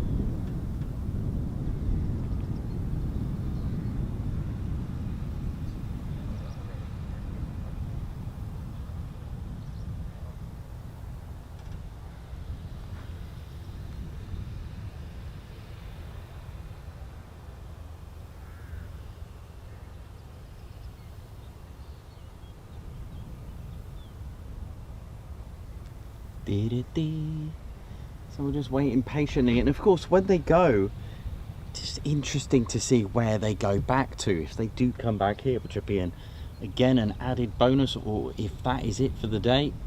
Again, we just don't know what the plan is at the moment, but that's all good. It's what part of the fun. That is what true plane spotting is all about. Just turn up, hope for the best, see what you can get.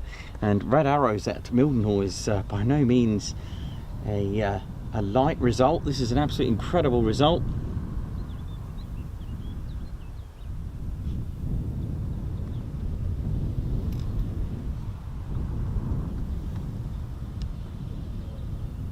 Two, 3, 4, 5, 6,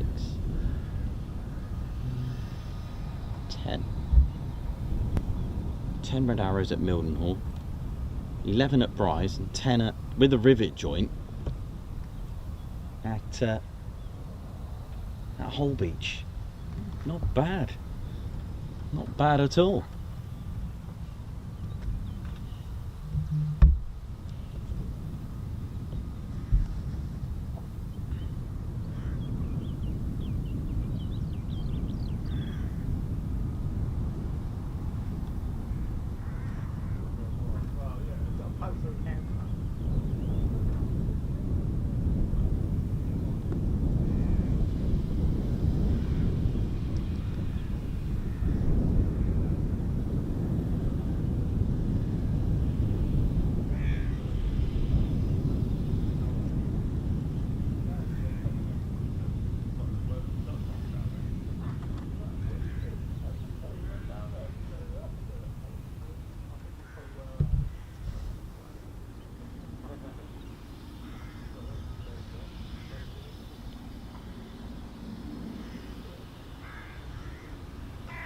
So again, for those who don't know, it was in 1964 when the Royal Air Force did finally amalgamate their unofficial aerobatics teams, like the Red Pelicans, the Yellow Jacks, and the Black Arrows.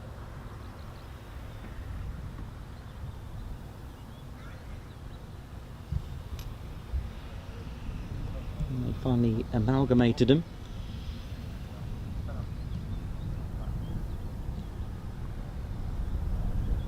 Using the Red Pelicans for the name and the Black Arrows, and then using the Yellow Jacks aircraft, but painted it red. So in a way, the Red Arrows were once yellow, and they used the Nat. And of course, yellow doesn't look as effective in grey skies, which we get more times than many here in the UK. And of course, the Red Arrows became, and the name was taken from the Black Arrows team and the colour scheme as a tribute to the Red Pelicans, while the aircraft chosen to be flown, the Nat, had been used by the Yellow Jacks. And in the first season of 1965, the team, flying 7 aircraft in a display and based at Fairford, performed 65 shows.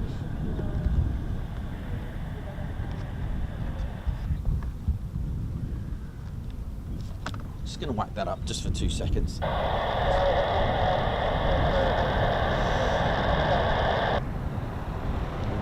After their 65 shows, a media event at Little Risington on the 6th of May was the team's first official display, with the first public performance in the UK on the May the 15th of that year at Biggin Hill Airfair. The team permanently increased to 9 aircraft in 1968.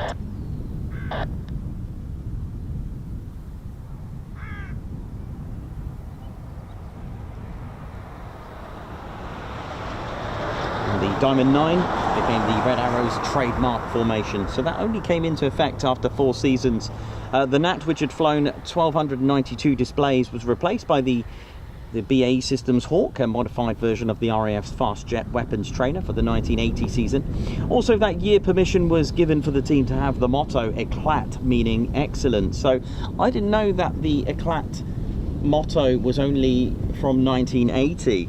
And the Nat, so the Nat was finally replaced, and of course the move to RAF Scampton, the Lincolnshire station famous for its role for the 1943 Dam Busters raid, became the team's new home in 1983, when they moved from RAF Kemble. It's based since 1966, and the Red Arrows temporarily relocated to RAF Cranwell, again also in Lincolnshire between 1995 and 2000. Now the team's world tour of October 1995 to February 1996, the Red Arrows performed to nearly 1 million people in Sydney on Australia Day. 2002, the Red Arrows flew with the British Airways Concorde over London to mark Her Majesty the Queen's Golden Jubilee. A decade later, the Red Arrows performed another series of flypasts over the capital for the Queen's Diamond Jubilee, the 2012 Olympic Games opening ceremony, seen by a global television audience in excess of 1 billion people, and the Athletes Parade. The 4,500 Red Arrows display took place at RAF Waddington International Air Show in July 2013 in the team's 49th season, and the year concluded with a highly successful tour of the Middle East. In 2014, the 50th display season was marked as a major milestone with a series of celebrations throughout the year. The Reds were the main feature and the theme of the year's air shows. There were also television and radio documentaries, magazines produced, and even a high-speed train named after the team. For the 2015 season, instead of returning to the traditional three-stripe tail fin livery since use since the 1960s, a fresh new paint scheme was revealed on the jets during a live television broadcast from RAF Scampton. The new Union flag-inspired design features flowing red, white and blue lines and emphasises the Red Arrows' role as a national ambassadors for the United Kingdom. So they've done plenty of history. We can roll it up to the Red Arrow Spearhead celebrations happened in 2018, marking the Royal Air Force's centenary, including providing the colourful finale to the flypast of more than 100 aircraft over central London in July of that year. It was the Royal Air Force's centenary, as they were founded in April 1918. 2019, the team carried out its largest ever tour of North America, spanning 11 weeks, with award-winning coast-to-coast performances that reached hundreds of millions of people and supported a range of UK businesses, trade and interests. The move to Lincolnshire was next. RAF Waddington became the new home, and it is today from 2022, with the team leaving its celebrated home of RAF Scampton after nearly 40-year presence there.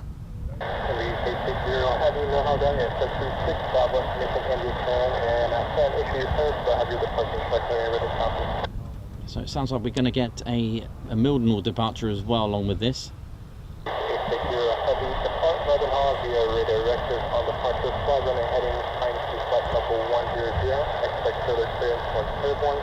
Departure frequency 264.575. Advise by managed flight departure for 61.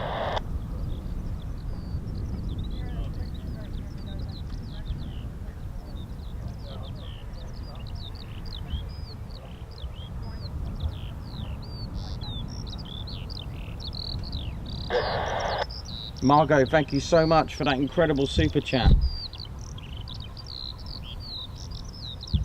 Thank you so much. This is incredible.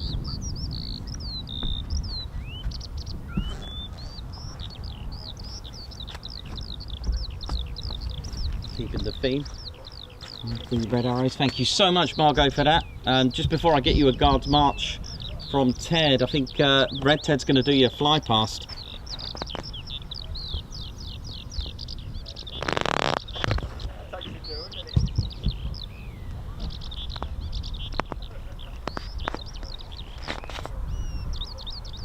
Beautiful. Good old Red Ted.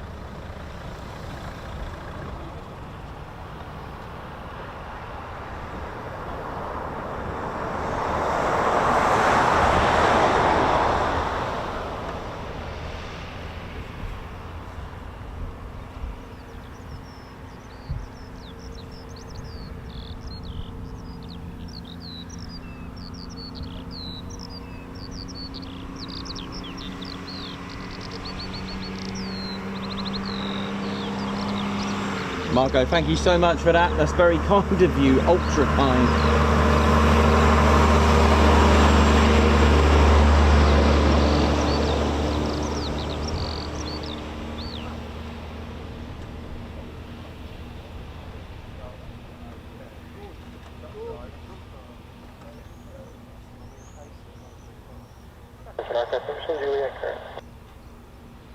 There you go.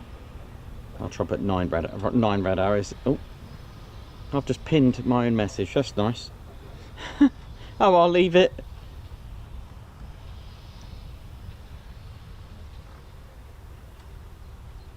Paul Harris, thank you so much. So much love on the channel. Honestly, 5 gifted memberships. That is incredible. Thank you. The ultra support on this channel is beyond. You've got Paul Harris there, you've got Andrew Porter, Christine Barnes, Keith Gregory's, just plenty, so many supporting the channel, Johnny B, and so many of you today. Incredible. Thank you.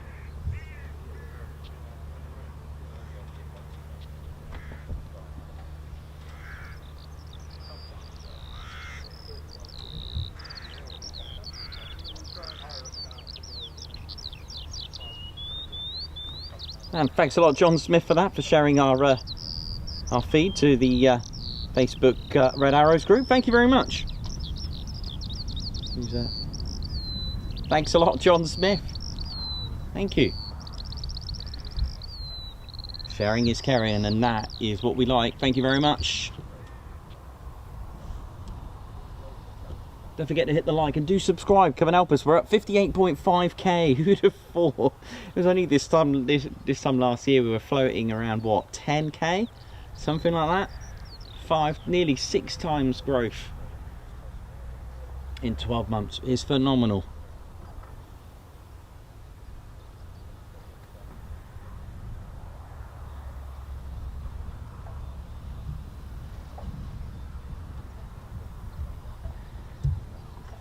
The Ted Coningsby channel. We are live here at Mildenhall. That's right, I know we're not mind you, the that KC-135 is a bit of a giveaway. Also got, speaking of heavies as well, just to get you a little bit excited, we've also got this beautiful C5 Galaxy, and your eyes are not deceiving you, or actually they are. It is not a propelled, imagine the size of those propellers on the C5 Super Galaxy. Pretty cool, huh? So there are 10 red arrows.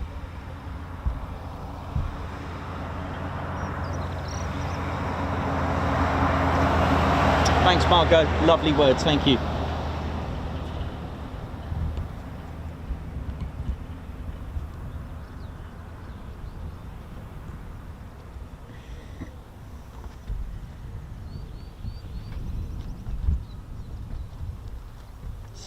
think a cup of tea sounds good, doesn't it, Ted? Let's have a cup of tea, mate. Hey.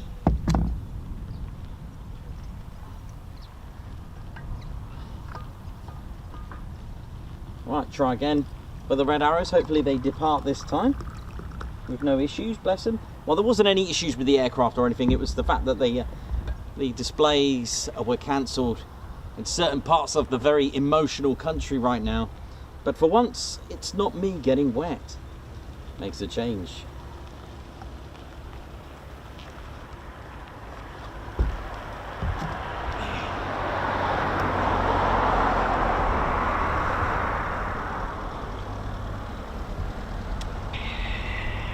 Lovely cat, I'd say.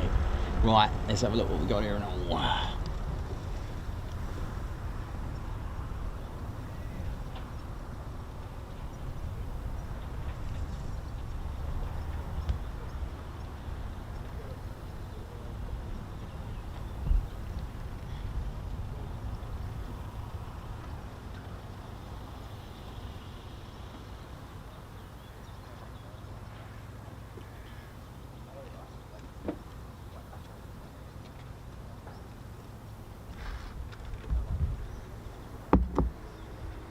Done pretty well, like I said, with the Red Arrows coverage this year. Of course, we seen him at Cosford in full display. We've seen him as a set of 11, a large battle formation over RAF Brize Norton. We saw them there land and depart. We've seen him at Hull Beach, flight of 10 with the rivet joint. Incredible. And now here. All 10 of them.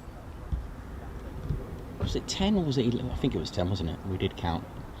2, 3, 4, 5, 6, 7, 8, 9, 10.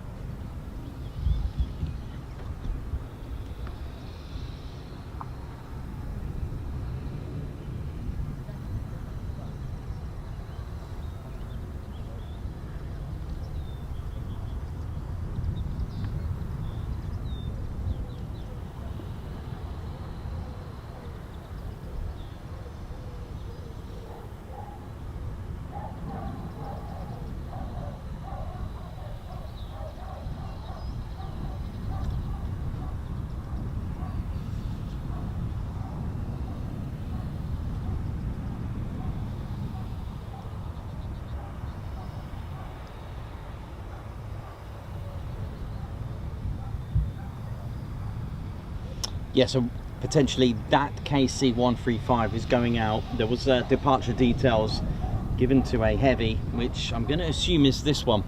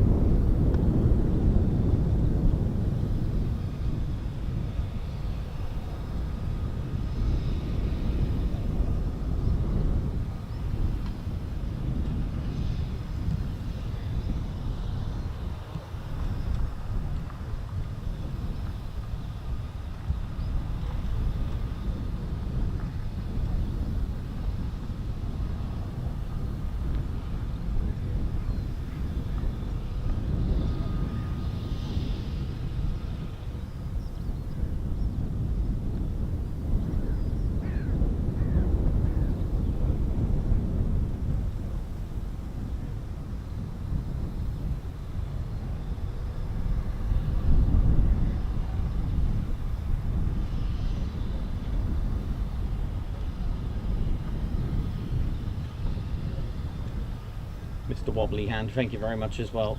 Pauline Gilby, Johnny B, how's it going? Dee-dee-dee.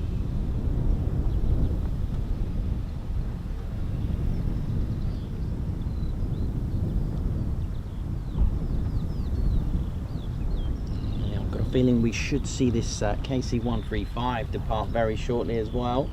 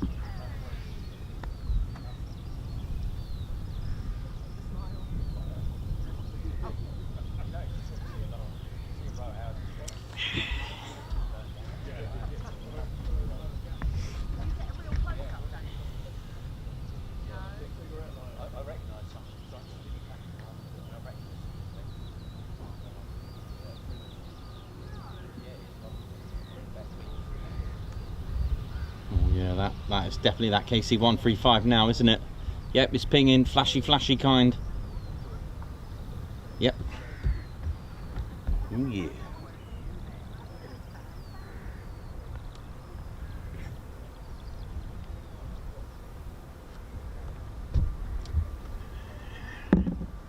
Oh, that's another cup of tea. Lovely. It's a good flash, that. It's like the never-ending tea. It's beautiful. Right, a simple trick, right, to having more tea in the flask is to not put milk in it. One, I find it tastes strange with milk in there anyway, for now. I have it with milk, but I have the milk separately. So you've got more tea. Does that make sense?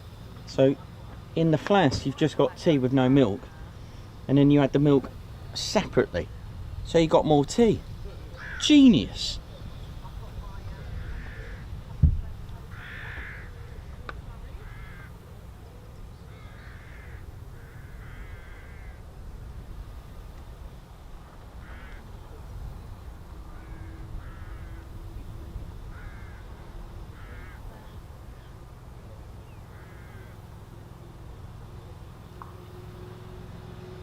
Yeah, that's your KC-135 for you.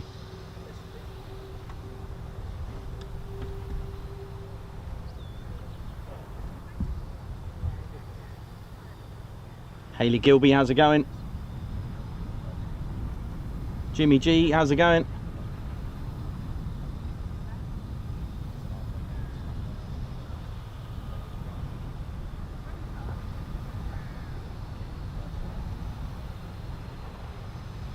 White Wizard, oi oi. G Van Pulliam, oi oi. Keith Smith, how's it going? Oi oi.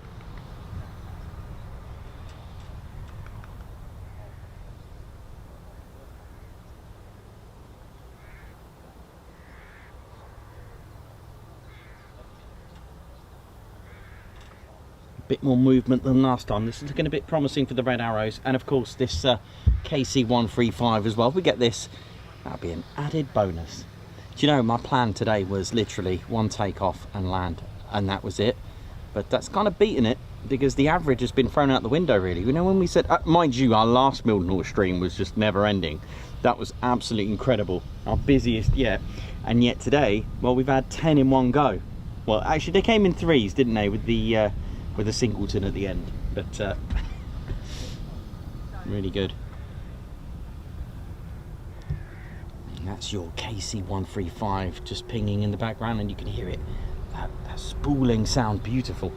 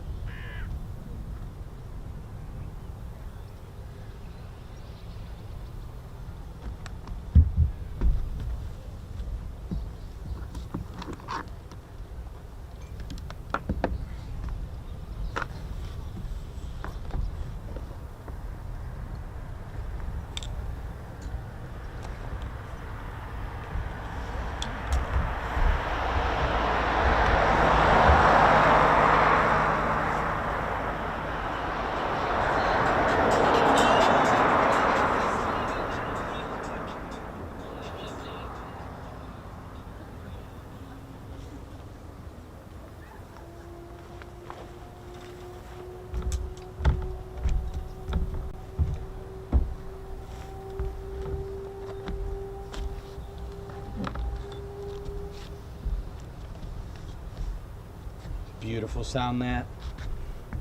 Get ready, ladies, gents, and teddy bears, for action. First, it looks like the heavy's going to go out first. This is not your local, that's correct, it's not your local KC-135. It's come from somewhere else.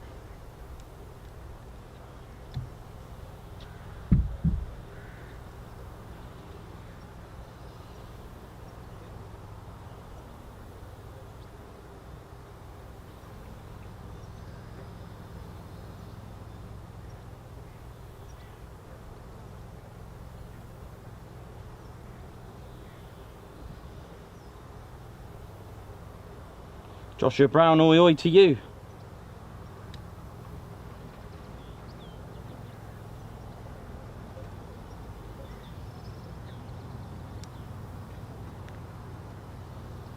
Stevie Watts, oi oi. Tina and Susie waiting patiently for the red arrows.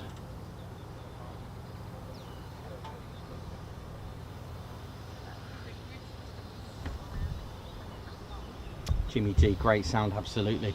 Look at the colour change as the sun goes in and out, weaves in and out. Beautiful.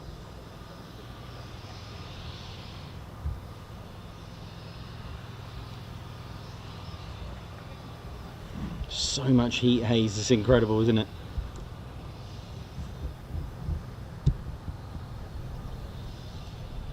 Okay, here we go. This is what we want to see. Reds, here they are. Those are pilots.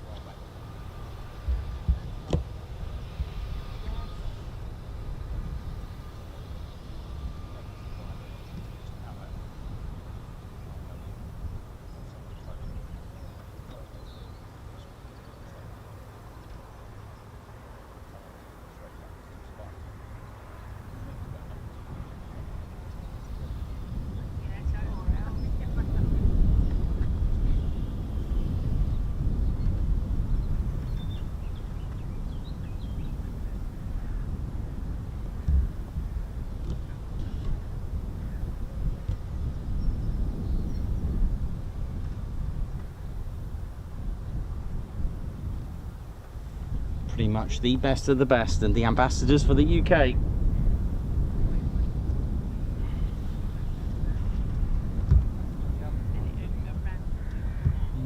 How many future, or shall we say, how many pilots today have been influenced by the Red Arrows to join the Royal Air Force today? That is the thing, that is the whole point of air shows and aerobatics teams, to inspire.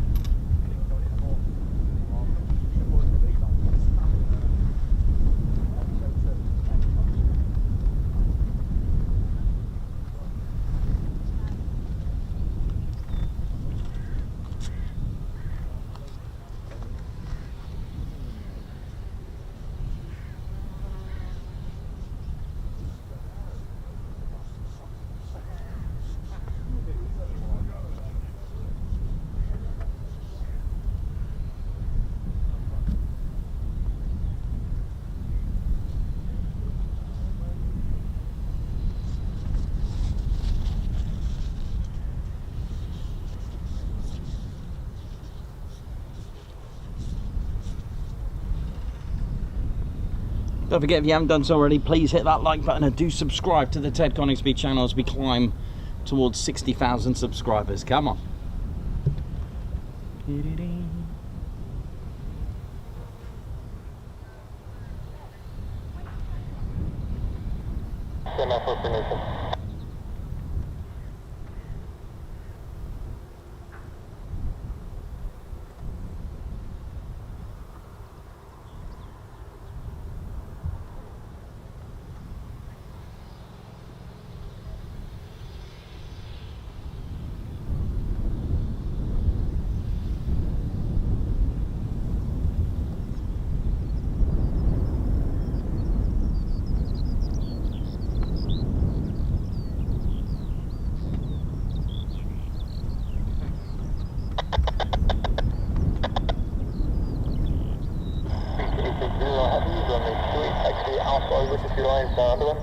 There we go, taxi via Alpha for the heavy.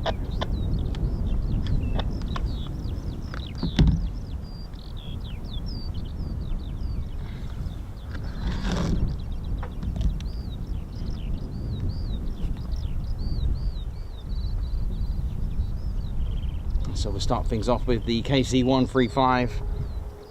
Listen to this.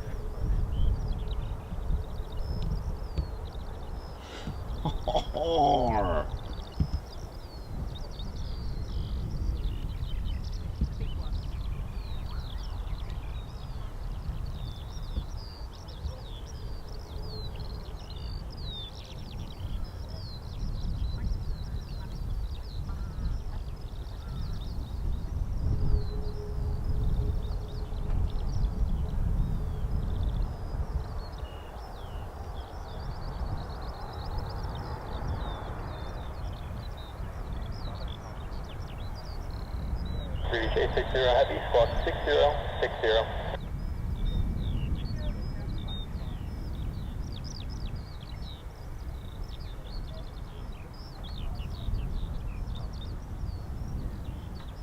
That's a great shot. You don't often see this.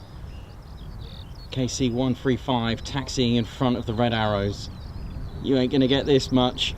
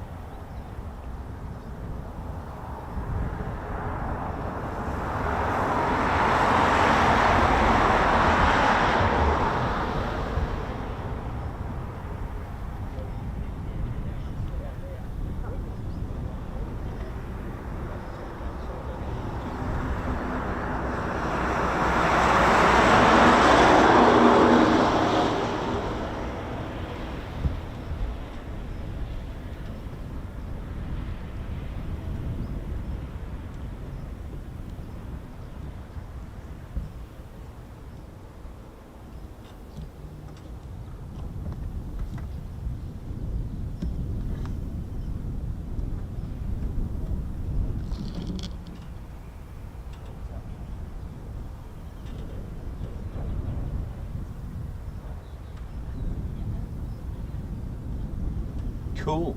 Chris Old, how you doing? Hope you're good.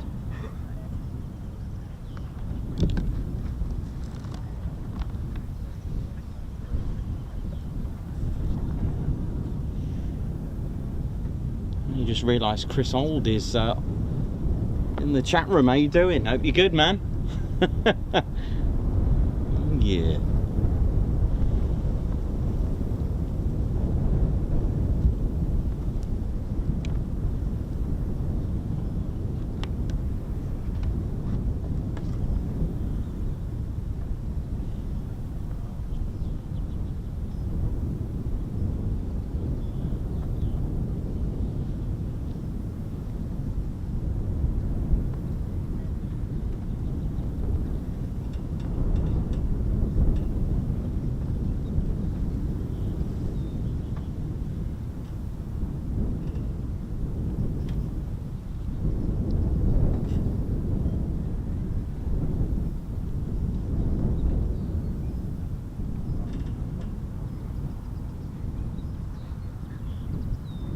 Big shout out to Circus Free. How you doing? Chris Old. Corporal Chris Old. Hope you're good, man.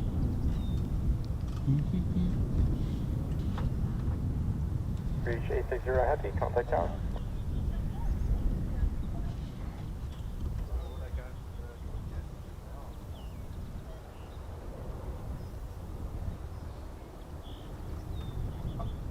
Nice to get the reds on board and the blues, of course.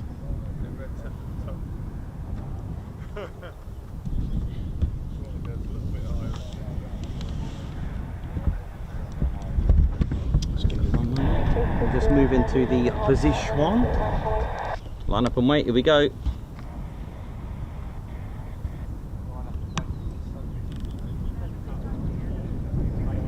I go on TikTok, I might be able to clear that. I just love that sound of the KC-135.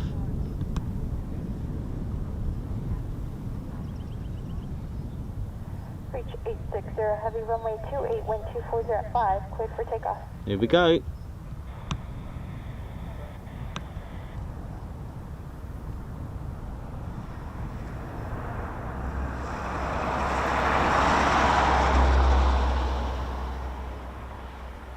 She is an absolute beaut. Look at her. I do love the KC-135. The shape. Oh, yes.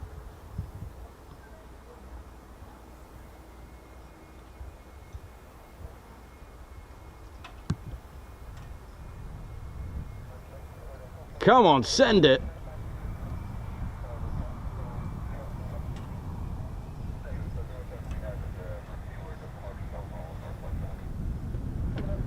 tell you something, the pilots of these aircraft are phenomenal. The agility of they make it look so agile.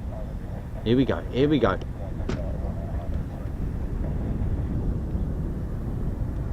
Yep.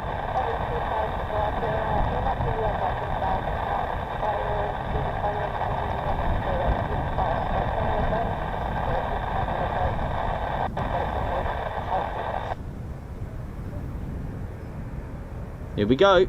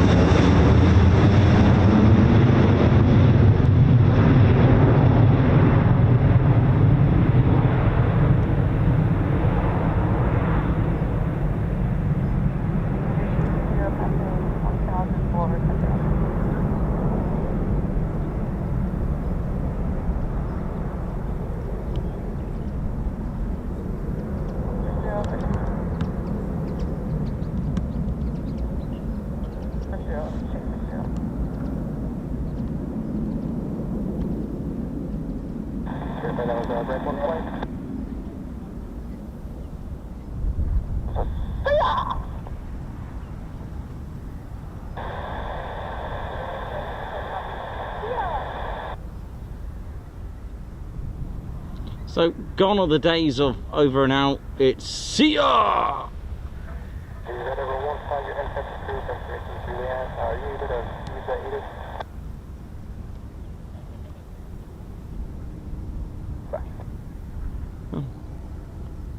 It's 282.025.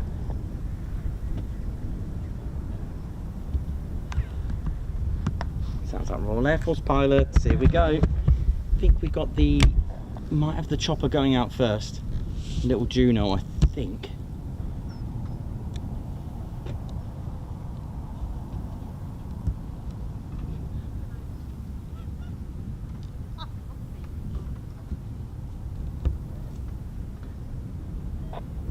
There's a marshal out there now, so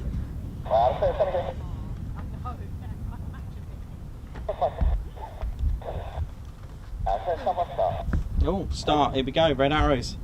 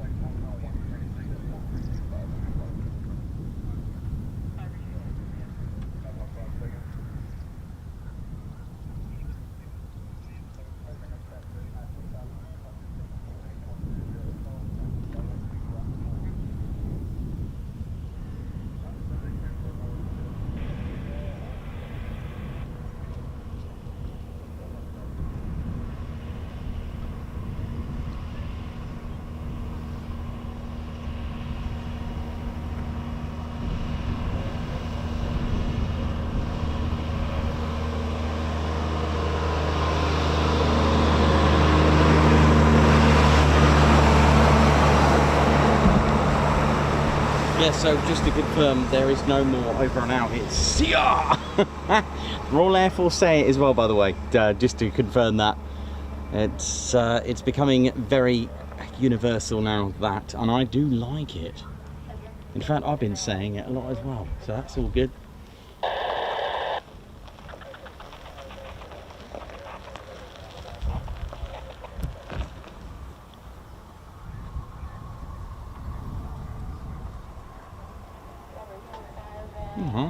KC-135's gone, man.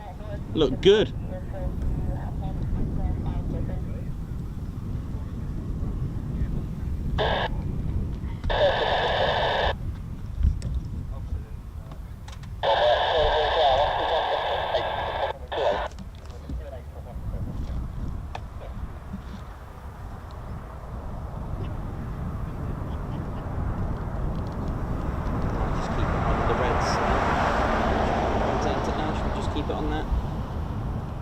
keep it on that there now. Right, so we've got the red arrows, lady Shenta teddy bears. There we go. That's the Hawk starting up.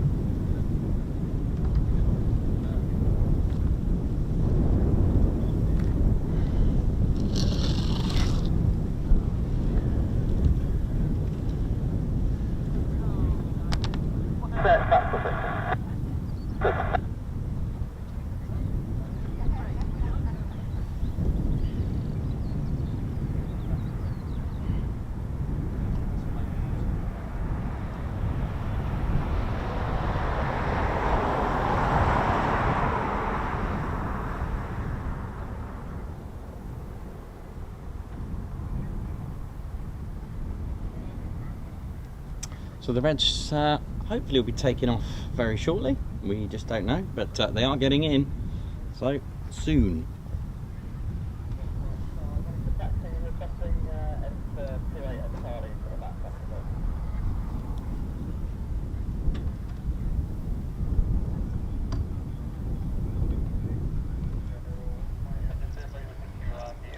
Yeah, onto the runway.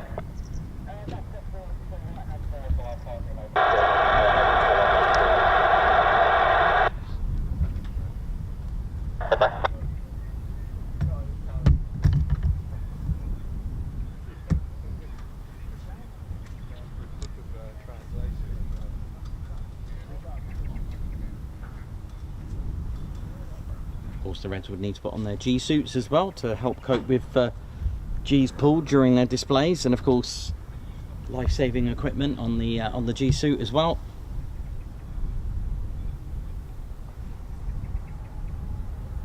Red Arrow 1 flight, you can contact Tower slowly, they'll give you your back taxi.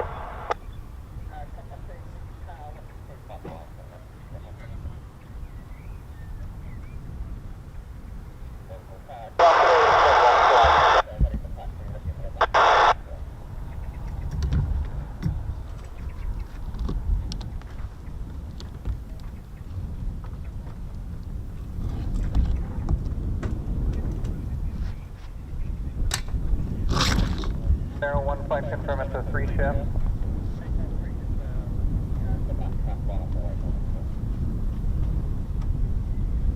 One Roger, runway 28 taxi via Charlie. You can expect to proceed on and back taxi with a 180 in the concrete portion.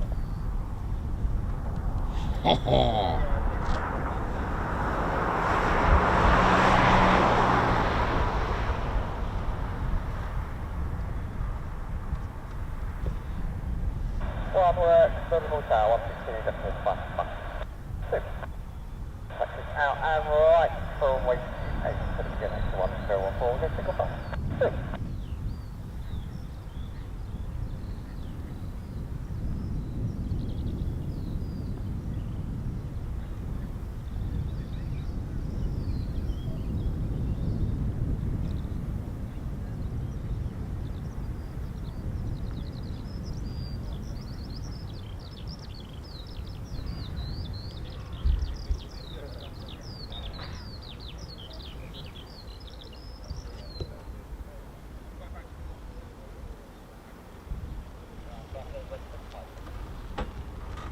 Red 6 flight, Mildenhall ground.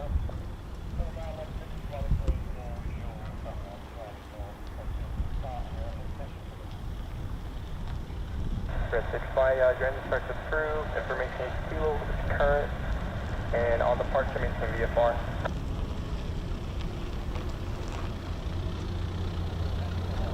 Oi, oi. How's it going? Not bad, how are you? Yeah, man.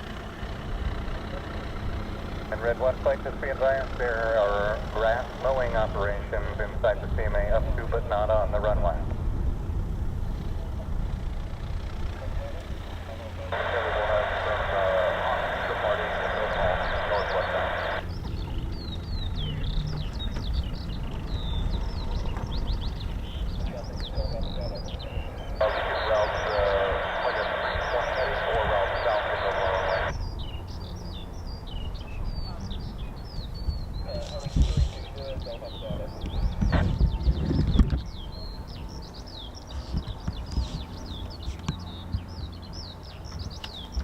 Alright, let's get into position.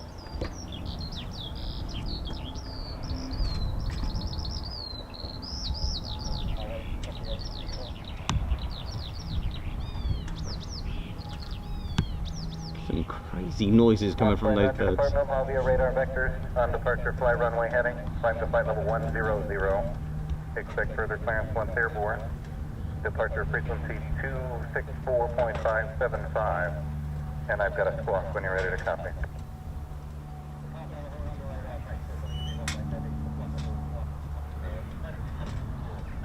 Radio flight 6, say again.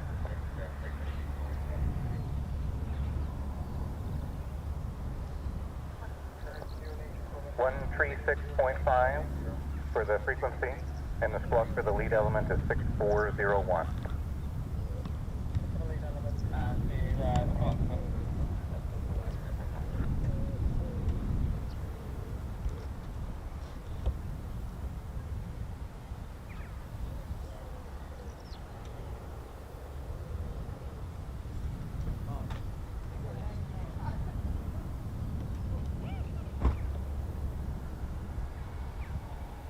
Take off straight ahead.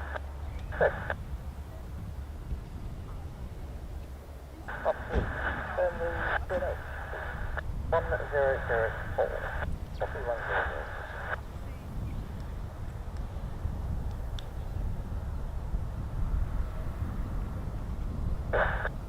Good.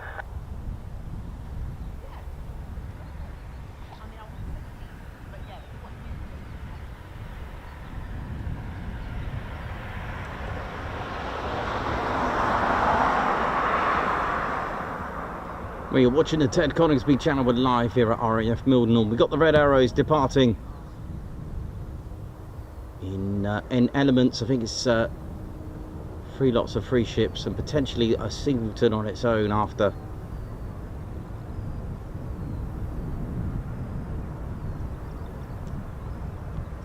More startups from the Reds.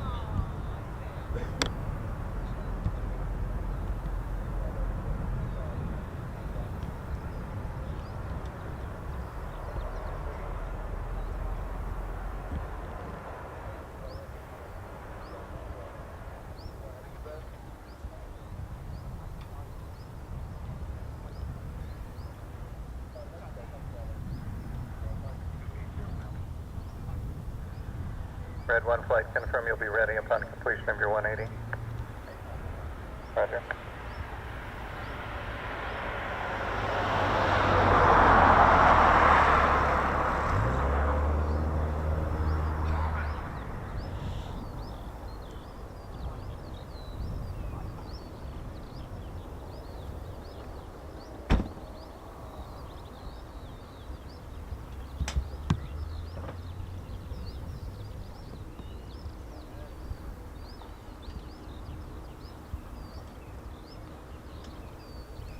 That looks awesome, doesn't it, with that heat haze though, to be honest. Oh, bit of Boddington there. Red 1 flight, runway 28, wind 2207, cleared for takeoff. Here we go.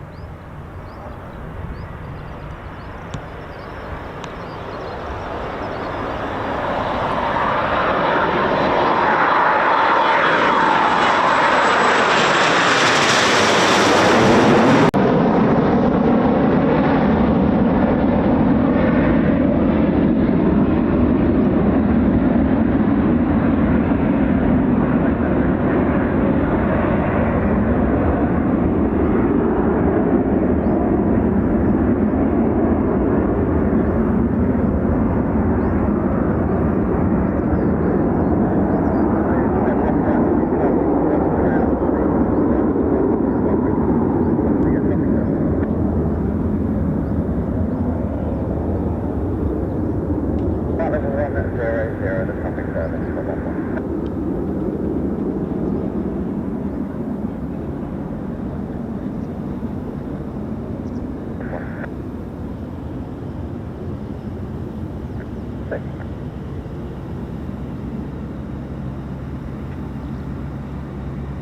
That was awesome. Hope you enjoyed that. Right, next. Nice one. Beautiful.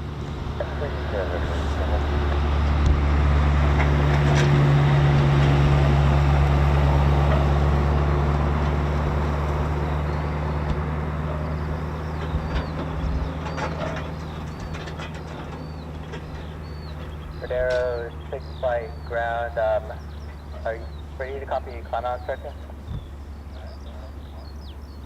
Cordero 6 flight, Port Mildenhall via radar vectors on departure fly runway heading, climb maintain flight level 100. Expect further clearance on airborne.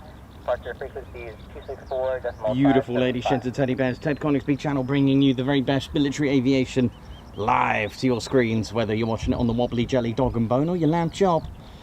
You're tuned in correctly if you're watching this and listening to this.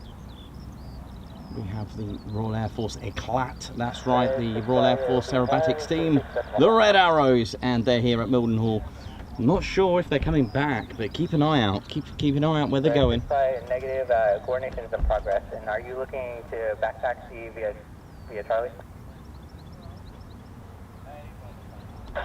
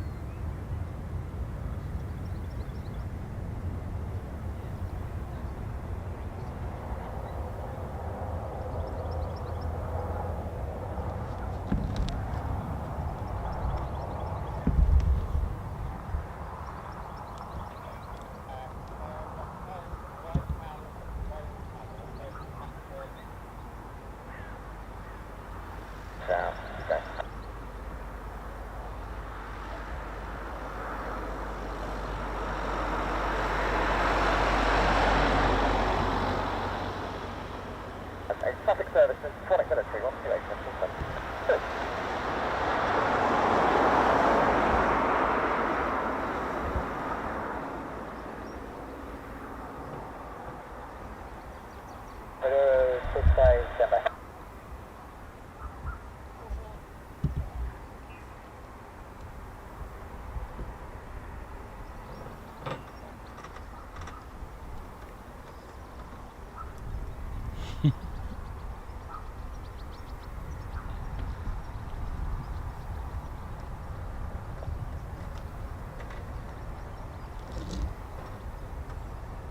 Cordero 6 flight, squawk 6403.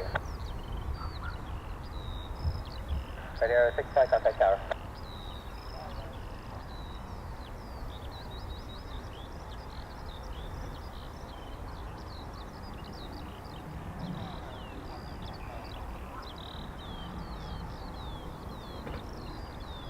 Ground 6 flight tower, Raptor, proceed on runway 28 at Sterling, back to track, and execute your 180 in the concrete portion.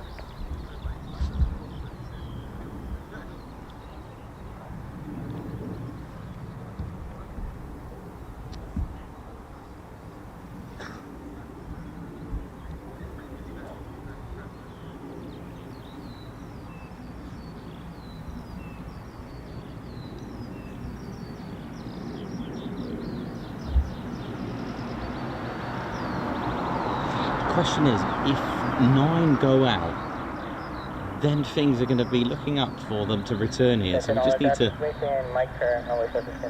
see what's going to happen. This is the fun about plane spotting, you just never know what's going to happen. Central aircraft information, my current altimeter 2967.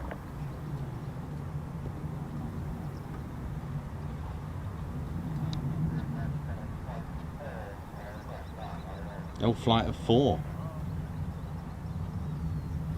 Interesting. So red 10 is Red going Arrow, out. 7 flight, ground, copy. Engine start is approved. Engine start approved. So that's flight force. They are all going. Okay.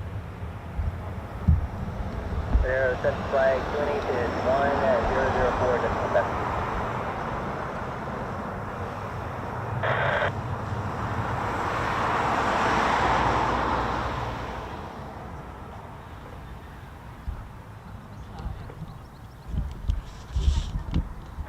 Red Arrow, 7 flight, who we decoded is Mike.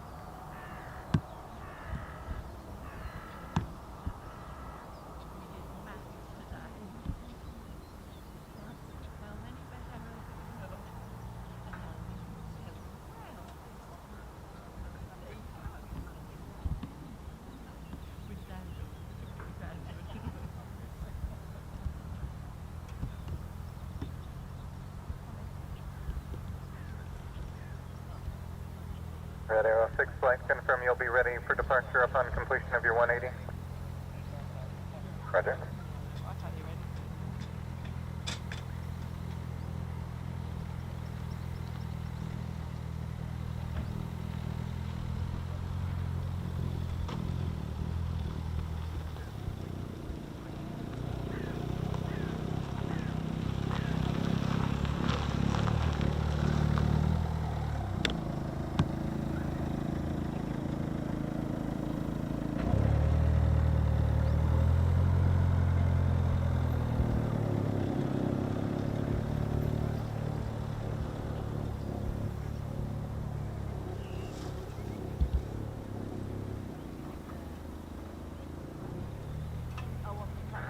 Red Arrow 7 flight, ground. Red Arrow 7 flight, are you going to be returning back to Mildenhall today? Negative. There we go. Red Arrow 7 flight, copy. Thank you, Tower, for that. That saves us, doesn't it? Did you hear that? That was brilliant. Thanks, Alan, Tower and Mildenhall Tower for that. Red 6 flight, runway 28, wind 2507, cleared for takeoff. Let's ride with the red arrows today. Here we go.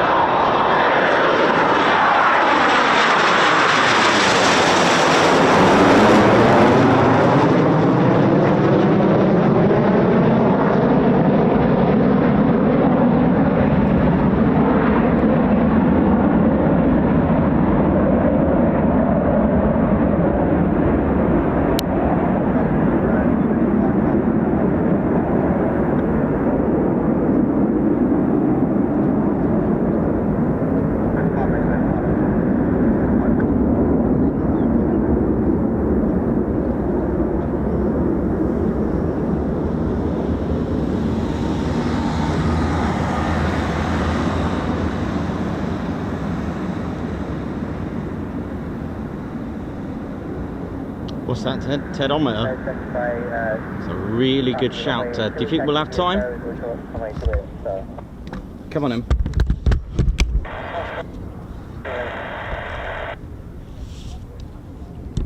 Ted's requested the Tedometer. What do you reckon? Let me go and retrieve it. Let's see. Residents by Brize is ready to climb out, sir.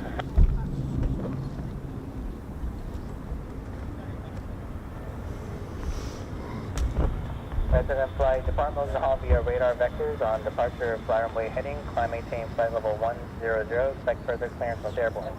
Departure frequency is 136.5, and you could expect a spot shortly. Approved on departure, maintain VFR.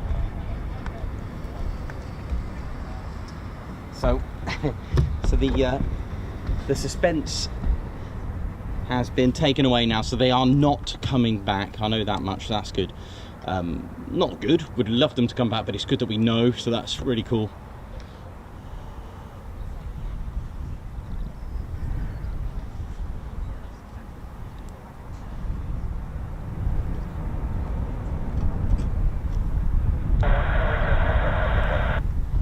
So flight of 4, here we go. Right, get your guessing now on the Tedometer, ladies, gents and teddy bears. The sound of 4 red arrows, come on. Have a guess. Red arrows, Tedometer, come on. Have a guess. Contact tower, contact. Get your decibel readings now, come on. So I can tell you now safely that it isn't 130. But that's just my guess, and it certainly isn't 135, but certainly a bit louder than, let's say, yeah, it's an interesting one. Red 7 flight tower, Raptor, proceed on runway 28 to turn and execute your back for 180 in the country port. Come on, get your guesses. I'll put a guess, why not? Wherever my phone's gone. Flight plus 6404. Come on, get your guess in on there, come on. I reckon 117, 117 is my guess. That's just a guess. Come on.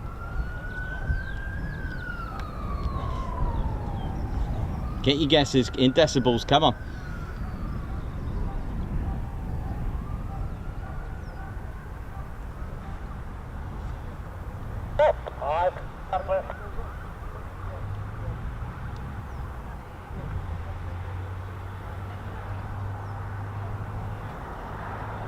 Yeah, pretty good guesses. 122, 119. We've got some good ones here. 114, 118, 114 and a half. Yep, not bad.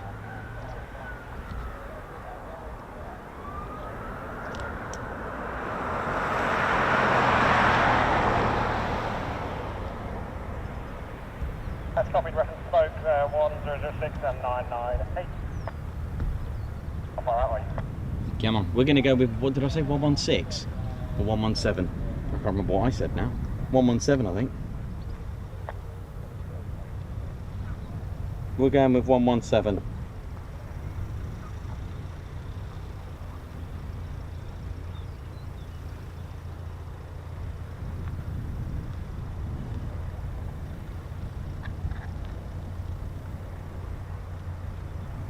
Okay, I'll get the Tedometer ready.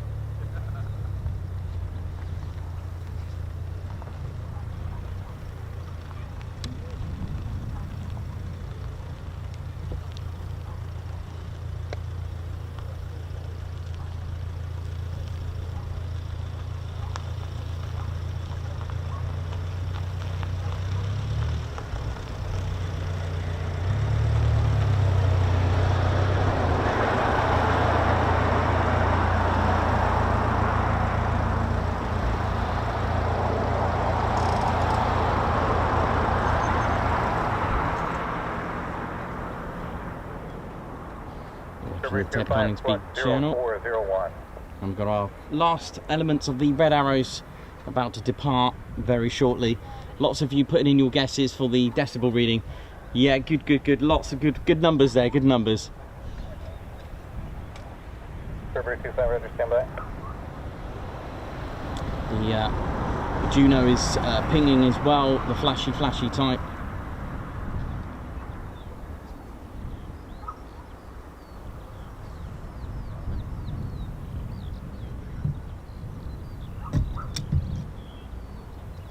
Strawberry 25, use caution, departure will be at your own risk. Nice. Strawberry 25, wind 22015.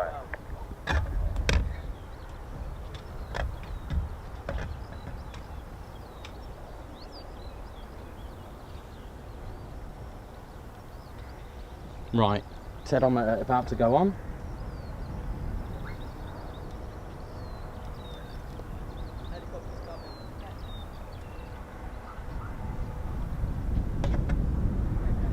Okay, Tedometer on. Right, let me get into position for the last. Right, get your guesses on, come on.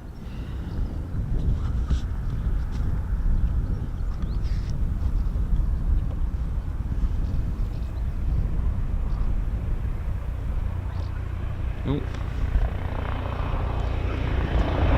Well, I'll tell you, we're going to get the Juno registering now.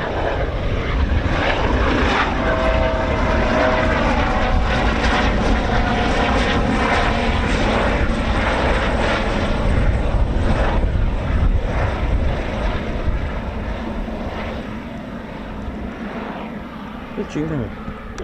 That didn't even register.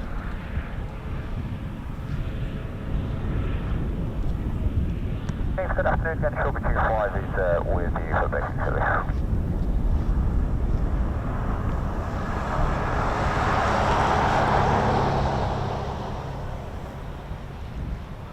All three on deck.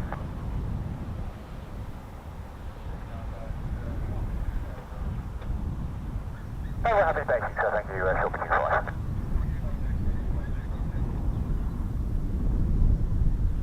Service 1,500 feet, Strawberry 25, thank you. Here we go.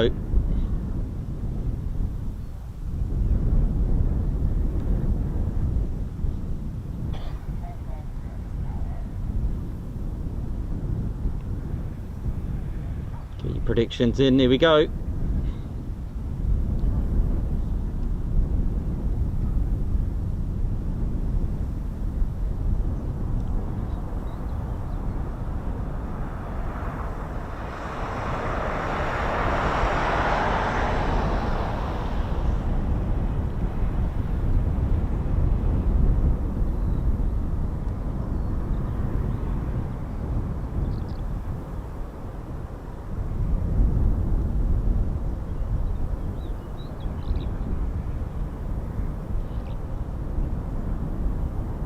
Here we go.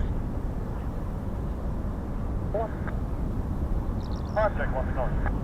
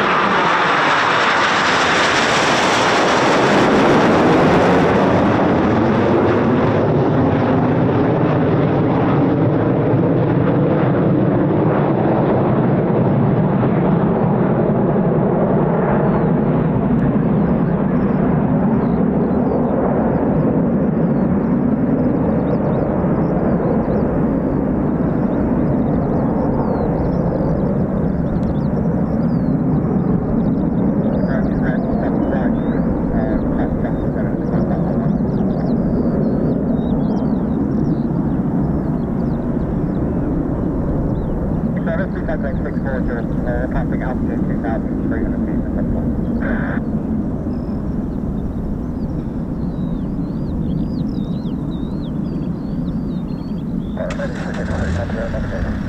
Beautiful. Oh, right then. Your guesses, here we go. Ted Bry, mate. Ted's about to confirm Oh, a bit lower than I thought. Ted, what we got, mate?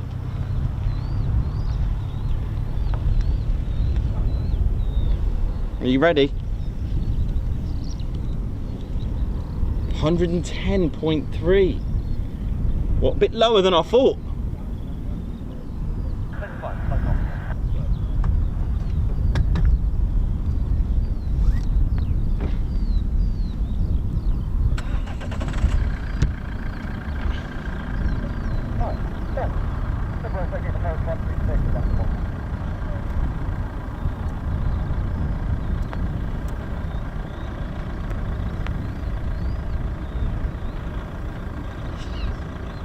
Nice one, Teddy.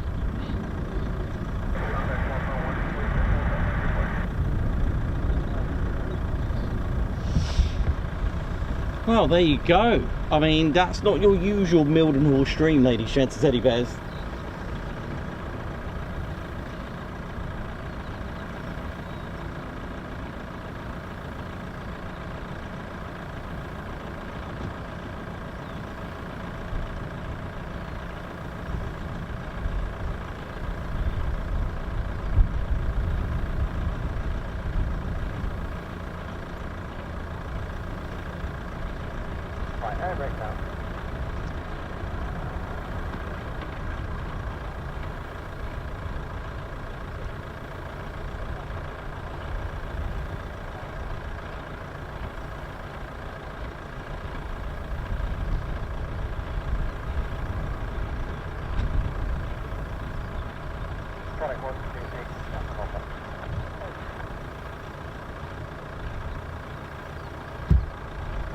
Lots of happy faces here at Mildenhall from keen photographers here.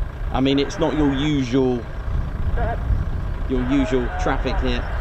And yeah, just want to say a massive thank you to everyone that's tuned in. I've got a few guards marches to do. Wind's just picked up a bit, but that's fine, we can deal with that. So guards march to Chris Austin, member for 2 months. 2 months of membership, hopefully many more to come. Hope you're keeping well, Ted, and all spanners for amazing community. Let's ride. Guards march, thank you very much.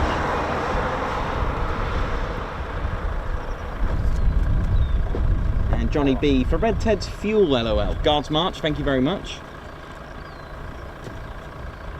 And Rusty Wenzel celebrating 16 months. Oi oi, I'd like to thank all the mods this time. Guards march, thank you very much. 16 months membership, thank you so much for that. Stephanie, member for 2 months, loving the stream, thank you Nikos and Ted. Guards march, thank you very much. Glad you're enjoying it. Something a little bit different here at Mildenhall.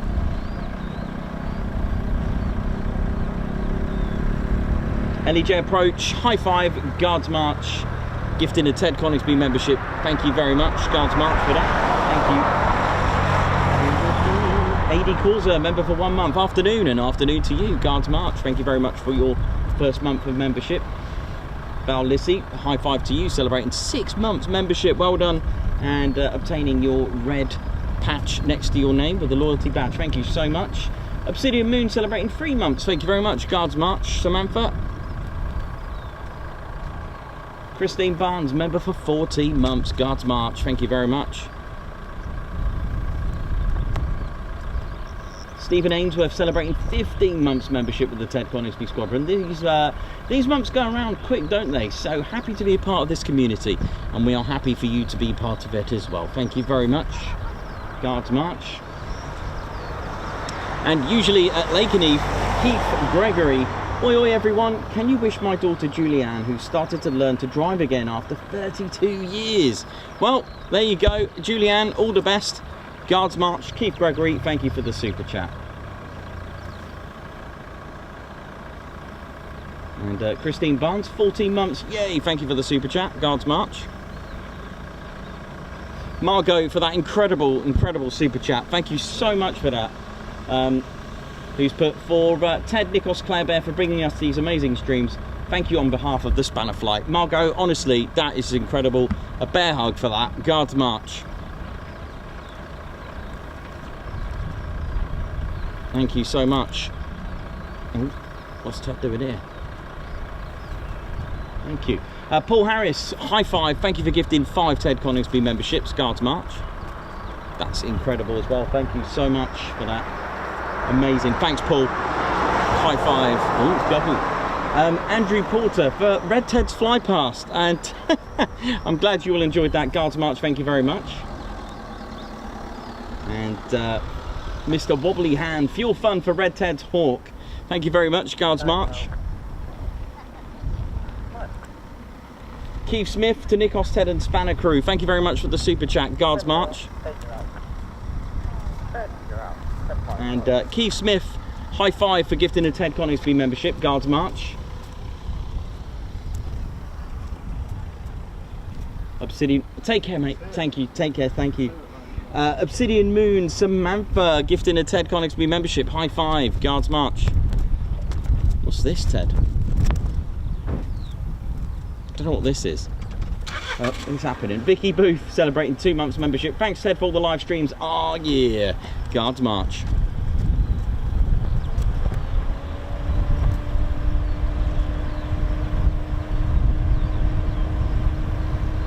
Margot, thank you very much for that. Just got in there.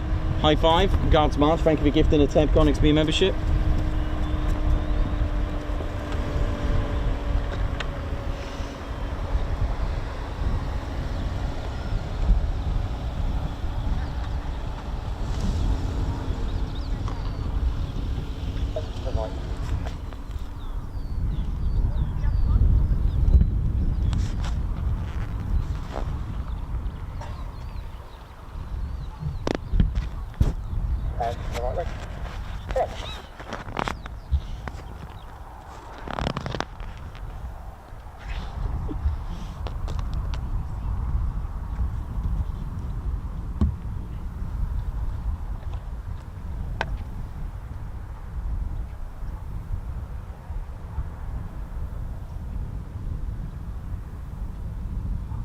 Just check ADSB just in case there's potentially a prefect, but I think that is it for us for today.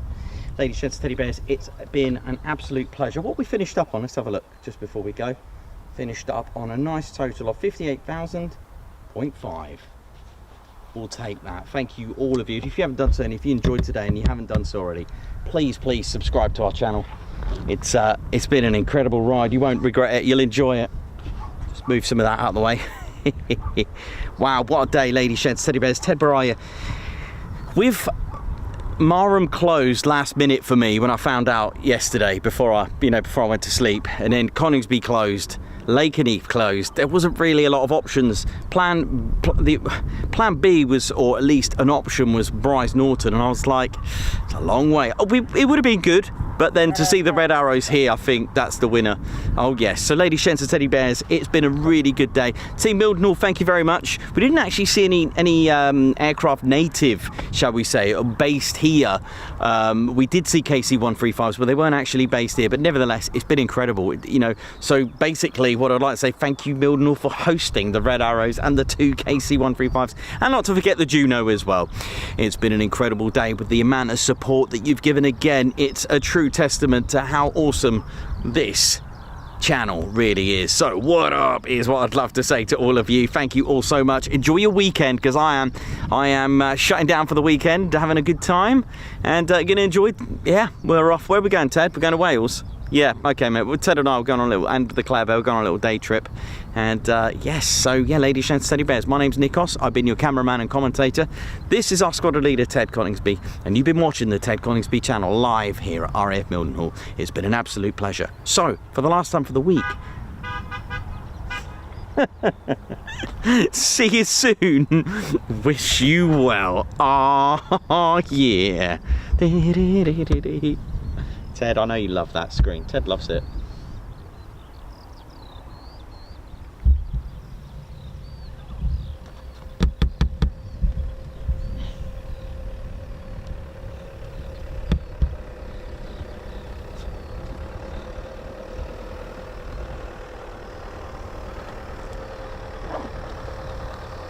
Good coverage, mate. Thank you. Thanks very much. Have a good one. Have a good weekend.